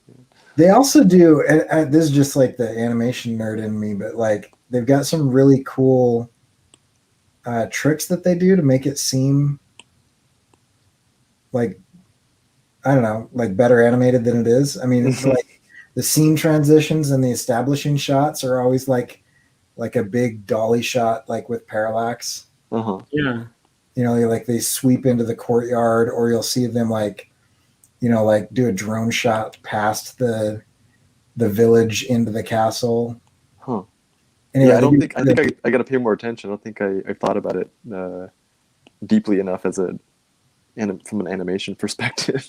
Yeah, I will say the animation in it is like, that's the funny part, is like the animation's far superior, like just in skill than like what I see in The Simpsons. It like is a level up from that or Futurama. Yeah, and the character designs are great and stuff. It's just more the writing that doesn't compel me as much, Right, which is where all the humor is. It's like I think they're trying to tell more of a story than Futurama or The Simpsons. Yeah. And so I mean, I think those other two shows, they exist for the gag, for the joke.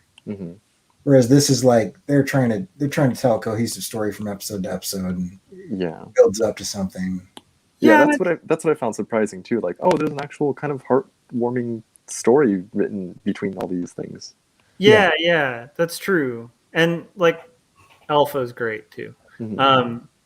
But yeah, I don't know. It doesn't catch me. I think it might also be because there's so much good humor in that genre.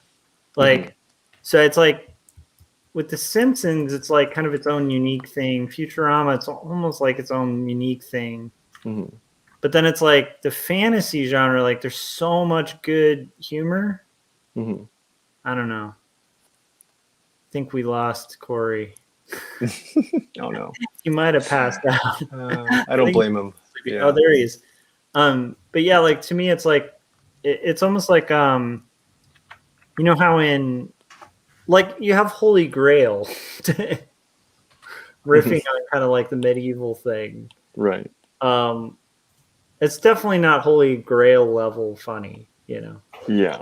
But it does have its own unique thing, and the Elf Village stuff is very funny. There's Kisso the elf. Right. I also just love the bit with the grandpa. Like, anyhow, yeah. Okay, have you watched Drifters on Cake? I don't know what either of those things I don't know what Cake is. What do you mean Cake? I don't even really understand what Cake is, but it seems to be like a liquid television style variety show for just like weird experimental animation and shorts. And where's it on? Like, where does it? It's on Hulu. Oh, okay. I don't have Hulu. Oh, okay. I need to at some point. Yeah. It's just how many of these things can I know. Eventually. Yeah. Well, I would recommend just what we do is we kind of rotate through them. So we're like kind of exhaust one and you just kind of turn them on or That's off. Smart. Yeah, that makes sense. So I've tried to show this to people before, and everybody is always like, "Oh, that's cool." Like, no, I think it's just a quirky, weird thing for me that I enjoy. But it's like single-celled organisms having like normal conversations. Okay. I'm gonna play just like a couple seconds. I'll turn the sound off, but right. It's not going to work now. Following is intended only for There we go. drawing. So like, my computer is really struggling. Jump ahead. They won't let you jump ahead, right? Oh, it's an ad. Okay, so we've got to watch an ad for a minute. But yeah, it's like I don't know how to describe it. It's just it looks like you're looking through a microscope at these tiny little microscopic organisms. Yeah. But then they're having these bizarre conversations about like relationships and philosophy, and it's really weird stuff. Anyway, I don't know why it's so funny to me. But Is it hit kind of like the? Is it kind of like the science joke type stuff a little bit, or no, you would think they would go that way. So I don't it's know not what to like compare Star it to, I Stuff guess. where they're making like science jokes. Like it's literally like just a conversation that you would have at like kind of a boring cocktail party. Uh-huh. I don't know. I'm not pitching it well, but like it's just like this. There's like yeah, very little it's super. information Like to it. anytime, yeah. Oh wait, they're giving them the okay. So it's not like, so it's kind of like animated, but not. I think it's animated, but I think there's probably some CGI and some puppet mixture and some Right. anyway. But they're just having casual conversations while doing their single-celled organism activities. That is fun. Okay. Okay. I can get into this. There's- Yeah. Okay, there's one where this guy, one of the characters is he's like the leader of a cult, and he's trying to get everybody in the audience to stop being food and start being predators, and that's like what the cult is about. and so you just have all these like single-celled organisms trying to rise up and restructure their society, and it's like and then they all just get eaten. Like it's just anyway, it's funny. I like this one. I like the like Muppet style mouth movements on these characters too. Yeah, It's very funny. and and it's really like each one is only like a couple minutes long, like maybe 2 minutes at the most. So they're like short bits. That's pretty rad, man. I need to check that out. Yeah, so that's fun. Chris, did I get Caligula had disappeared too. Oh no. Well, I'm sure he'll be back. Oh, his phone ran out of battery. All right, I'm gonna say, all right, have a good night. Have a good night, Chris. So, Like just listen. I'll read you. Teresa DePiller just said, "What the heck? It must be so late for you guys." No, it's early for us, Teresa. It's early for us. And then he was recommending Earth to Ned on Disney Plus. I will have to check that out. Oh, Earth to Ned. I watched a couple of those episodes. They're kind of funny. It's like a Farscape style Jim Henson puppeteer, but he's doing a talk show about Earth. I love it. Let's see. Okay. I'm going to disappear for 2 seconds, get a refill of my coffee, and I'll be right back. All right, we're going to go to bed. I will talk to you later. You should crash, Corey. If you're just joining, Teresa, Ronnie, I will be right back in like about 2 seconds. Our co-guests are bailing, but I still have to finish this page. It has to happen. So let me, there we go.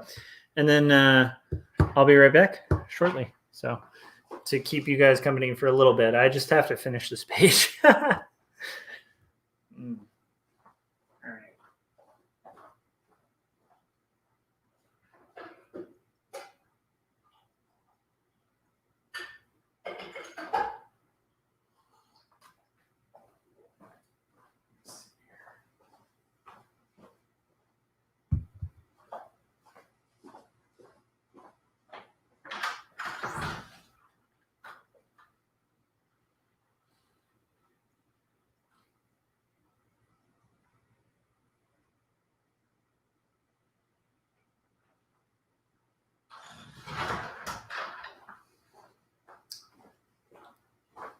All right. So, hey, Teresa, you're gonna keep me company. That's awesome.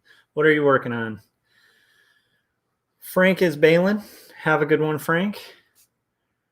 Ronnie, you're off work today, right? I would imagine. Are you working on your horror comic right now, or I always forget your schedule, so I don't know. Adam's back with the Fury. That's awesome. Welcome back, Adam. Yeah, luckily I had a little power nap before the session, so I'm planning on powering through and finishing this page. It's Saturday morning. I'm supposed to draw for fun today. That sounds awesome. I love it. Yeah, I had to start this session doing revisions for a client on a really fun project, but it's like it's put me behind on my personal projects, but I'm catching up. That's the goal. So here we go. I love that, to remember that drawing is fun. Later, I'll get writing. I love that. That sounds awesome, Teresa. And drawing for fun sounds super fun. Okay. So I was primarily making a living. Okay. This is all going to be like this weird instructional diagram style part of this story that I'm working on. What are you going to be writing, Teresa? What you working on in the writing realm? Let's see here. All right. I love that. My drawing plans went astray and I ended up designing some spaceships. That sounds really fun. Spaceships are rad to draw too. I think like especially like vintage spaceships and whatnot is it's pretty amazing. Just finished chapter 5 of my graphic novel. Time to write chapter 6. All right, powering through. That's badass. The writing phase can be really heavy depending. Writing's fun though too. It's kind of a fun moment where I sometimes envy novel writers, because it's like there's this point when you're writing where everything's possible and you don't have to think about the time it'll take to execute, and that's a lot of fun. And then when you're executing your graphic novel, you're like, why did I write this? Sometimes, at least I have moments like that where I'm like, this is a lot of work. So the writing phase is a mix, because it's like I can't wait to draw because it's fun, but then also sometimes the writing phase is cool before the drawing phase. Crimson Owls, it's sweet. It's cool. Okay. Back to it. Okay, let's get this in here. I was primarily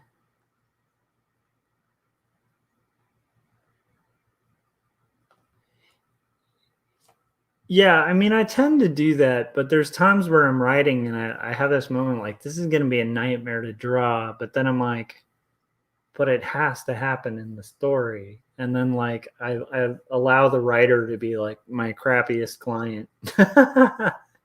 Where I'm just saying, like, sometimes I'll have myself do things that I would never take work to do, because I'm like, it's a lot of work, but it's all in service of the story. Although I still enjoy it, because it's like I will write in things that allow me to draw things I want, stuff like that. But that's smart to visualize it in your own style before.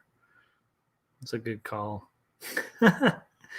Okay, so I was primarily making I showed this at the top of the show, but I showed like one of my old t-shirt designs.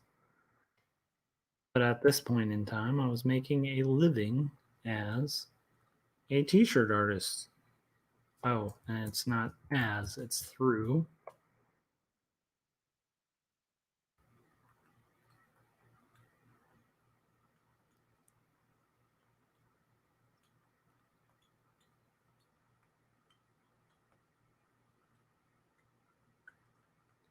So it's a Saturday morning. What time is it for you, Teresa? Where are you at? Where are you located?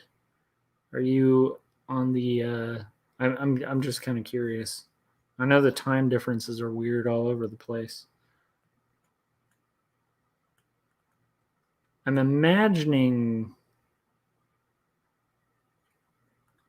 Well, I don't know.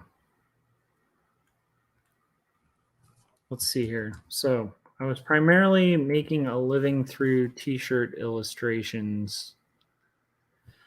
And I want this to be like a little infographic-y, but not fully. So this will be, that's not where I want it. I think I need to figure out, okay.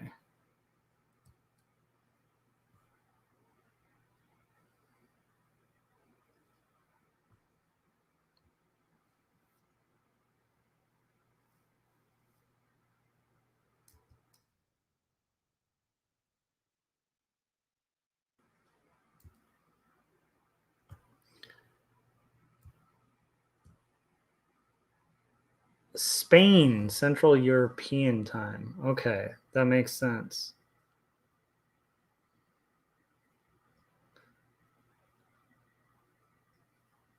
I was surprised to see you live on Saturday. Yeah, it's an interesting thing. I had a few days of just like a lot of chaos outside of comics and stuff, and like having to take care of taxes and like work stuff and just like a lot of things that were like fairly time consuming, so I wasn't able to like really hit the live streams during that time.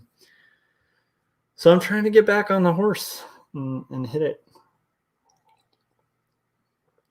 power through this page. I might have to stop at the halfway point, honestly.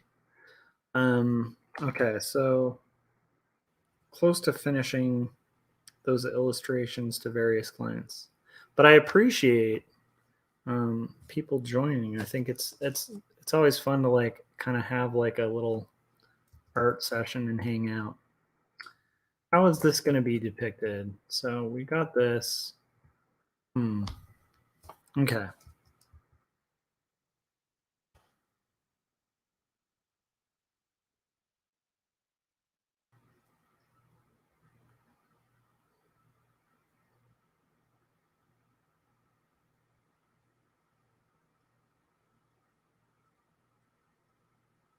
Okay, here we go. Loosen up, dude. All right, that was me talking to myself for a second, just trying to get a little looser on this. Get a little more progress going here. So Teresa, can you talk about your graphic novel at all, or is it like super top secret?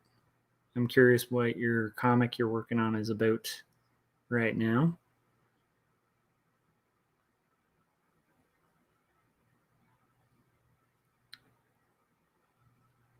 And then like how long are you envisioning it's going to be? That kind of thing. Color, black and white.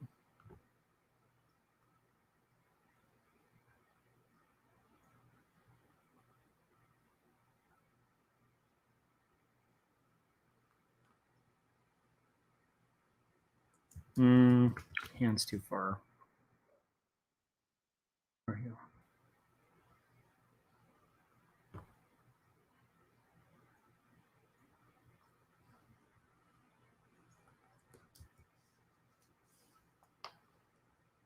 Not a secret at all. Haha. Okay. It is called Graduation Nightmares. It's up on Webtoons, and there's about 100 pages up already. I have not seen this yet, Teresa. I need to check this out. How did I miss this? What is going on? I really need to see this. I'm gonna write that down so I can check it out. Graduation nightmares. That's amazing. Okay, I'm gonna scope that out. So you have 100 pages up, and you're planning on doing 200. How long have you been carving at that? If it's 100 pages, I am really curious.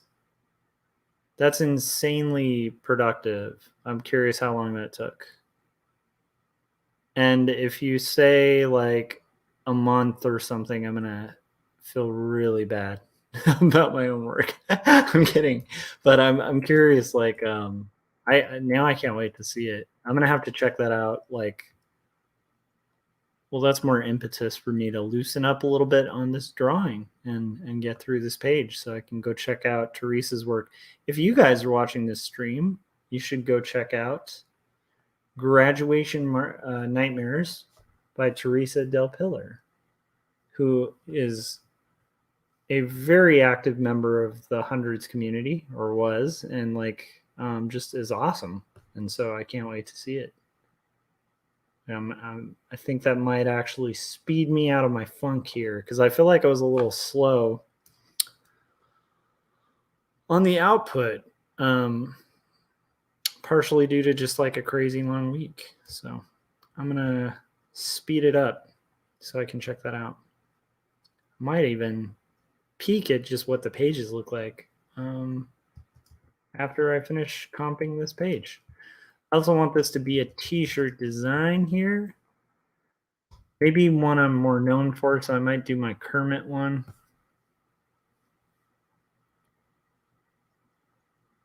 Called Puppet Checkup. That was one of my more popular designs. That was kind of like a skeleton hand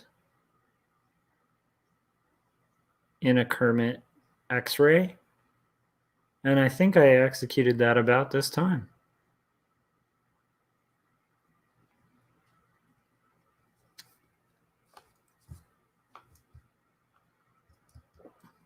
Okay. And what's weird is I did that long ago enough to where I don't even think that was like a Disney thing at the time. Now I think Disney owns half the world. So one fun little side note about that Kermit design. After I did it, I got an email from some of the Muppets puppeteers, and they all bought ordered shirts. It was back when Design by Humans was like not print on demand, but it was like a just a contest. And so they ran it, and when it was still up there, like the whole crew of like a whole crew of puppeteers who worked for the Muppets were sporting my Puppet Checkup shirt, which I thought was really cool. It was a neat like little highlight moment.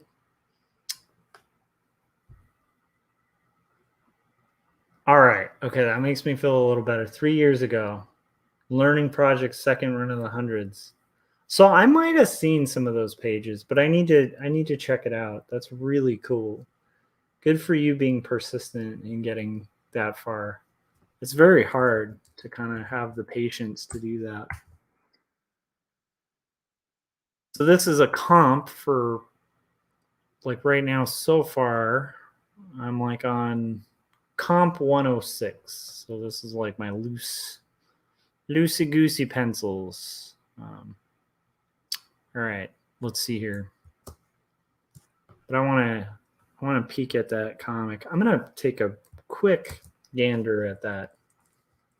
Graduation Nightmares webtoons.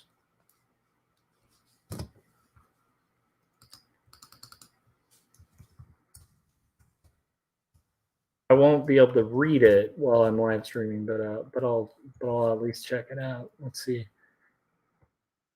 and maybe bookmark it for later.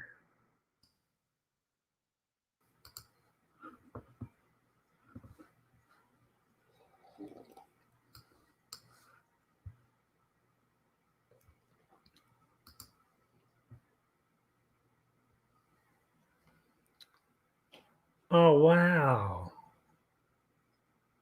Wow, this is really cool. Teresa, is it okay if I like grab one of these pages just to show for so people can kind of have a little teaser?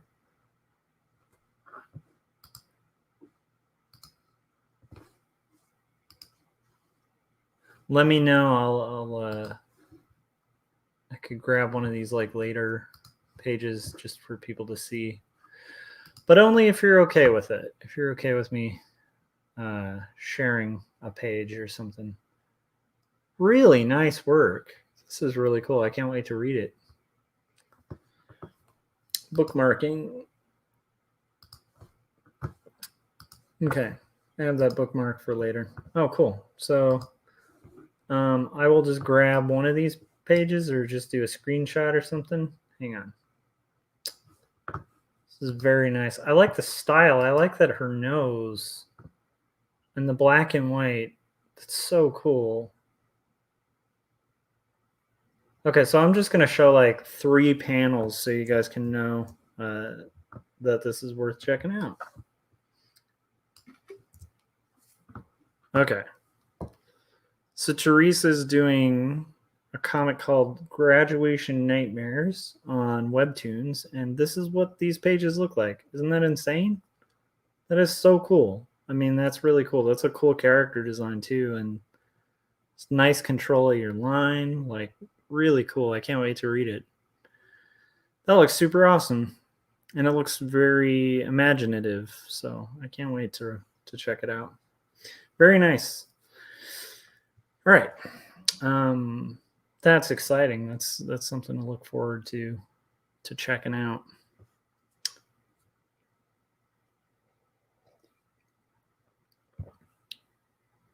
I think, to me, I feel like we should have like a patch or something for people who get past the first 100 pages of their book. Like there should be like chevrons or something. You know, that's a milestone. Very impressive. Okay. Or like, you know, in like wartime where like you shoot down planes and you get like a mark on, you notch like the side of your airplane. It's like, yeah, definitely something cool that we need to start doing for cartoonists. All right. So let's see here. I was primarily making a living through t-shirt illustrate. Okay, and then the next is going to say,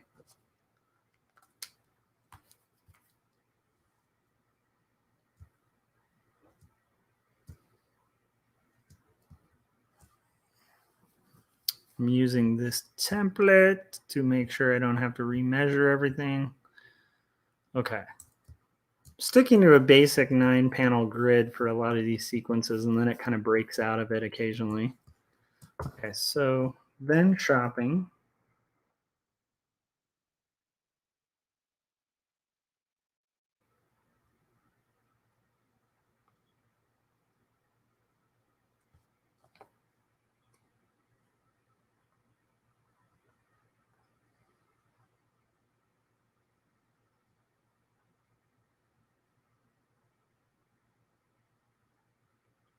Those illustrations to various clients.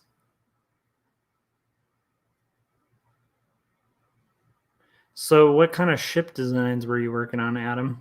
I'm kind of curious. Various clients.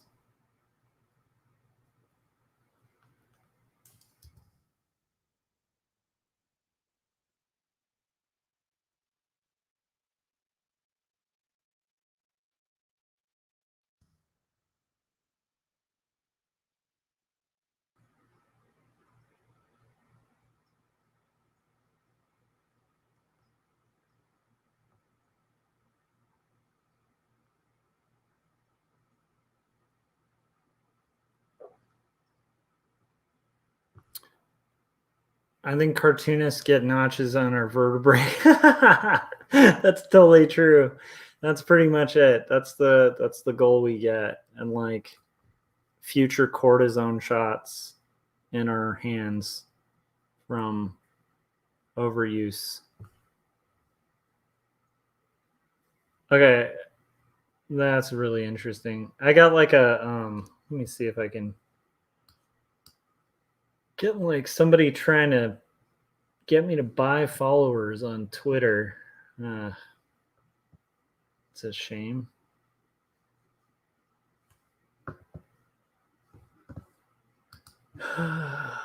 Here we go. And yeah, whatever. I'll leave it up.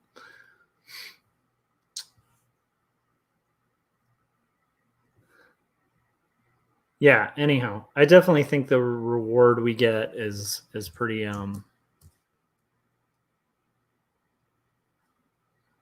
don't know. We love comics though. So like the reward is in the process, right? It's a weird thing though, like making comics. Like, so Teresa, how do you feel about it like 100 pages in? Have you hit that like point of like loving it but also feeling like, oh, what am I doing with my life? I feel like I feel a mix with comics where it's like it's very fulfilling to finish a project or get that far in, and then there's another side that's just like, oh, definitely worthwhile, but it's just I'm curious, what's your thoughts 100 pages in? And then 100 pages prior, did you think you'd be 100 pages in? Because that's pretty impressive. First time I did that with a comic, I felt like pretty badass to get past that 100 mark. But yes, also you feel it in your back and all sorts of other stuff.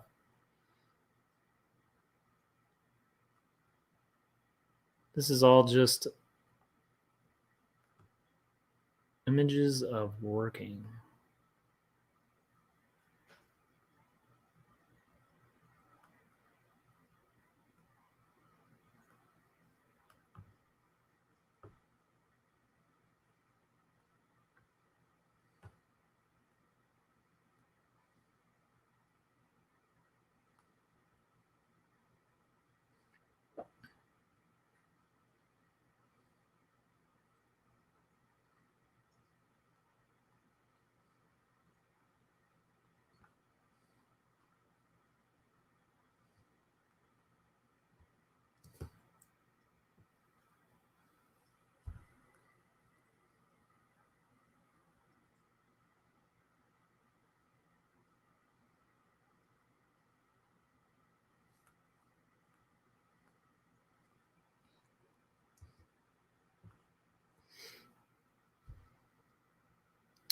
Ships, I have an idea like a small round saucer that fits in a larger, fast, pointy ship would goes inside of them. That's cool. Like a ship that fits in a ship in a ship.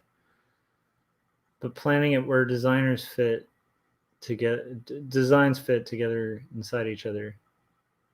But I draw vehicles like an 8-year-old. Yeah, like I don't know. I think that could be cool though. I actually like 8-year-old versions of vehicles. Like when I think of a spaceship, I just love like the classic, just like noodly, like that's my favorite kind of spaceship, something like that. Those are the best. So, okay. So we're just doing this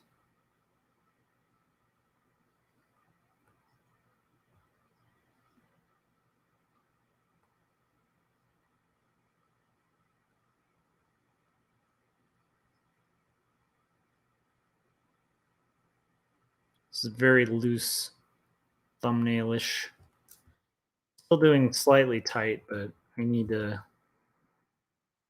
make some progress here. These are just roughs, so it's good to make a little progress. Right now, I want to finish it. I love it, but I feel like I'm taking too long to finish. I don't know. I mean, it looks like you're not compromising on quality, and that's probably good because at the end of the day,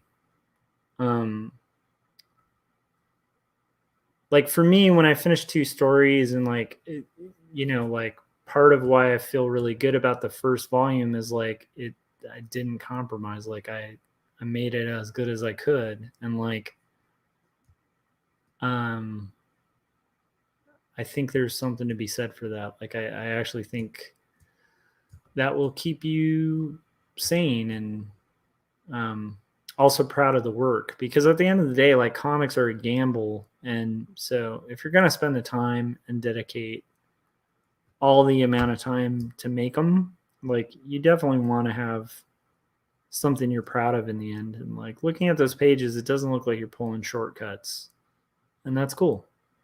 So I think at the end of the day, you're probably going to end up with a book you really dig and feel good about. That's my guess. But yeah, I definitely feel you on that. Like there's points where you just want to be done. This is really cool though.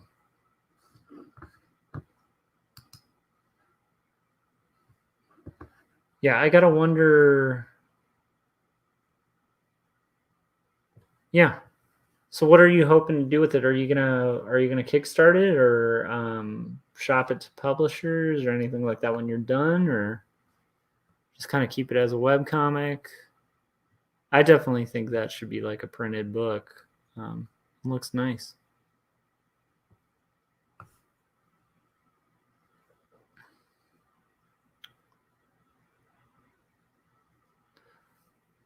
I have a delay, but the first comic I did, I have a rocket ship just like the one you drew. Yeah. Those are the best. Those are the best rocket ships in the world, are like those old school ones, you know. I feel like that about robots too. Like I remember when Iron Giant came out, I was so excited because there were all these robots prior to that. Where it's like people almost forgot like how cool like 1950s robots are. And then that movie, I'm sure now like that's not the case. It seems like everybody's hip to like how cool those are. But I remember when that film came out, it just like spoke to so many people I know and friends of mine, because it was like this love letter to like that era of robot. And yet like they took the robot very seriously in the execution, and but it's still like it's a very like, you know, um 1950s like robot. 1950s robots are the best. So that click clack here.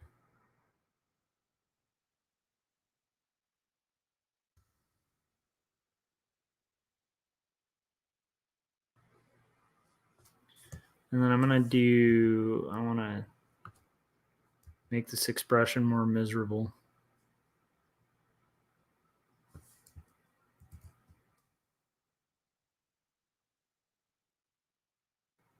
Might be an exaggeration, but whatever. Okay. Do. Okay, shopping illustrations to various clients.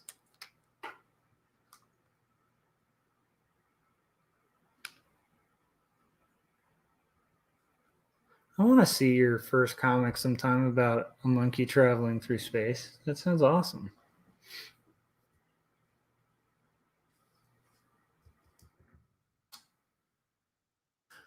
Okay, now we're going to do this last one, which is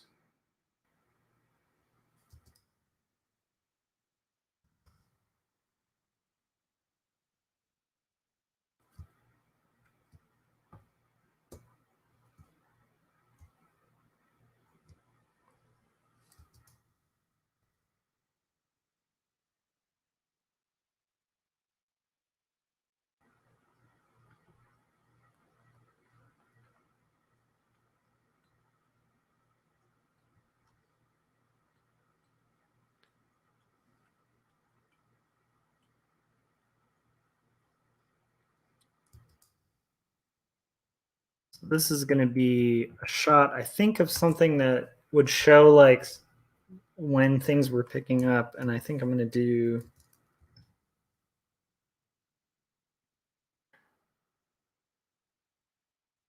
Okay, here's what we'll do.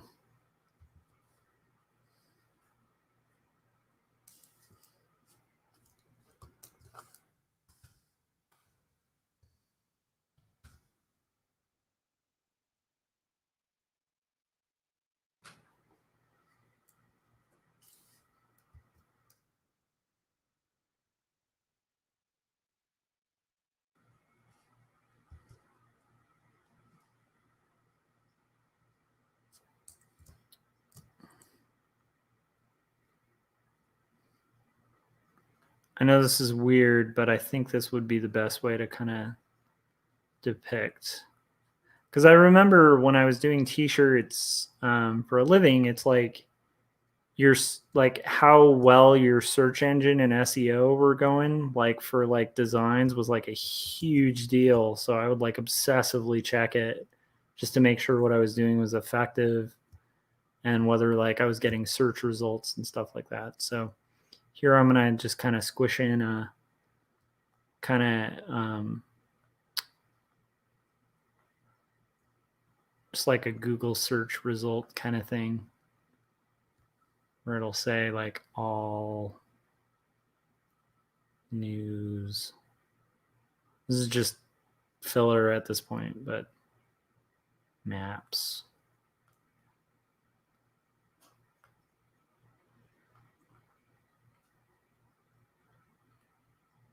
Okay, so then it's going to have something like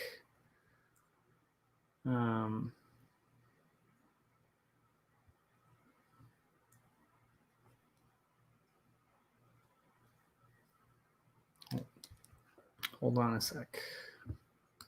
Gonna get there. Okay.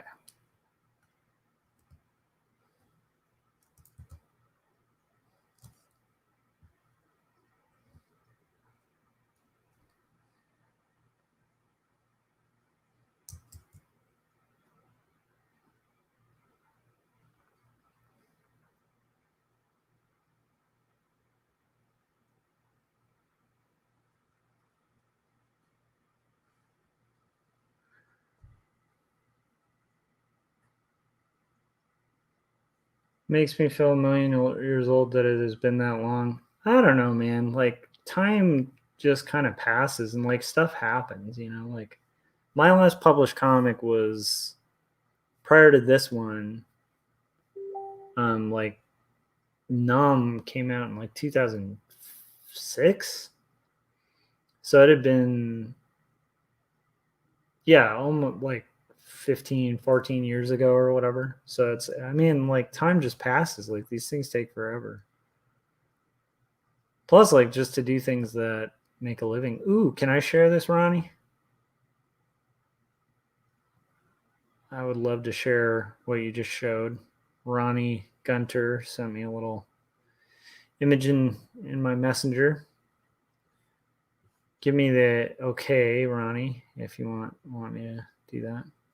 Teresa was saying, I'm not sure if I want to print. I don't know if it'll be worth the effort. Indie publishing is a lot of work. I think you should print, and I think either indie publish it or just like shop it and have a publisher put it out. You could probably pick up a publisher with that quality, I would guess. But yeah, it's all a lot of work. 7 fulfillment though is like, yeah, I'm not a fan of like having to do fulfillment. Wait a second. This is supposed to be like 2.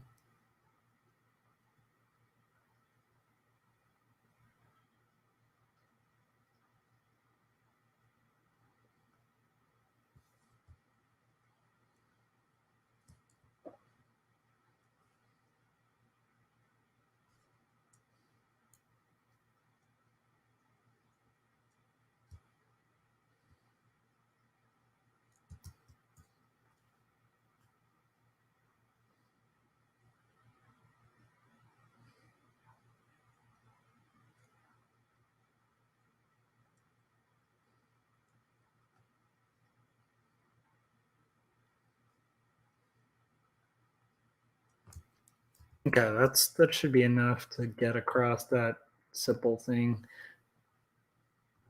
Okay, so this is in progress. Ronnie's working on this. Some cool zombie dude, skeleton man. That's pretty frightening with the using the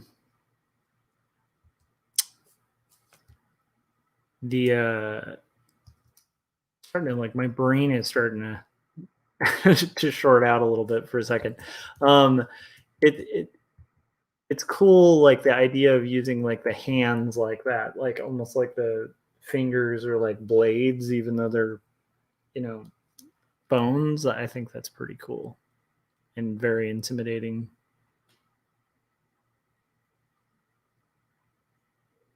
There we go.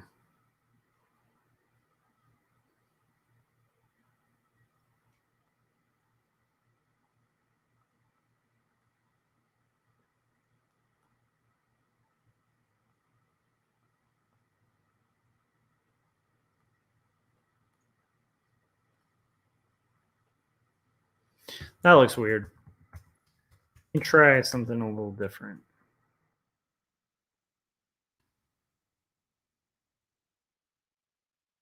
Better idea.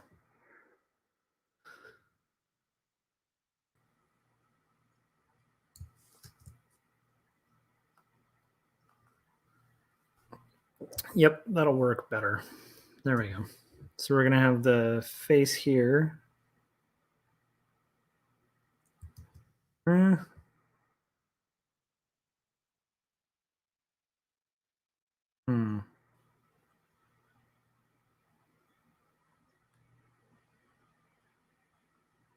There we go.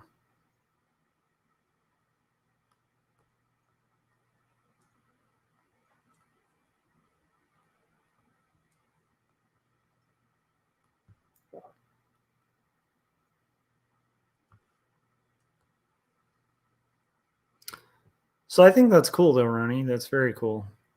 So this is going to be the page with like the kind of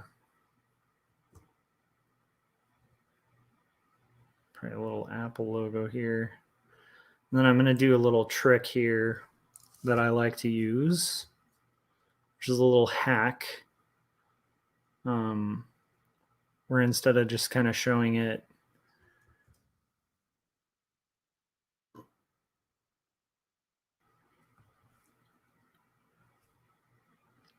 straight on, do my little rotate the viewpoint thing.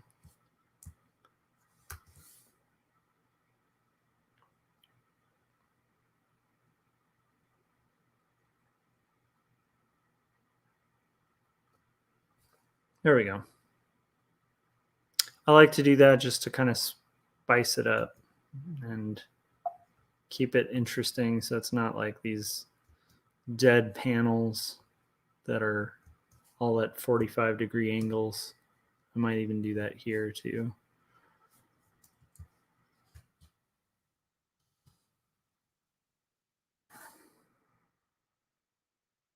Again, these are just, you know, rough pencils and thumbs, so, but it doesn't hurt.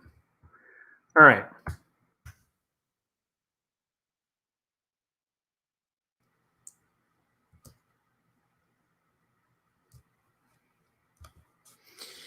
And I should just kind of roughly at least make this look a little more convincing that it's type.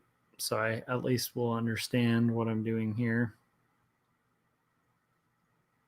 Okay.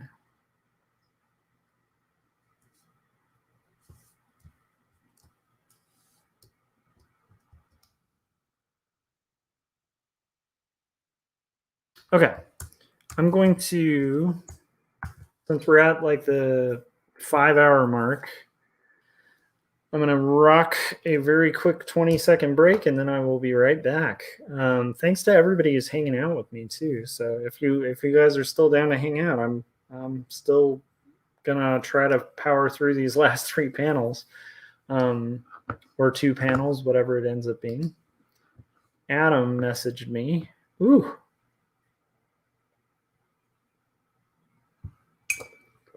Oh, dude.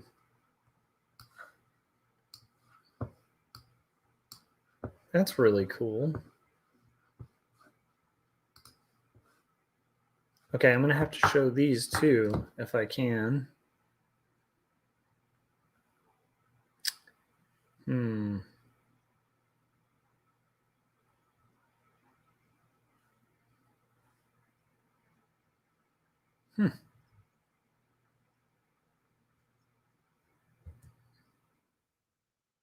I love it. Okay, let me see. This one too.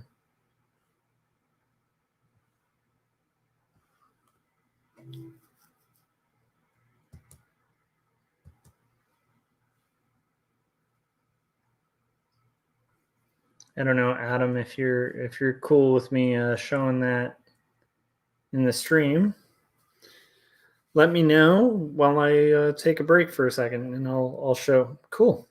So Adam just sent me this. This is a little sampling of Adam's comics that he did 20 years ish ago, and that is pretty rad. That looks really fun.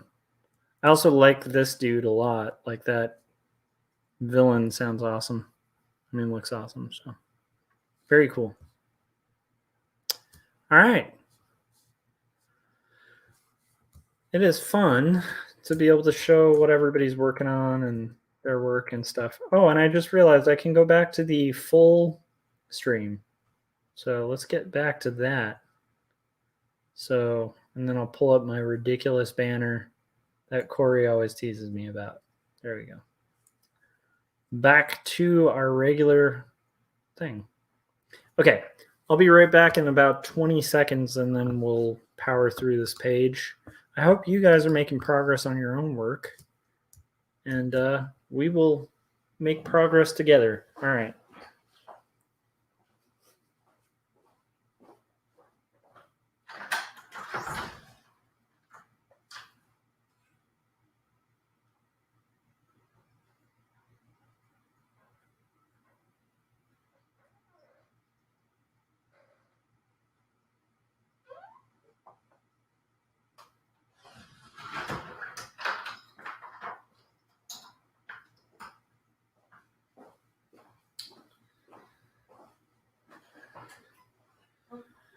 Yeah, that's very cool, Adam. Very cool. All right, so let's see here. And it was starting to pick up. And now it's going to say,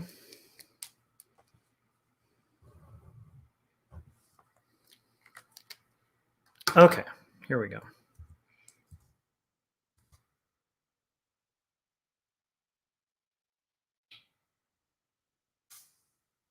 Back to that sort of diagrammatical thing. I was close.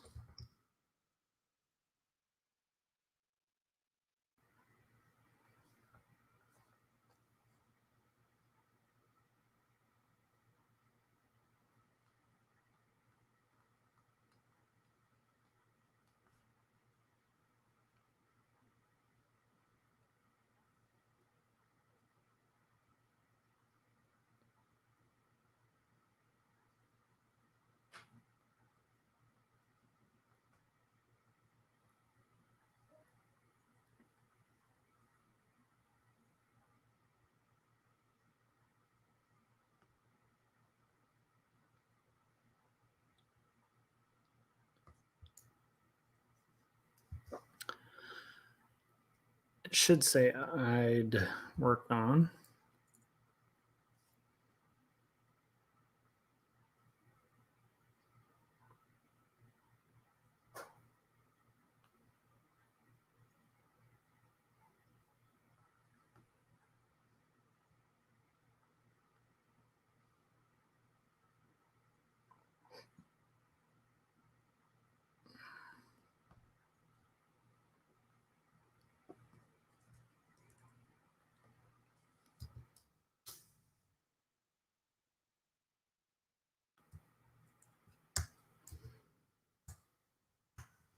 So in this case, I want to have some actual pages from my old comic. Let's see. Because at this time that I'm writing about in this, since it's autobiographical, it's like I was working on a comic called Jacob's Apartment that was like 126 pages. And I think here I need like to have kind of like a spread of the pages. But I need to find where that is. Okay. So we're going to do web ready pages.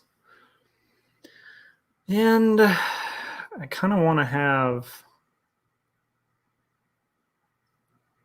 Okay, so this is like one of the final pages from that comic. It's a little different, the style I executed in. It was full color too. It's kind of a beast at the time.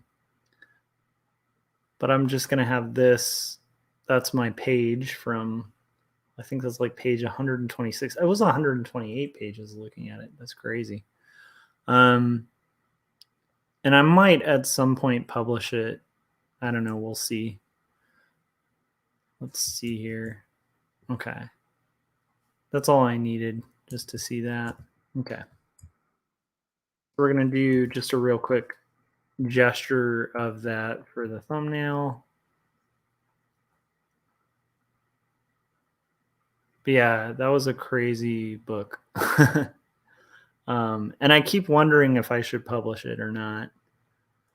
Because like Teresa said, it's a lot of effort and work, and then you're even promoting the book when it's printed, and so you want to make sure it's one you believe in. But also just like having seen like Teresa's pages, it's like her pages looked a million times better than my first graphic novel. I don't know, Teresa, though. I don't think that... Is that your first graphic novel? I can't imagine that being your first. Thanks, man. Thank you. Yeah, that book was crazy. It was like a lot of flat colors. It looks pretty good. It's just and I was working in a much more like Charles Burnsy style actually at the time, because I was like really into feathering. And really influenced by Charles Burns. But I do think it might be a good one to kind of pick up and maybe print. It might be worth like pursuing. It's something I've thought about. If it takes me longer to get the second book done, I might kind of pitch that to my publisher just as like a an option, just, you know, because the neat thing is like 2 stories just came out this year, and then I have this 128 page one I'm sitting on. So in theory, you know, I could like, if I can't get this one done in a year, I could put out that one and then have the third or the second 2 stories volume after that, you know. So it would almost like, to an outside perspective,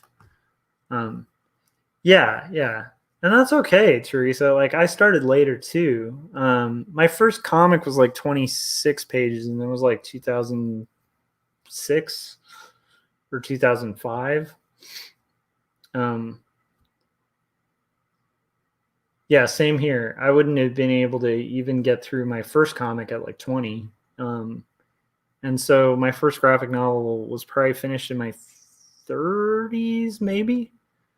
And then, of course, my latest graphic novel didn't really get published till 40. So don't feel bad. I actually think it just requires a lot of discipline and stuff.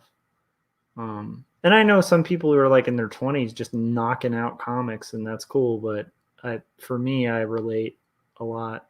I didn't have the patience or the knowledge to be able to do these things like till much older. But anyhow, so my thought is like that second one,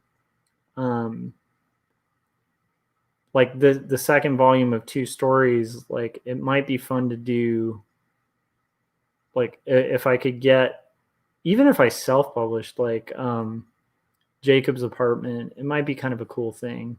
Might create this perception of being this like super unstoppable, like fast artist. Like people would, to the outer world that like wasn't following me closely, they might be like, whoa, like another graphic novel, how'd you do that so quick? And not realize, like, you know, 2 stories is 5 years, like this one was 4, you know. So it's, I don't know, but I do like the idea of doing that at some point, because I am just sitting on that book. So that was a good learning experience doing. I wonder, Teresa, if you have that too, but like I feel like the process of doing that first one really helped me figure out how to do scripting, like how to work things out, like just a lot of basic things. I kind of learned a ton doing it. So, but there is a part of me that's like, it's a finished story. It'd be fun to like put out, but I also like know there's weaknesses in it that aren't, like, I feel better about 2 stories, but there's still some cool things about it that I think people might enjoy. So anyhow, I don't know what you guys think. What you guys would do, but I almost feel like that might be a cool. It's a nice thing to have in my back pocket in case I need it, you know.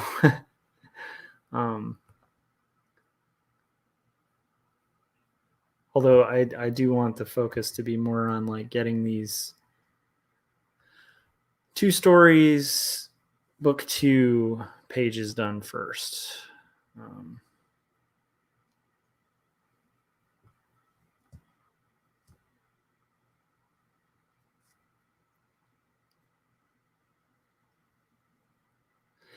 Yeah, I agree too. It is mentioned in book 2, so yeah, it's kind of like I might release it after book 2, or I might release it before book 2. So when I'm referring to it, people are like, "Oh, that book." But yeah, I have no idea. Yeah, pressured to colorize 2 stories, you could bust out Jacob's Apartment. I like it.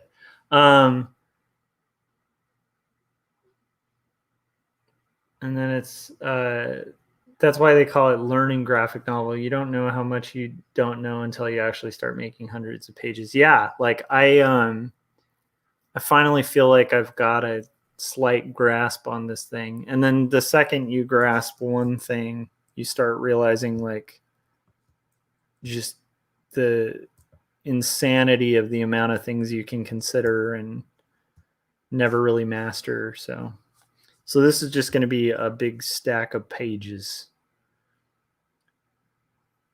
But yeah, I didn't even really figure out. Yeah, so I might. I don't know. I'll figure it out. I might have to do that just for fun.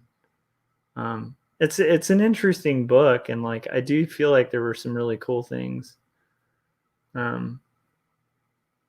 Yeah, yeah. So I definitely think that might be an option.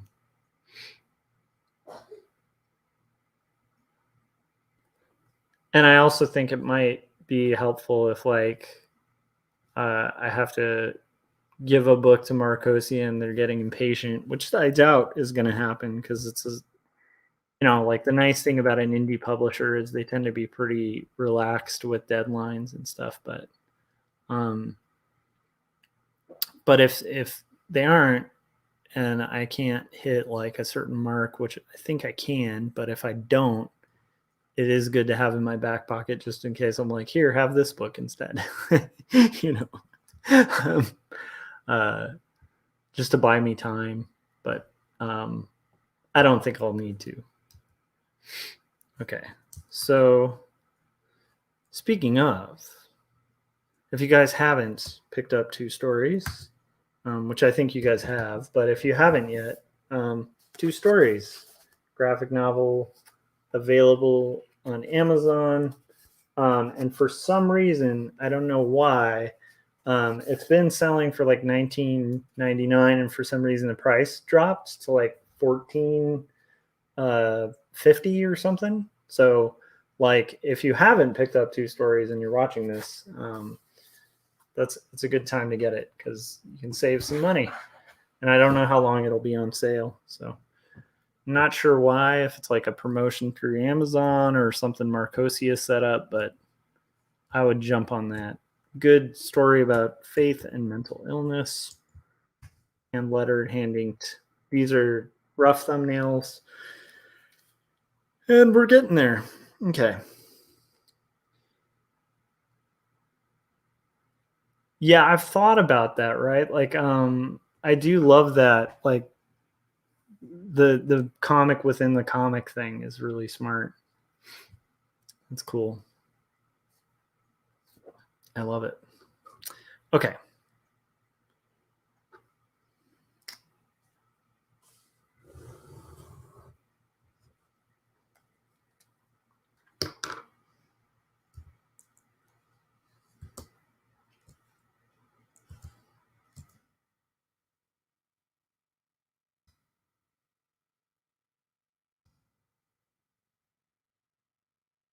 Not sure how to.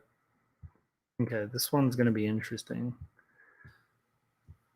Remaking the portion that I lost.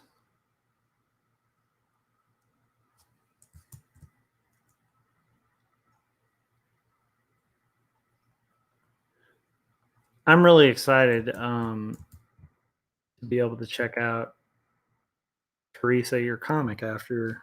I'll probably, once I'm done with this page, crash, and then when I wake up, I might actually read through it. So I got a good thing to catch up on. I probably won't be able to read it all in one sitting, but who knows? The depressing thing with comics is I might be able to. I've definitely had people read my book in like a couple hours, and it's like, it's always interesting when you're reading comics and it's just like, just 4 years just read in like hours or a day. But that's the intent and the way it kind of works. Let's see. So, but I really want to read Teresa's comic now. Excited about that. Lost when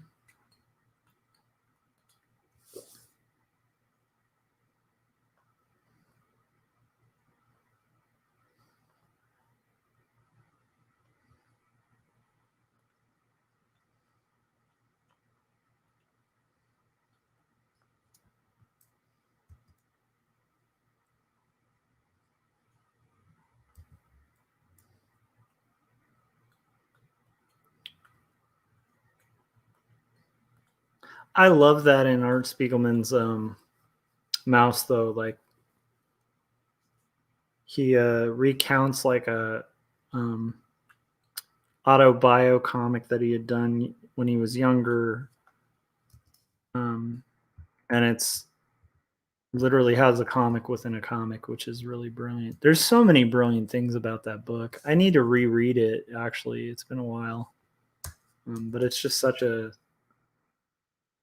like masterwork,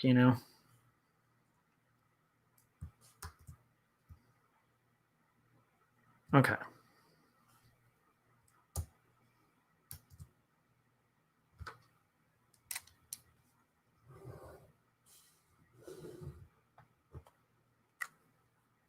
And then this is going to bring us back to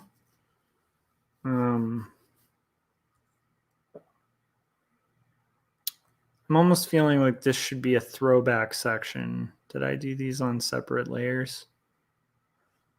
Okay, I need to refill my coffee super quick.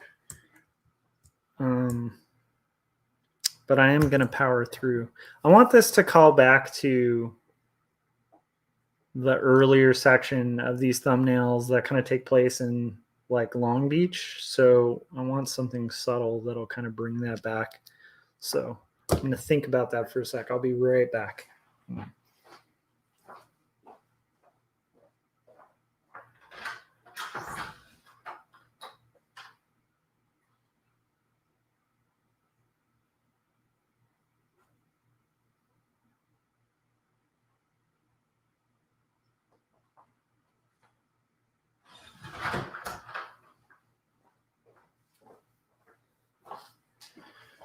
All right. So this is potentially just turning into like the eternal stream. But it's fun. It's fun to like push through and kind of get this done. Catch up to where I kind of need to be a little bit.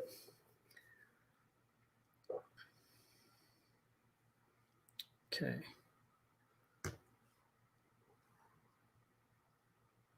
Let's see here. I have to look back on previous pages.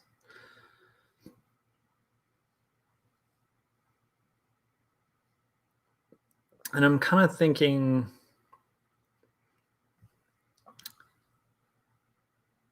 yeah, it's interesting when dealing with old work. Like with that too, I'd have to like design a cover and a back and a spine for it.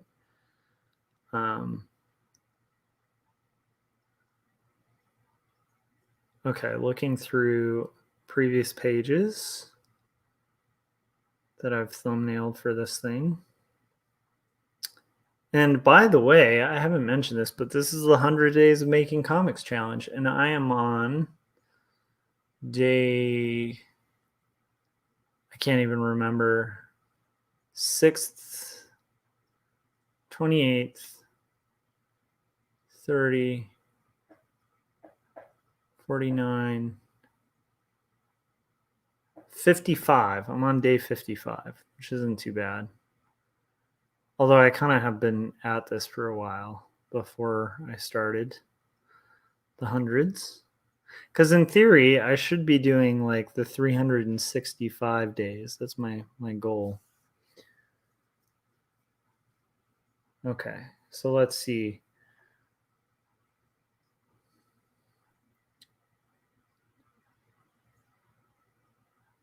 Drawing does sound super fun. Okay, so it's before 50.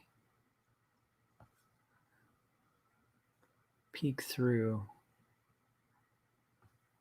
It's kind of a hard scene in Long Beach that this needs to pull back from. Because I want these like little flashes of like the previous experience. Kind of bring the people emotionally back.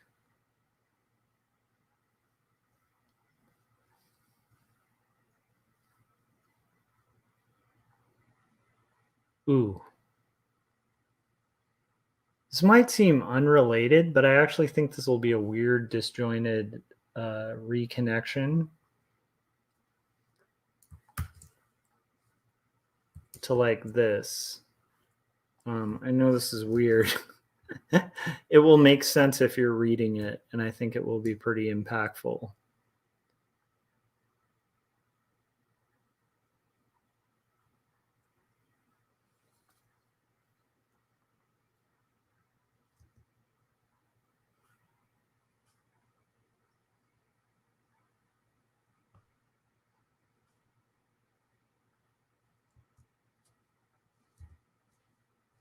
That might be a weird idea, but I think it's actually going to work narratively.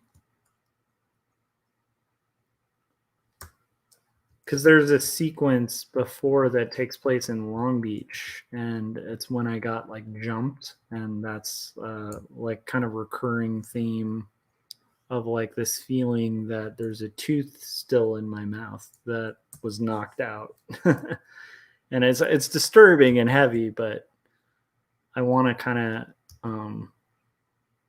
bring back that, like, this is kind of close to the end of the comic where everything's going to thread together. Let's see here.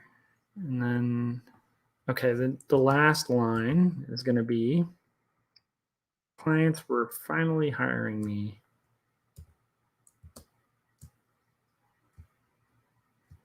And this is going to juxtapose with just like utter numbness from the character.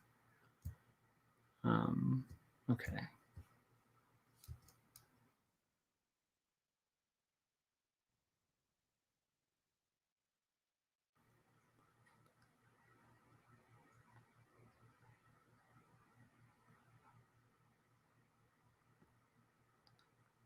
It's really interesting to be working on pages that are a little less like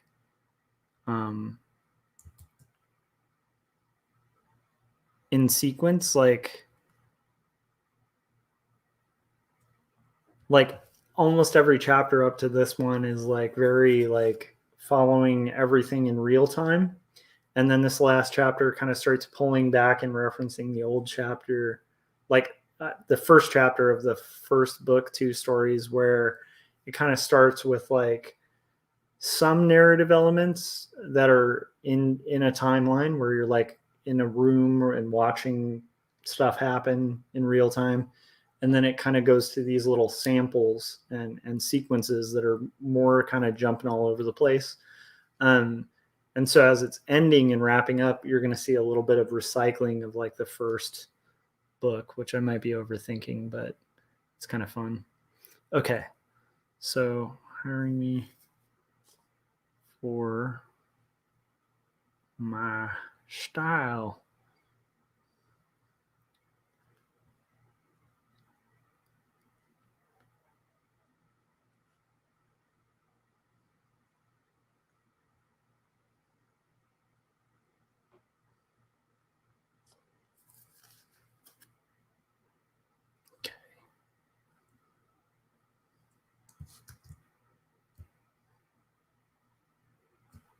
Okay.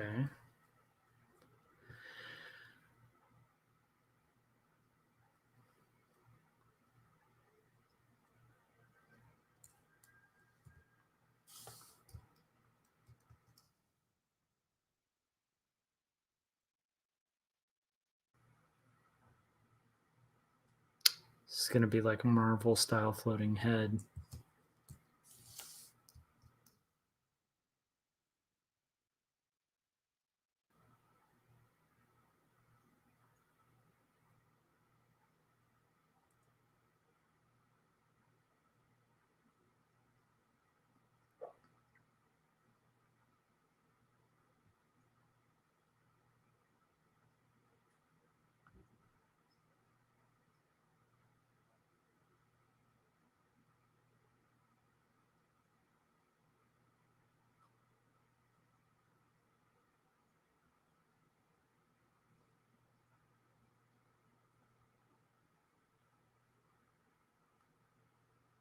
And this will make more sense too on the next page. That's like my catchphrase for these streams is like, this will make more sense in a bit.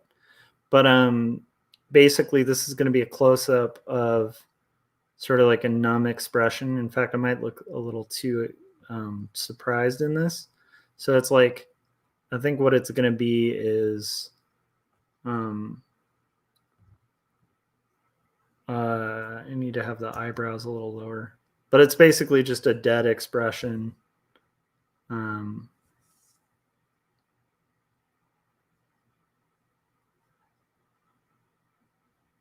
Okay. Hopefully that's translating. So basically, this will make more sense because the next page, there's going to be a pullout with, like, so this is a close up, and then the next page will have a panel that's pulling back a little bit. Like, so we're going to see the character kind of alone on white. And that should actually kind of bring like an emotional impact to the thing, but we'll see. So, okay.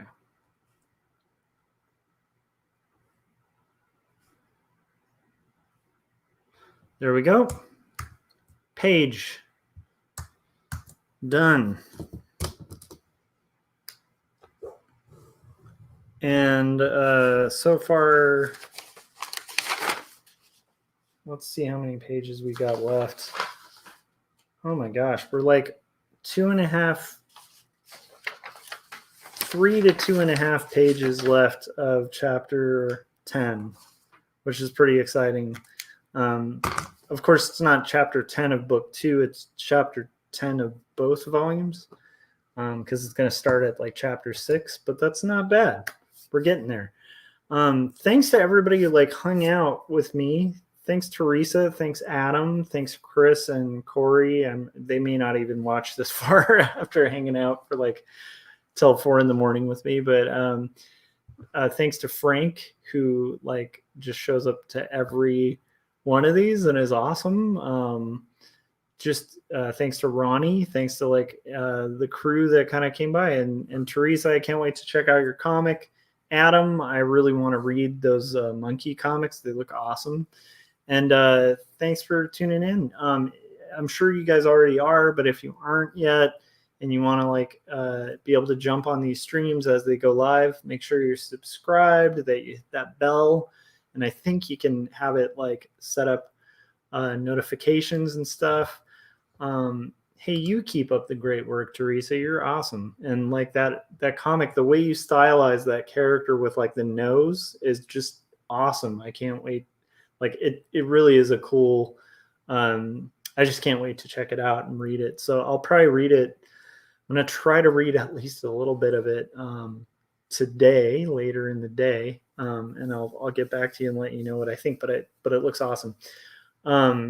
Anyhow, if you guys haven't yet, hit subscribe, hit like, hit the bell, and that way you can be notified next time I'm about to go live, and we can all hang out and draw together. So that's pretty awesome.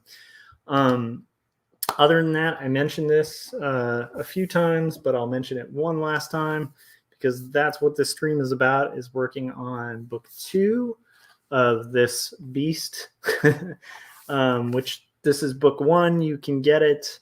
You'll notice it says book 1, but you can pick this up at Amazon.com. It's usually $19.99. It came out in December, and it is right now, like, I don't know why, and maybe when you're watching it, it might be back to like the regular price, but right now it's a little discounted. So I would like take advantage of that if you haven't picked up a copy yet. And then if you have and you've read the book, be sure to leave like a good review on Amazon, because that helps the algorithm. It helps new people find the book and stuff like that.